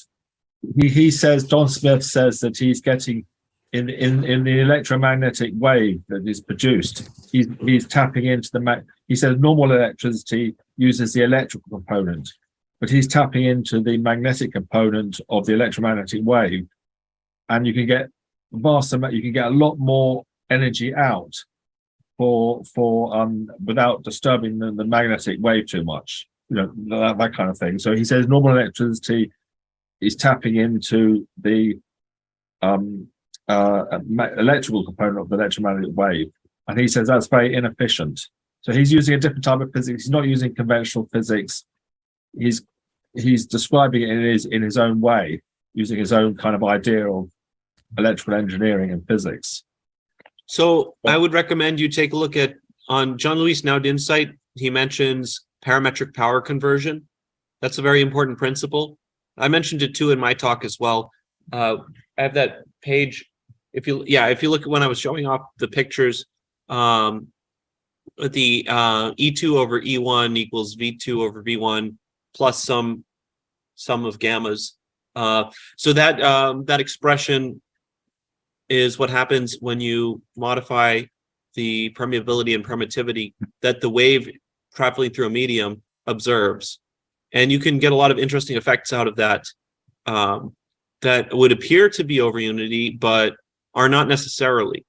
So I don't know if these are adjacent to something that actually works, or whether these sorts of systems are simply parametric systems, and the coupling is not something most people learn about, because you basically need to know variational calculus in order to know about that coupling term. Yeah, I mean, or at least knowing how to exploit it. Yeah, yeah. I mean, he's talking about tapping into what the environment, the 0 point energy or higher dimension or whatever it is, the ether, whatever it is. So there's two ways. There's two things that you can do. You can potentially harvest ambient heat, in which case your circuit should cool down if that's happening. Or you could actually be doing the 0 point energy stuff, in which case the works of J.P. Vigier and Myron Evans and Leonard, the Leonard equations, those are the ones you want to go to understand that more deeply. I'm not 100% convinced of those, but they're interesting. I think that either they're trying to represent parametric effects in a kind of obtuse way, or there's some other electromagnetic effects there that are not characterized in the usual Maxwell's equations. There are definitely pieces missing from Maxwell's equations. Yeah. At least the Leonard equations, potentially. And then there's also these things called flying donut pulses or spatiotemporal optical vortices, which are essentially longitudinal.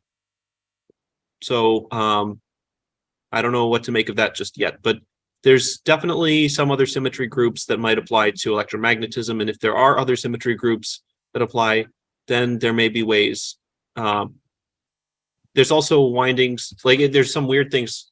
I haven't seen people get them working really, that, or at least I know people who've tried who are very skilled who didn't get them working, but there's something called the Caponad's coil.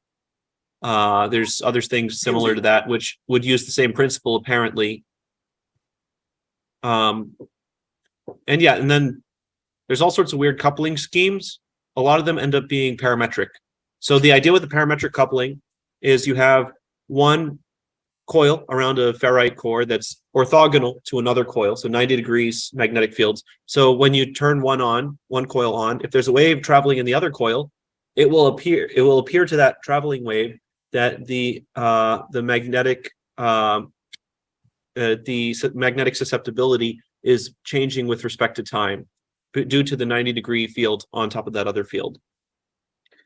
And then on top of that, when you have crossed fields like that, normal electromagnetism says that those are linearly superimposed on top of each other. But these Leonard equations and other equations suggest that when you have fields that are on top of other fields, you get a pseudoscalar in the geometric algebra sense. And there's some really good new YouTube videos about geometric algebra, like a swift introduction to geometric algebra. That's a good one.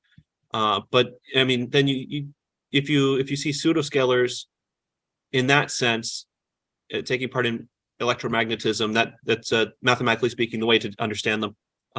Anyway, that should be helpful towards understanding because ultimately, if you got to understand not necessarily the specifics of that design or another design, you got to understand what's common amongst all of those designs. In order, because once you get the physical principles, it's far easier to make a system that works. Anyway, good luck. Great angles either. Okay, thanks. Thank you very much. How you normally have the coupling on the coils, it's, they normally talk like it's 100% coupling, but like you said, sometimes they change the angles. And if you change the angles, let's say you're 90 degrees, you're not going to get zero coupling, like a lot of people say in theory, because you don't have a magnetic field that just likes this. You have a magnetic field that curves around it. So just because you're at 90 degrees, perpendicular on the coils, doesn't mean all the fields won't couple. It'll couple. Well, there's also that's inductive coupling still. There's still a separate coupling term, the parametric coupling term, and that behaves in a completely different manner. Yeah, I'm not familiar with that part. Yeah, if you go to Jean-Louis Naudin's site, he describes the parametric coupling term. It's basically just when you take that derivative to derive things, you just take all of the do the whole chain rule out, you get all the components. I don't know why they don't show it that way to people. Which part of the site? I'm familiar with the site, but I haven't read it in detail. Or if you have a link to whatever page it is. Yeah, I got a link. Also, I found another patent that was very similar to Smith's idea. It even shows a diagram that's really close to his, that shows the center coil with several coils around it. And it calls it, I already put a link in the chat, but it calls it self-sustaining electric power generation using electrons of low inertial mass to magnify inductive, and then it's cut off. I think it's inductive coupling. I'm not sure if that, or inductive energy. And then the other one was Friedrich Morgenthaler, 1950 something. Did you get did the link send okay? Oh, okay. Oh, I see the research one. I don't see the JLN one. Yeah, that's the one I put in. I sent it to Tim accidentally. Here, let me get it to everyone. I sent that patent to everyone so they could see it, because it looks nearly identical if you look at the 1, 2, 3, 4, 5. See, this is the important sixth picture. It's identical to Don Smith's. Because a lot of people take this parametric coupling term and they peddle it as free energy because they're like, hey, look, there's no inductive coupling, so how could you get this energy out? But it's parametric coupling. It's understood. It's not over unity necessarily. There's some specific situations that could be interesting in terms of recycling heat. And then I have no idea. I haven't looked into the Leonard equations or O3 electromagnetism or Figure's work enough to know whether you can directly couple to vacuum. There's still, but they have enough out there that if you read their stuff, you can make hypotheses about what would and wouldn't work based on their claims. And then you go from there.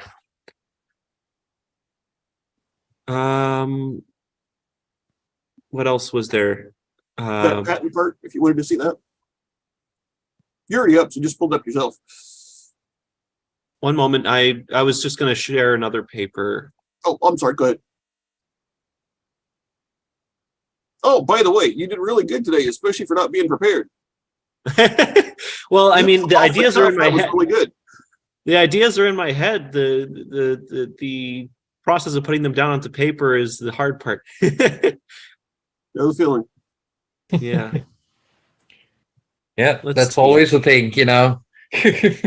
You know what it is, but to put it down in a linear form, that's the challenge. Yeah.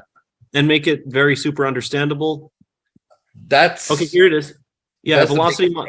Yeah, for sure. So this paper, Velocity Modulation of Electromagnetic Waves by Friedrich Morgenthaler. All you have to do is switch out. His equation 20, I think, or 15 or something. But anyway, you take his equation and you substitute velocity and impedance for mu and epsilon, do the constitutive equations, and you get that expression that I showed earlier for, actually, I'll just go get the paper real quick. You don't have a link you don't have to be a member of the IEEE, do you? I'll see if I can find one with that title. Oh man, I hate it when they do stuff like that. Let's see. Yeah. Man, I can't even say that guy's name. Yeah, this one. My screen's not on me, so I don't know if this is actually visible to people, but let's see. Let me check. Yeah. So this thing that I showed before, that equation, of course, is you get it directly from Friedrich Morgenthaler's work with a simple substitution of gamma and velocity for mu and epsilon, using the standard electromagnetic form of those things. And then you have this term associated with velocity, and you have this term associated with impedance. And when you modify the impedance, you get these reflections that seem to come out of nowhere according to the standard coupling.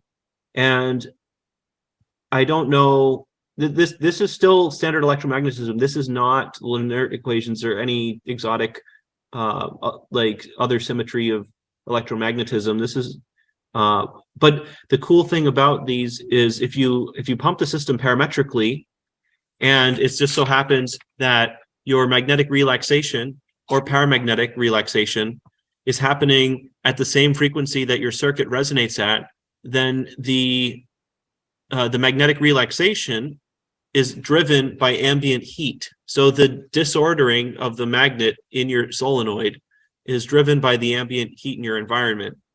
And that means that in principle, you could use the ambient heat to pump your LC circuit. And then what you need to do with your LC circuit is you need to modify the inductance and capacitance so that when magnetic relaxation occurs, it's driving the circuit, the LC resonator.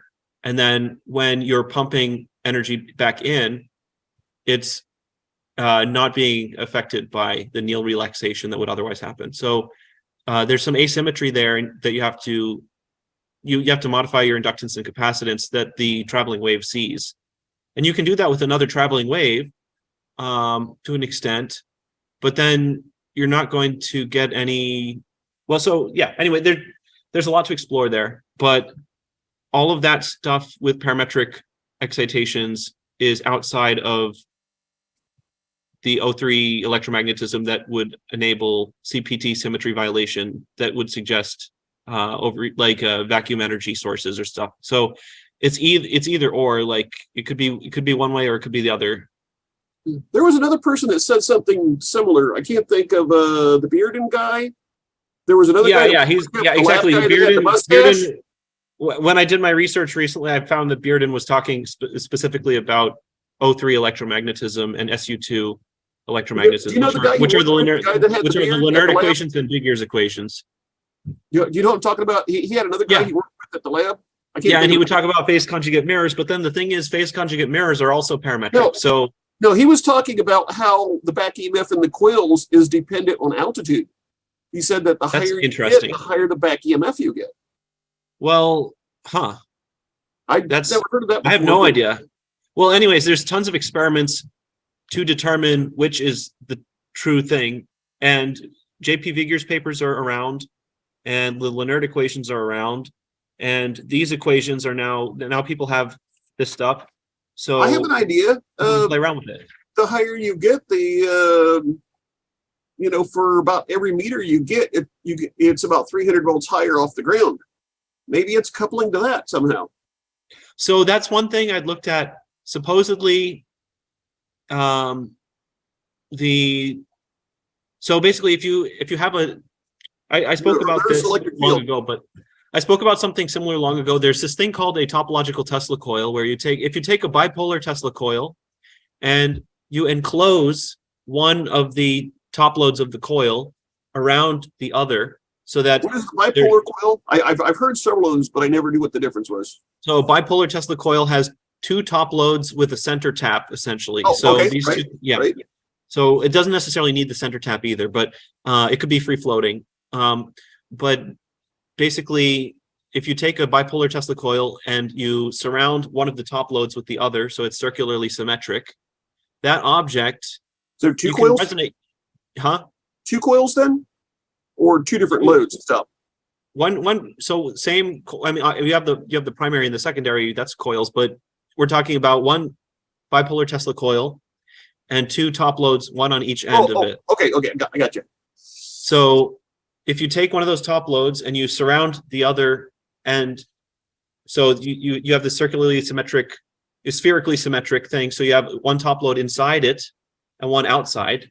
Then normally you would have a dipole, but in this case, the dipole is circularly symmetric, assuming that the operational frequency doesn't produce any resonances on the surface of the outer sphere or whatever. But so we're talking about lower frequencies. Basically, what you've made is a macroscopic analog of a quantum dot. So you have some macroscopic analog of a surface plasmon, And that object outside of the surface decays with distance exponentially. So along the surface, you have a wave equation associated with this object, and normal to the surface, you have a parabolic PDE instead of a hyperbolic PDE. So it goes exponentially with distance, but there's no such thing as a speed limit for that object. So it essentially goes infinitely fast. And you can demonstrate that this near field effect does go faster than light. So that solves all the horizon issues with the warp drives and stuff. So we can project the field in front of the craft. But that's a whole other can of worms. So the claim is, with that sort of system, with O3 electromagnetism, you should see longitudinal waves come out of that, if and only if the thing is electrostatically charged relative to some external body. So if it's grounded to the ground, you have that object, it has some interesting properties, but it still doesn't make longitudinal waves. And then when you electrostatically charge the thing and have it floating relative to you, then you should start to see some longitudinal waves, which would correspond to something called space charge, if space charge exists. And if space charge exists, that's a whole other can of worms. But it would explain a lot. It would explain why there's a redshift in the universe, because in terms of photon mass, this is a deep rabbit hole we're talking about here. But yeah, J.P. Vigier's papers and Tom Bearden's work is based off of Myron Evans, but Myron Evans just plagiarized J.P. Vigier, so just go to the original guy. Although Myron Evans had some interesting ideas too, just kind of all over the place a little bit. Stan Deyo mentioned coupling to the ionosphere also. He's got a patent on making energy from that. No, that one's another parametric system. So the ionosphere goes up and down a little bit. HED. Well, it's very simple. Parametric means you're either changing inductance or your capacitance. So if you have your ionosphere that moves up and down slightly with resonances due to solar wind, you have another capacitor plate on the ground. It's going to be pressed on by the ionosphere, essentially. Right. That's the exact thing he said. Yeah, exactly. It's very simple. That's literally the same thing. You could do the same thing with a capacitor plate in your hands. If you pull the capacitor plates apart, you store mechanical energy as you pull them apart. So the voltage goes up and the total power in the thing goes up. Same idea. But that one's not free energy. That's just coupling parametrically to the ionosphere. Yeah, still free. I suppose all of it's coming from somewhere we don't understand yet. So I mean, I know what you mean. If you do understand the parametric stuff, you get about half of how these things work, and then the other things are still a mystery to me. But I'm currently poking around with the electromagnetism stuff. Are you familiar with the patent for that, the Stan Deyo patent?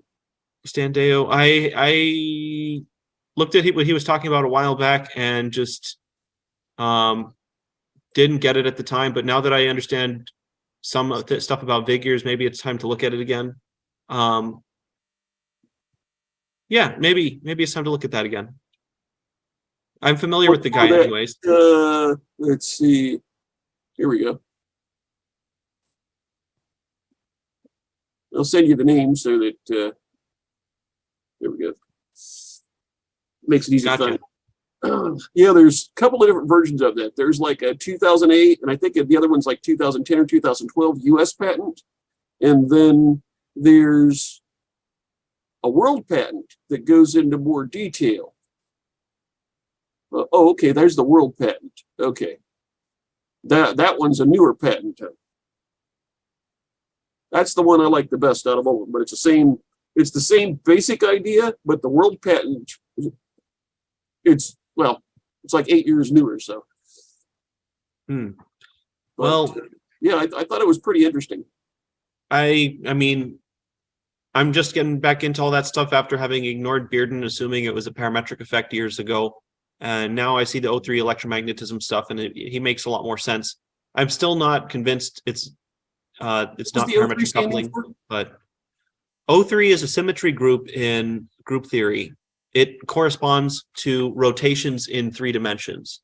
So there's some concept So basically, there's some particles. So there's like not just the normal photon, but you can rotate this object in some space, and you get different particles besides just the photon.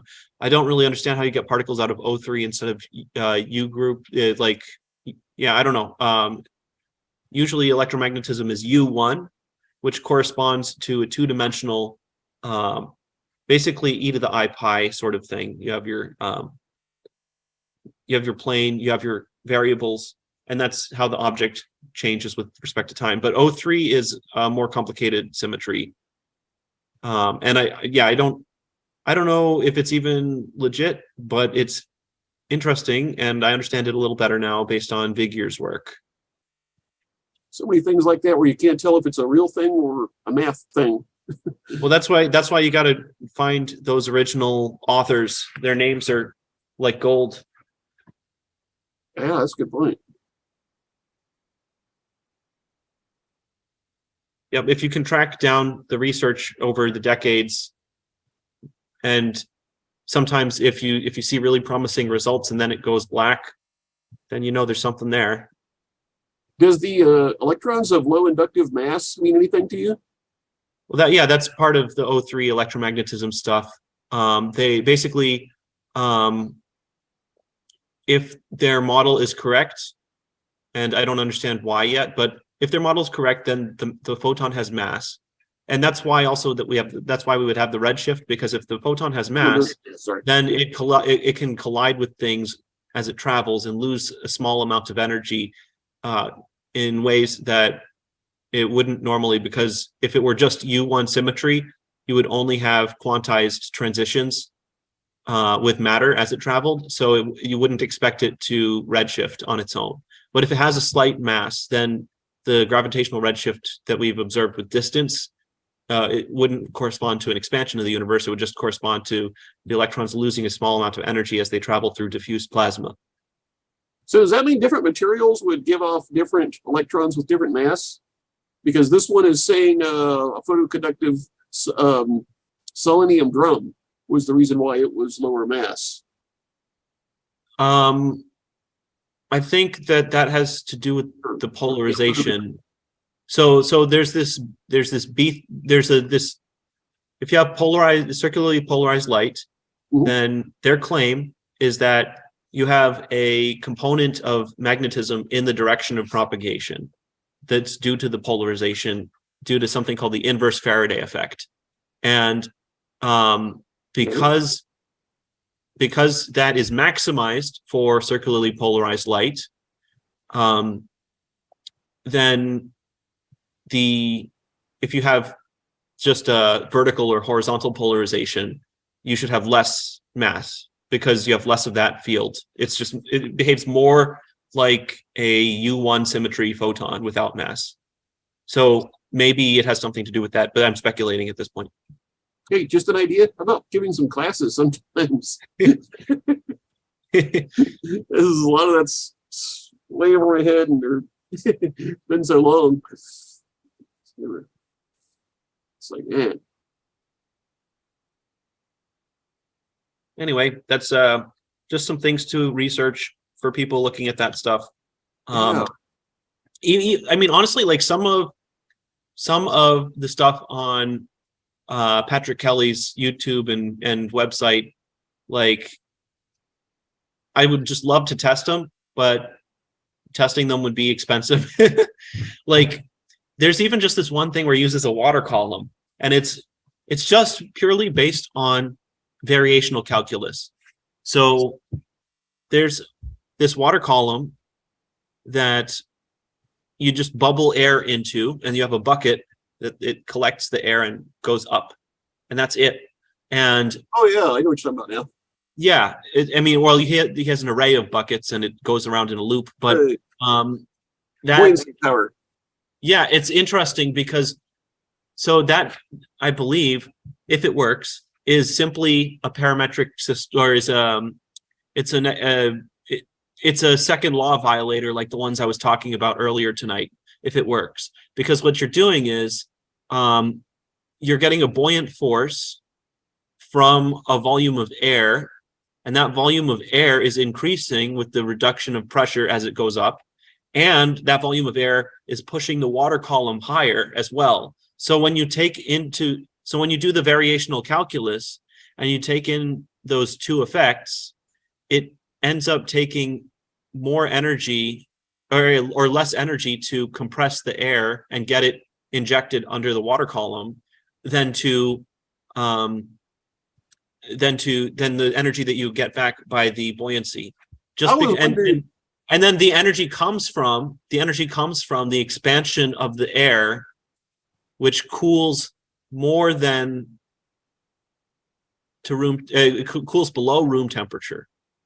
So if you ran this thing at a large enough scale, it should cool down below room temperature as it produces energy. Simply due to where the cooling effect come from?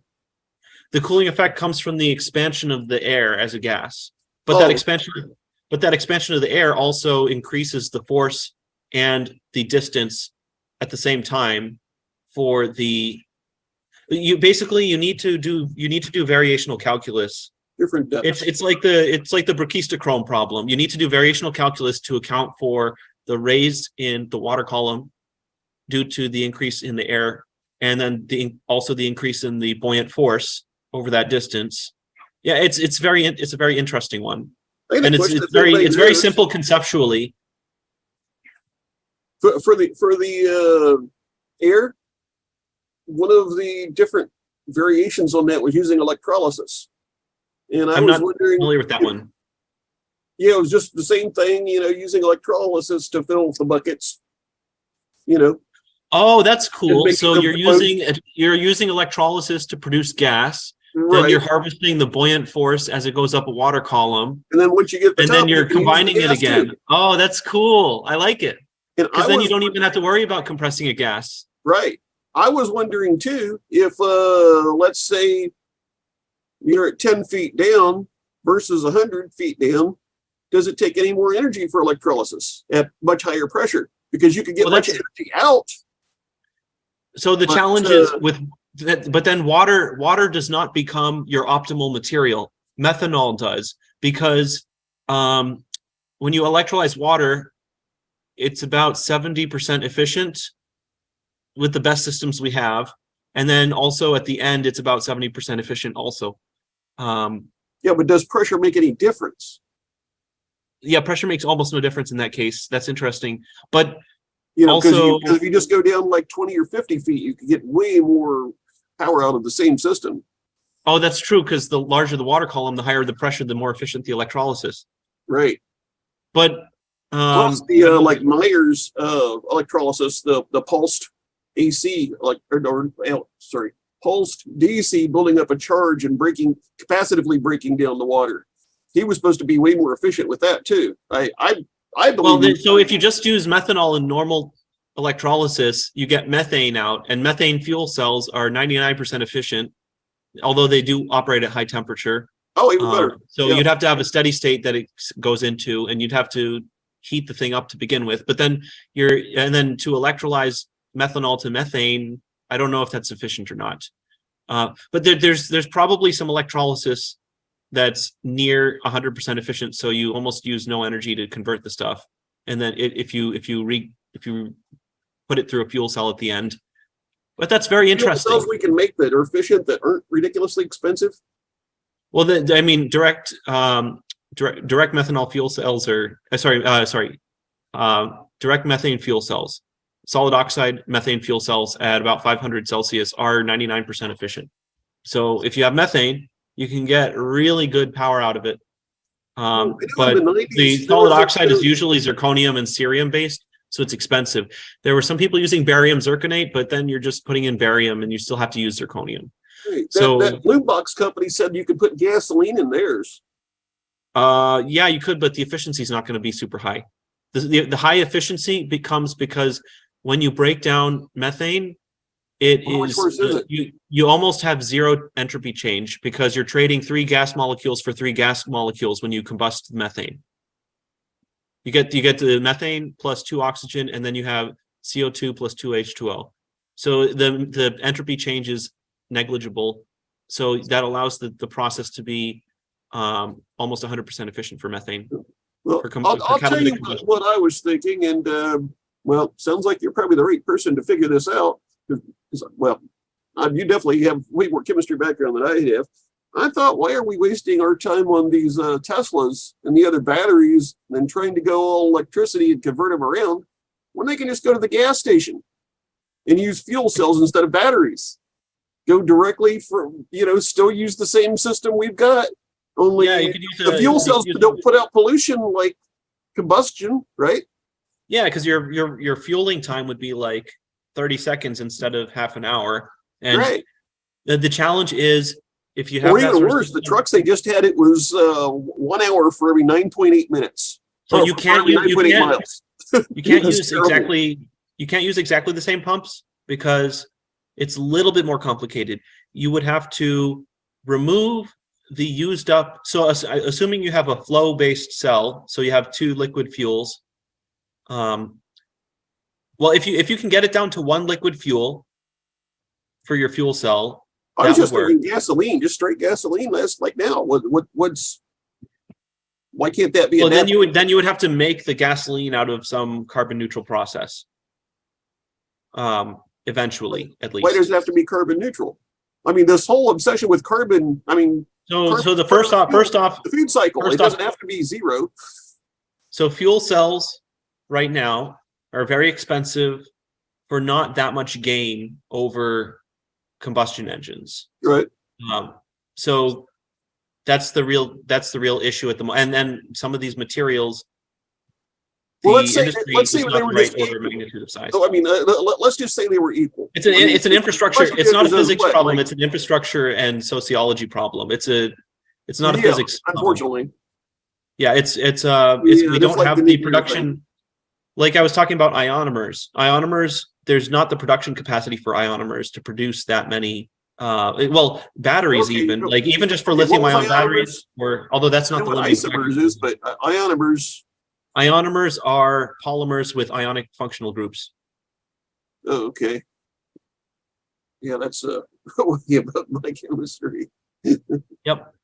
So, yeah, I mean, for the time being, a lot of ionomers are super expensive just because they haven't been scaled up in production. I'm just thinking, if we could get, because I mean, gasoline engine, I think it's something like 18 or 20% of the energy actually ends up at the wheels. Yep. So if we have fuel cells, 40 if you're lucky, that if they're like 40% efficient and they're going through an electric motor, and instead of putting out tons of heat and everything, in the end, it's infrastructure. It's like I was saying, or better. It's like I was saying that you have because they're not going through. You have economy of scale. You have economy of scale. You have tons of factories over the last couple centuries built to make combustion engines. So the whole supply chain is there, it's solid, and the production capacity can meet the demand. For fuel cells, you don't have a ton of factories all over the world that have been there for centuries. Those need to be built in order to provide the same scale. And in the meantime, because they're not scaled up, fuel cells are much more expensive. So it's a chicken or the egg sort of problem, Well, that's the reason why I was saying just stick with the gas we got now. Maybe have if you still have fuel cells, still, I'm saying fuel cells are just that much more expensive than combustion engines that people don't want to do it yet. I'm sure that at some point they will. I agree completely. But I mean, instead of Teslas, which, they bought a Tesla and then they find out it takes 10 or 12 hours every time you need to charge it. I would think they'd be really happy to yank that battery out and stick a fuel cell in instead. Or even just to put out less pollution, because you don't have the nitrates and all that stuff as a pollution. Even just a flow battery, I would say. If you could have a flow redox battery, you could recharge it at the gas station with a big giant recharger and then pump it into the cars as they arrive, Yeah, how fast are the flow batteries? I've heard of those, but I mean, the flow batteries, it doesn't matter. So since you're pumping fluid instead of charging the electrolyte, then, right? Instead of exactly, you charge the electrolyte on site at the gas station. So instead of delivering gas to the gas station, you have a power line going to the gas station. That's a way better solution. And I guess you have one side of the battery be catalytic and the other side is the flow cell side. So your energy stored in one liquid instead of two. But then the problem still is you would need to modify the pumping system because you have to remove the used up fluid each time. What's the problem with what is the output of one of those fuel cells with like gasoline? What was that, Brendan? I said, what's the issue with Tesla coils, such as Don Smith's device? He got his ideas from Nikola Tesla. There's also water fuel cells, using hydroxy gas. Mostly noise, electronic noise pollution, probably, I would say. Well, the Tesla coils, you mean? Also, high voltage and RF have more effects on the human body than people realize because they induce conformational changes in proteins. So they change enzymatic activity. And that's basically how the... You could just have a Faraday cage around them. Put a Faraday cage around them. But then you're still... Yeah, I guess. I don't know. But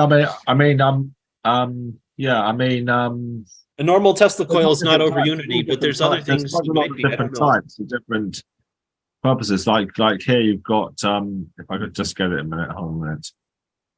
Here. So you've got all these different. This is the these are all the different types using an aerial gravity, spinning rotor, motionless circuit, efficient magnetic transfer, fission electrolysis. That's like Stan Myers. Effective battery charging, permanent magnets only, permanent magnets with electricity, passive devices, inertia, ground energy, radioactive, isotope exchange, splitting the positive, magnetic coupling, inert gas motors, optical amplification, friction, piezoelectricity. Those are the claims, and many of those are parametric or variational calculus sort of systems, and some of them may be using like the high efficiency electrolysis, like if you have those like high voltage pulsed systems or the stuff that uses ultrasound. So the claim with those sorts of systems is that you're changing what molecules are stable by using a pseudoscalar crossed field of some kind, and that allows water to be less stable at as standard temperature and pressure than it otherwise would be in the pseudoscalar field, and that's the claim. I don't know whether that's true or not. I'm excited to test. Oh, my computer's almost out of battery. Can you post a link to that file that you got? Yeah, that one there that I just showed there. That's the one I linked in the chat, which is basically that's in the introduction. So that's basically, the title is High Powered Device of Don Smith. I edited it. I just put it together, copied it, and corrected some spelling mistakes and that kind of thing. Put it in that form, and then in the introduction, I've just said some of what Patrick Kelly said. A research key, okay. And then down here, I've got all the different types of free energy devices that he talks about in the book, which is 2,500 pages of his book. I think he's retired now. And Don Smith, I've heard, had got Alzheimer's. I heard Patrick Kelly ended up. I thought Patrick Kelly died or something. Now, unfortunately, Patrick Kelly died. All right. I thought I heard that, but I don't know. I mean, he hasn't uploaded anything to YouTube in years. I went to Patrick Kelly's site, and his version is different than what yours is. It's only 99 pages. I have all the original stuff as well on an old drive somewhere. If you go down to the references at the bottom, I linked. What I did is I took Patrick Kelly's document and put it on my ResearchGate because you couldn't get it from his website anymore. Oh, is that your ResearchGate? Thank you. There. If you click on that one, it will take you to my ResearchGate page where I've got where you can download it from my ResearchGate page. Oh, thank you so much. Great. Yeah. Thank you. That's good. So that's in the document that I linked. So that in the one that I linked in the chat, if you go down to the bottom, you click on that link there, and it will take you to his 2020 version, 2020 version, and you can just download it there because it's not. You can get it on the internet, but you can't get it from his site, his free energy site. Well, thank you. That's good. That should be put up on the internet all over the place. Yeah. Oh yeah, the So version does I've got says 2002, but the version you have says 2022. 20. No. That's the one I look. That's if you go down to bottom there. Oh, that's you edited. Okay. It's not. It's 2020. The version is 2020. I just whoopsie. Go down to bottom there. The 20. I just last visited. Whoopsie a minute. Let's see. Yeah, last visited in 2022. That's my ResearchGate account. So that's from this version 3.4.8 is from 2020. Release date was he released that in January 24th January 2020. Have you replicated any of what Don did? No, I haven't. I've got the one I had quite a lot of success with. I've had 33,000 downloads of it since February 2020, and that's the water-fueled cell. This one down here. Cool. What ended up happening with that one? Well, water-fueled cell. This one here has had. I've had nearly 34,000 downloads of it in the last 2 years. You got it working? No, I haven't got that working. I just edited the document. Oh, okay. But I've had a few people emailing me. One wanted me to build it for them, and someone else was trying to make it for their ships, for their yachts in Toronto. Huh. But I tried to make a magnetic motor at one time, but with the magnetic motor, because for my PhD I studied electromagnetic tomography, and I tried to make the magnetic motor one time, and with a ring of magnets, take one out and then have a smaller speaker magnets in between. It didn't quite work, but I was told by a friend of mine, a colleague from the university who was an expert in magnetism, the inner magnet has to be magnetized correctly. If it's not magnetized correctly, it won't work. So when you see these people trying to debunk it on YouTube, their inner magnet isn't magnetized correctly. It has to be magnetized in the domains in the right way for it to work. So my one didn't work. So that's one explanation for it. But I didn't try very hard. So I was with a group who I said I'd make it for. You're replicating an MRI or making something new? Sorry, I was replicating the simple demonstration of George Green's. Let me just share here. George Green's magnetic motor. I think I can find it on here. Okay. So magnets are magnetized. Not all magnets are magnetized the same way. They're magnetized. Speaker magnets can be magnetized differently. George Green magnetic motor. Let's see if I'm not sure they still got this on the. Let me just spell his name correctly. George Green magnetic motors. Not sure if they've taken it off. Removed so much last year, man.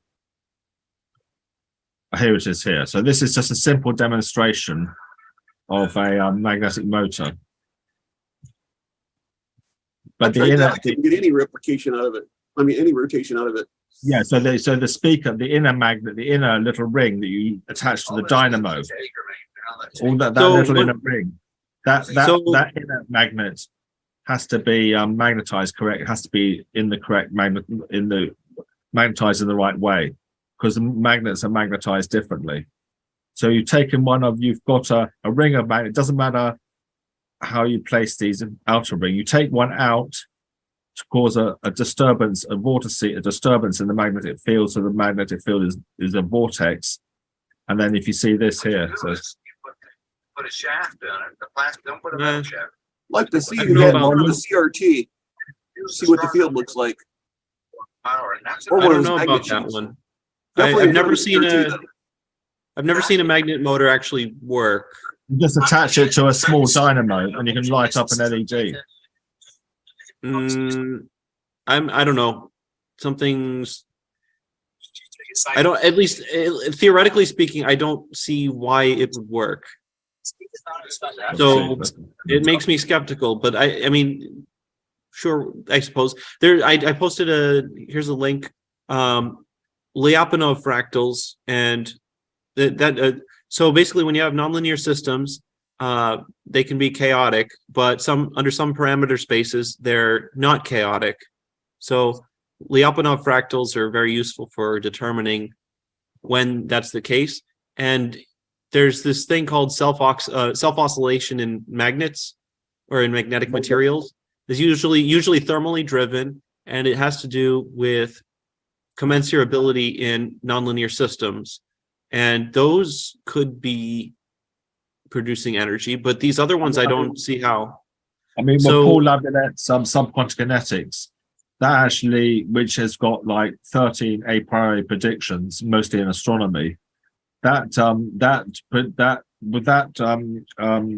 got the X ethron field, the Y ethron field, and the G ethron field for electric and gravitational.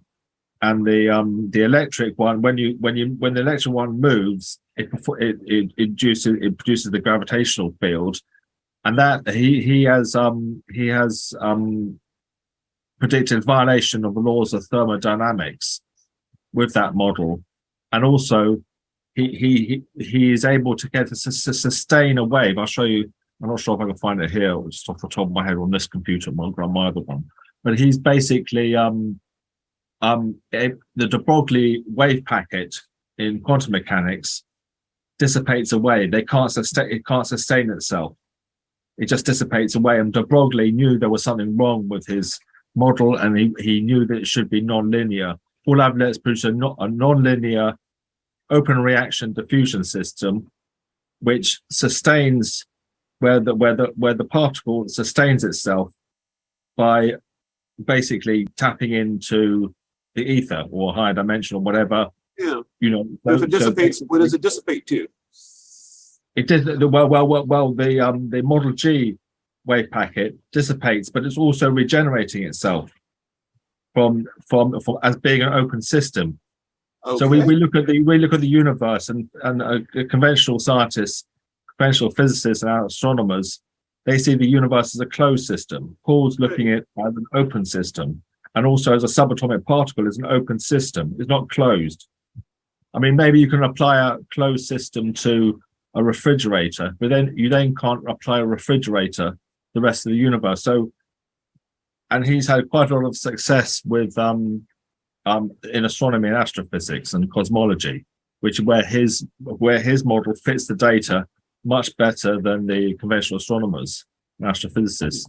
So de Broglie knew there was something wrong with his wave packet, his quantum wave packet, because it just dissipates away. It couldn't sustain itself, and they still haven't improved upon that.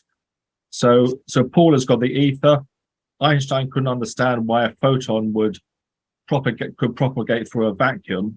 Well, Paul's got the ether. So the particle is both a wave and a particle. It's a subatomic particle, an oscillation in the ether. So that so it's both a wave and a particle. Whereas in quantum mechanics, you've got wave-particle duality. It's like when it's traveling, it's a wave. When you observe it, it's a particle. So he solved a lot of problems, and there are many other ones like the electrostatics that Richard Feynman realized, and the quantum physicists of the early quantum physicists realized that you can't apply, when you apply the laws of electrostatics to the quantum level, it blows up. It produces absurdities, infinities. They have to fudge the equations to actually make them do what they want them to do. So Feynman realized that this wasn't working out. When he was experimenting with nuclear reactors in the 1930s or 1940s, he realized that the fusion of neutrons in a nuclear reactor were behaving in a very similar way to the laws of electrostatics. And he said, what if on those subquantum level, there are these little exons that we can't see, and they're producing the macro scale level of electrostatics on the macro scale, on the normal scale, they're producing the laws, but deeper down, they're behaving like these little exons of the diffusing neutrons in a nuclear reactor. And that's basically what Paul's done, because Feynman wasn't aware of reaction diffusion, of the brusellator and reaction diffusion. And Paul has basically been able, so quantum mechanics can't explain gravity. What's this reaction diffusion you mentioned? Well, what is reaction diffusion? Reaction diffusion is based on the brusellator. The brusellator in chemistry, even professors of many professors of chemistry have never even heard of it. And they don't like it because it violates the laws of thermodynamics. The brusellator is a little known chemical wave in chemistry, because I was in a lab where one of the guys was investigating it, and he showed me a petri dish showing chemical waves. I said, "Oh, chemical waves." He said, "How do you know that? How do you know that?" I said, I told him I was reading Paul Lavillette's Subquantum Kinetics. He said, "I've spoken to professors of chemistry. I've spoken to professors of chemistry, been studying chemistry for 40 years, and they've never heard of it." And I asked him later how many professors. He said about 12. It's so the subject. So the brusellator Paul came across, which is basically a chemical clock, chemical waves that waves that generate themselves. Nothing generates them. They violate the laws of thermodynamics. And he based his subquantum kinetics on that. And it turns out that he can apply it to a subatomic particle, and also on the larger scale to astronomical objects. So that's in Subquantum Kinetics, the book Subquantum Kinetics. So Paul's got quite a lot of, he's got about 13 or 14 a priori predictions. I mean, he hasn't got the spin of a particle, of a subatomic particle that's simulated. We haven't got the spin yet. That's because we don't know how, we don't know how to do it just quite yet, but we've got it reacting and diffusing and behaving like a particle to a certain extent. And he's got gravity, so he's got the geons, the etherons in the ether that represent gravity, the exons and the yons that represent electrical field, and also their movement produces magnetism. He thinks maybe the geons also contribute to gravity as well. So, and he was explaining the Pogrenov's gravity beam Pogrenov's gravity beam generator, and all kinds of things. But so there's a lot of ideas there that can solve a lot of problems in physics, and also show that the universe is an open system, a subatomic particle is an open system. Physics treats particles as closed systems. That's why it can only explain it a certain amount. So conventional physics can explain it a bit. It can explain a certain amount, but there's a whole lot more that it can't explain that is out there, you know. And so Paul's fundamental is the violation of first law of thermodynamics, and also the second law of thermodynamics. I think also even Newton's third law and this kind of thing. How do you spell that, the word that you used for chemical waves? Because I tried looking it up, but I can't find anything. Yeah, I'll find you chemical waves. Yeah, you want where it shows like these signs, but I don't know if that's the same thing. That's the brusellator reaction diffusion. So they don't like it in chemistry because it violates their laws. It violates the laws of thermodynamics, the brusellator. You can find that on Wikipedia. That was actually another paper that came up, was thermodynamics of chemical waves.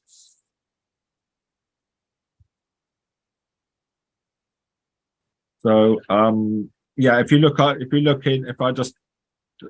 go like that into So chemical waves, the brusselator, if I put chemical waves,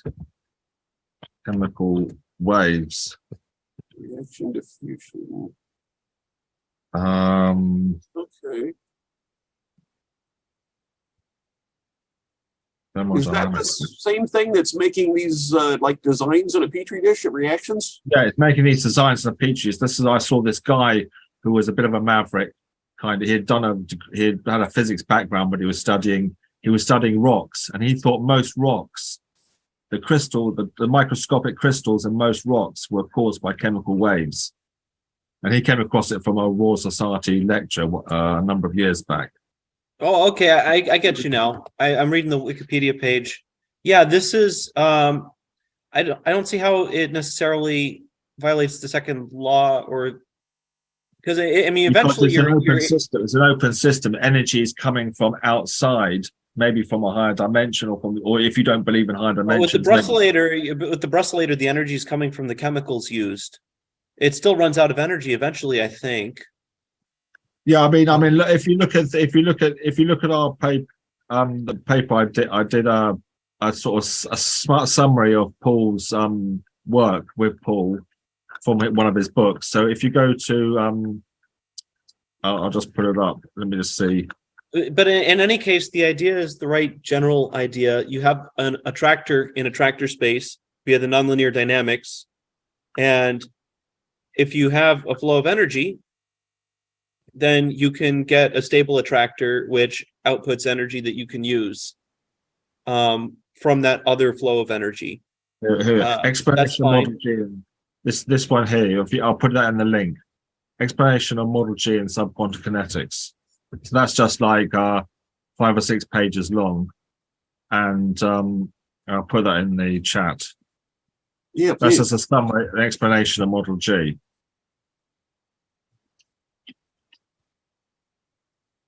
Is your PhD in chemistry or physics? It's in physics. It's in magnetic induction tomography, which is basically using magnetic waves, magnetic fields from a Tesla coil to image inside metal boxes. It's also being developed for security and medicine, and it's used in searching for oil in the oil industry, in geophysics and the oil industry, based on the principle of a metal detector, detecting metal objects inside metal containers. Magnetator, is that what you said? Sorry. Yeah, did you say magnetator? I was detecting metallic objects, like a metallic disc inside a metallic container, using alternating magnetic fields from a helmet's coil. Okay. That was for security applications, but it's used in medicine and also in the oil industry. They use it for the similar principle. They use different ones. They use acoustics as well, but they use magnetic fields from coils on the bottom of the sea floor to penetrate deep at very low frequencies. The electromagnetic wave can penetrate quite several kilometers into the rock, and from beneath the sea floor into the rock, and also detect oil, because oil has it produces a conductivity map. So all metals and objects have different conductivity. So if you're detecting one conductivity, you know it's a metal or gold or silver or copper. If you're searching for oil, you know oil has very little conductivity. Everything has conductivity, but non-metals like oil have almost no conductivity. So where you see no conductivity on the map, on the tomographic map, that means you're probably finding oil or something like that. So. Could you image the insides of a submarine, or would that be too magnetically conductive? No, I just set it up from first principle. I didn't know much about it at the time, and we just set it up from first principles. And then we found a whole lot of other people doing something similar, but not exactly the same. So we developed it from first principles. Yeah, just generally, seismic imaging is a big industry. Yeah. I just ran across where they were using terahertz waves to image like about an inch down into the brain. They were also using it as a book, where they could take a book, set it on the counter, and image the whole thing without ever opening it. Oh, cool. That was by MIT Media Labs. So Oh yeah, they do a lot of they complex weren't stuff. it wasn't technically optics, but it was at the terahertz range that was just at the end of visible optics. So I Well, don't know. infrared is still optical, especially if you get it coherent. Right. Or it will They were behave. probably more the It will microwave behave side. optical. It'll behave more or less optical, and then all you have to do is have the focal plane of your system be thin as a page. Yeah, so X-rays penetrate into the Earth due to the high energy of the photon. But electromagnetic wave that is not a high energy, sort of like a high energy X-ray or gamma ray, can penetrate due to its large skin depth. So a very low frequency can penetrate due to its large skin depth. But a high energy gamma ray will penetrate due to its energy. But a very low frequency, like 5 hertz of a radio wave, will penetrate due to its very large skin depth. Yep. The lower frequency ones go deeper, right? Yeah, the lower frequency ones will go much deeper. So using like 5 hertz or 0.1 of a hertz, they can penetrate quite several kilometers under 10 kilometers. Or equivalently, you can say that matter interacts with light within a certain range of frequencies, and it interacts less with frequencies above or below the scale of the matter. So How do you make it's an such low equivalent frequency statement. waves though? Because I mean, the quarter wavelength for that would be miles and miles long. Yep, that's the idea. So how do they do that? So low frequency has a large skin depth. That means it can penetrate due to its very large skin depth of the. How would you make a 5 hertz wave though? Very slowly. How would you couple it with the antenna? Put it that way. You would just have antenna. You'd have a Using phased coil. array or a simple capacitive setup. Phased array or capacitive coupling. Capacitive coupling, I can see. The phased array. That It would have to be big. Yeah. Well, yeah, you'd have long strings of wire. Check out the Alexanderson antenna. That was around that. I've heard you can pulse microwaves to get the same effect like the microwave hearing effect, but I don't know if that's actually. That's not the same thing here. No, what we're talking about In other here. words, you can take a microwave signal and pulse it at 10 hertz, and it will have the same result as a 10 hertz signal. You're talking about. We're talking about here mainly capacitive coupling. So, kind of like a theremin, but very low frequency. Yeah, basically you just have a sphere or a bunch of wires all running along a thing, and then you just go up and down very. And it's like a tiny fraction of the total wavelength. Oh, and then the other thing you can do is you can use a solenoid coil with a magnetic material inside it, and you can get such high inductances that in practice it's that'll continue. Well, I mean, yeah. So like if you have a really long dipole antenna, you want to make it really short. You first off coil it up, and then if you want to like lower the frequency even more, you put a ferrite core in there, and that slows down the wave speed inside it tremendously.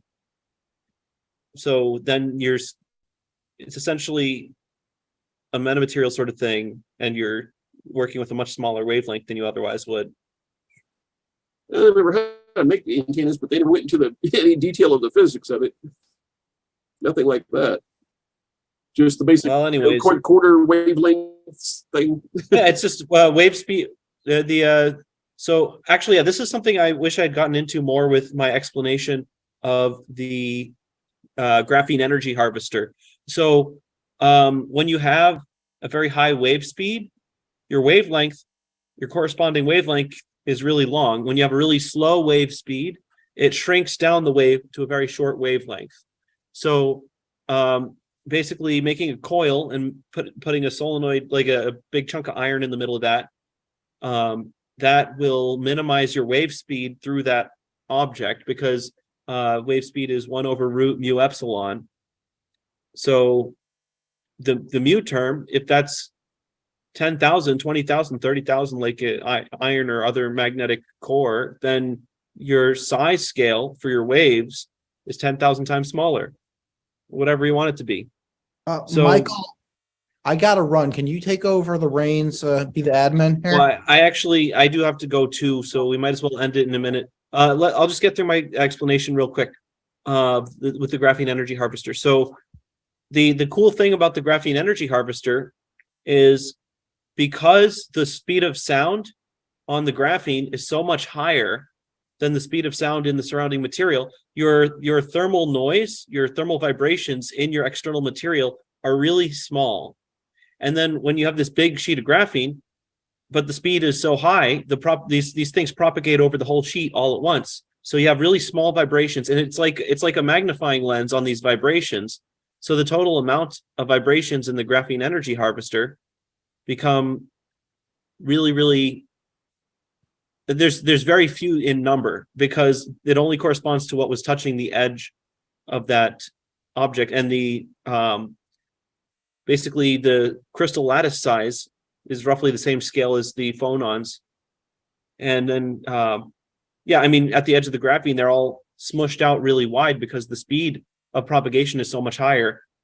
And that's why you can have a non-thermodynamic limit on a flake of graphene at that scale, because you simply have so few thermal phonons at any given instant of time on the graphene because they propagate so fast. So would that work around the like 350 gigahertz range where the EM's the highest? That'll work around 1 to 2 terahertz. Or 300, okay. You're talking about infrared, essentially.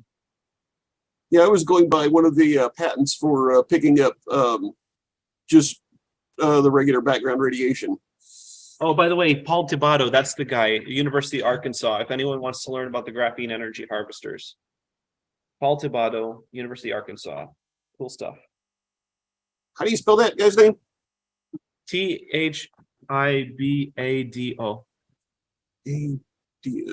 Okay. Hey, Michael. Hey. How are you holding up, man? I'm heading out for the night, probably. I'm freezing, dude. Mark was texting me a while ago. Oh, Tim, I just made you the host. Yeah, I gotta run. Woohoo! Woohoo! Okay, We're doing it in Thank you so much. shifts. It's been really interesting. Yeah. Nice talking to you guys too. Let me see. I was going to say, okay. Greg is back. Greg Hodgin.